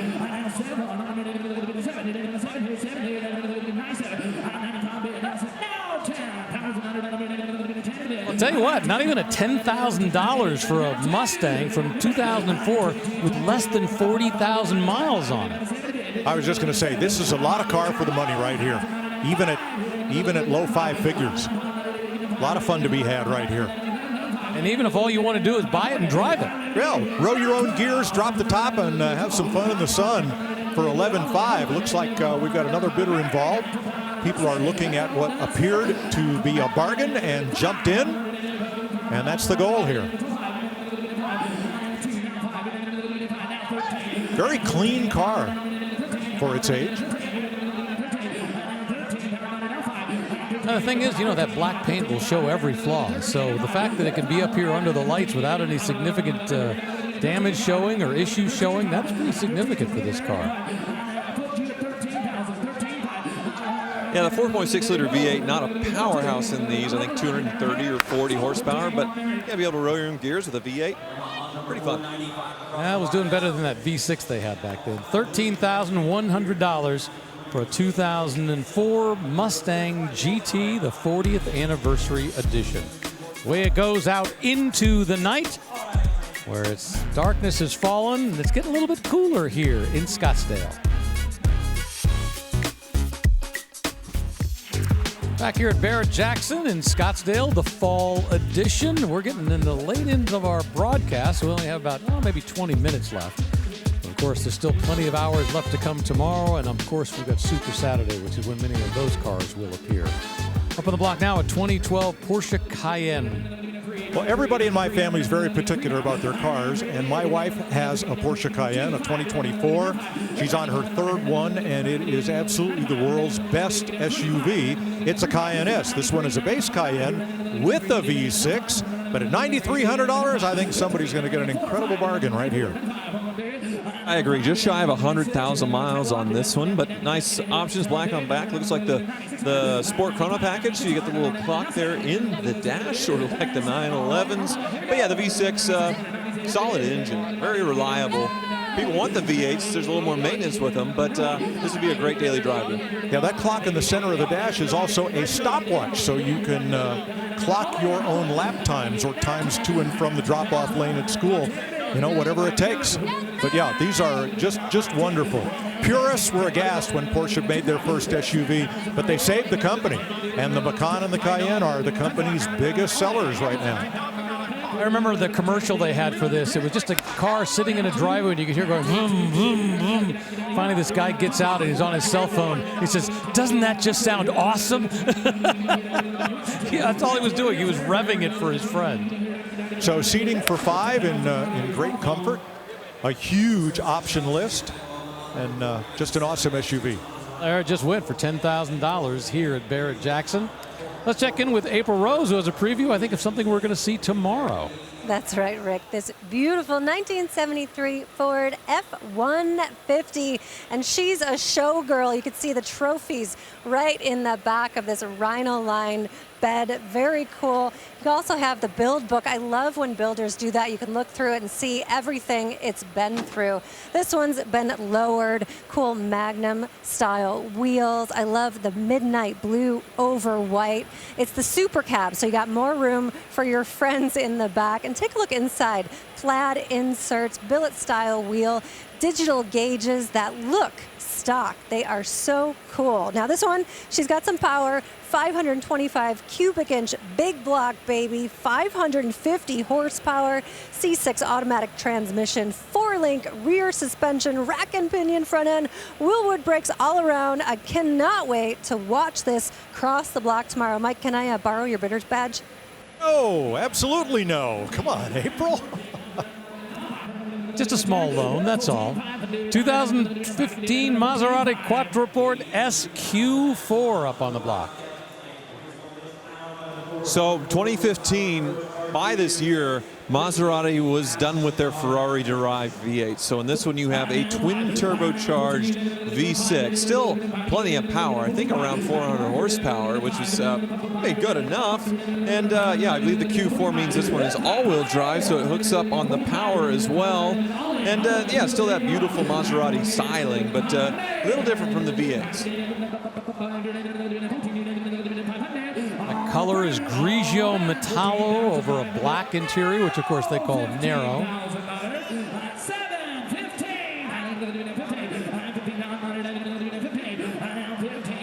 And with the Maseratis, they love to put those Tridents everywhere they can. So you can see up on the C-pillar, they have the Trident, or I call it the Spork sometimes and get in trouble. But same with the wheels, the interior. And they continue in the front with those portholes, just like the classic Maserati. So not like the Buick portholes, kind of similar, but Maserati was doing it too. And this one's been used 83,000 miles. And $16,000 is the hammer price for that Quattroporte. And away it goes. Well, we've not been on the air with Barrett-Jackson since April back in Palm Beach, but everybody's had a busy summer. Scott and I went racing. Now that's at the new 10/10 course. That's my son Scott and his Trans Am Camaro, leading Peter Kloot and Ken Adams to get the first checkered flag at that course. That is my 1970 Trans Am car that was raced by Jerry Thompson and Tony DiLorenzo back in the day. That is at the Monterey Rolex Motorsports Reunion, and that's my favorite shot. Scott put our not-so-sharp racing Datsun 510 on the front row at Watkins Glen in the Vintage Racer Group event, and that is Scott leading the pack in that little 510. So we had a lot of fun going fast.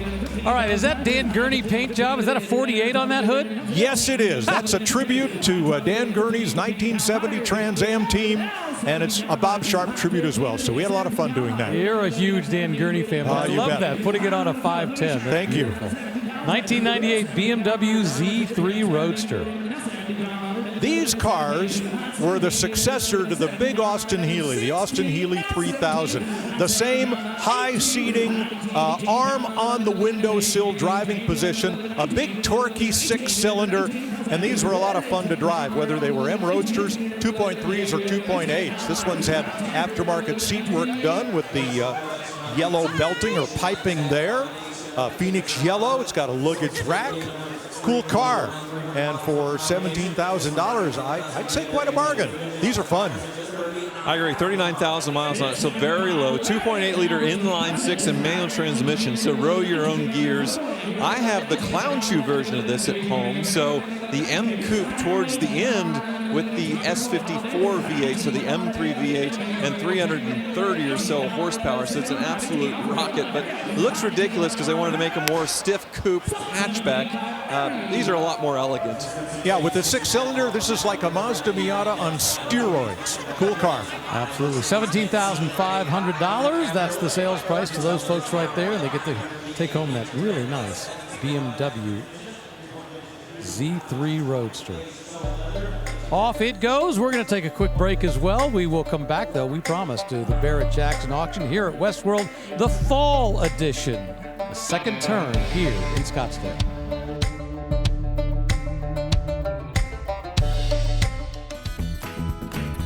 It's been a fun day here at Barrett-Jackson and Westworld and Scottsdale, their fall edition of the auction. Had a lot of great fun cars crossing the block, but tomorrow, I'll tell you what, the quality of the cars will start jumping up, and so are the prices, because everything you see there is going to be crossing the block over the course of the next 2 days. Right now, we've got a 1982 Mercedes-Benz 380 SL. I just hammered sold at $12,000. They'll put that price on the sticker, and that's a great thing. Once again, wherever you walk, if you see a sold sticker, you know what it's sold for. All right, another Mercedes. This one's a 2014 Mercedes-Benz E550 Cabriolet. Beautiful car. Great mid-size. It's the E-Class, mid-size Mercedes convertible. The 550 indicates it has the V8. It's gleaming white over black leather. And the only thing I think is going to hold this one back is the odometer. 109,000 well-enjoyed miles. Well, you know, there's one other thing. This was a Lemon Law buyback, and the title is branded that way. Now, the reality is it might have been fixed completely since then. And it's the fact that it's been owned since 2005, great. But 2015 was when they did the buyback on this. So it's 10 years old. So to explain, federal law permits you, if you bring a car in to repair the same problem 3 times without success, you can invoke the Lemon Law, and the manufacturer has to buy the car back and then repair it and offer it for sale.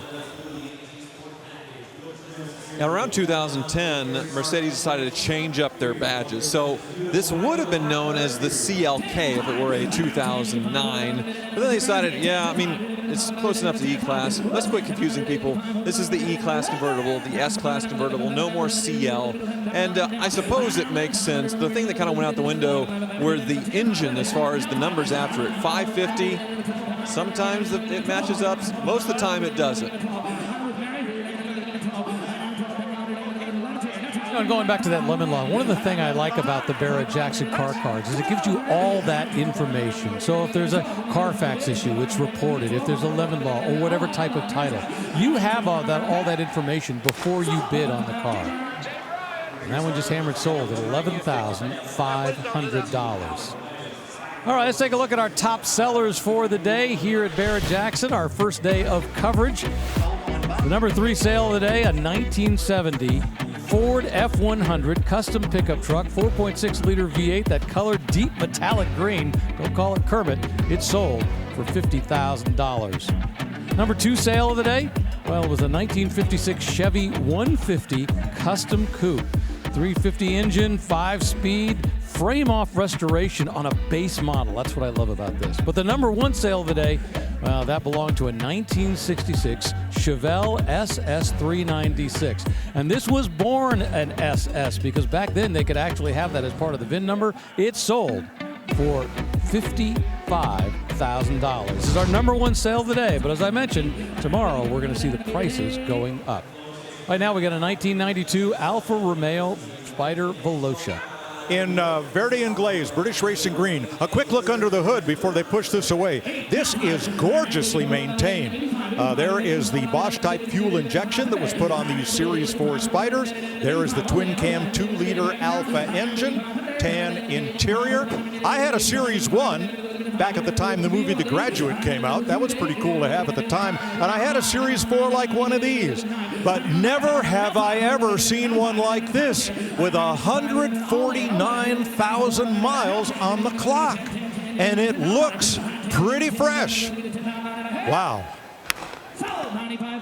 Oh, somebody's got a deal. Less than $10,000, $9,500 for that 1992 Alfa Romeo Spider Velocia. The 2005 Maserati Quattroporte up on the block. Well, we've seen a few of these today. Here's another one in Grigio, or Italian for gray, of course. A beautiful metallic paint. This one a 2005, 4.2-liter V8. Paddle shifters on the 6-speed automatic. Light gray and black interior. Now, the title reads exempt because in some states, they will not certify actual mileage on car titles anymore. Where I live in North Carolina, that's the case, so it is hard to represent a car with actual miles, but in those states, but the consignor says 38,000 miles on this one. And it looks it. This does not appear to be a car that was used to a great extent. Pretty sharp. Yeah, the consignor does point out it's got a clean Carfax, meaning there's no issues that have been reported on the car, which is a great thing, once again, for anybody who's considering it. You know, it's got heated and power adjustable front seats. And of course, that great climate control, a power sunroof, powered rear shade. And it's got all the options you could ask for on this one. Just hammered sold at $10,500 going to the internet bidder. All right, the last vehicle we're going to see up here on the block is a 1992 Toyota pickup truck. Well, this will be our last one for tonight. Not a Marty McFly special, as many of these have been, but this is the extra cab version, which Toyota and Nissan did to great effect.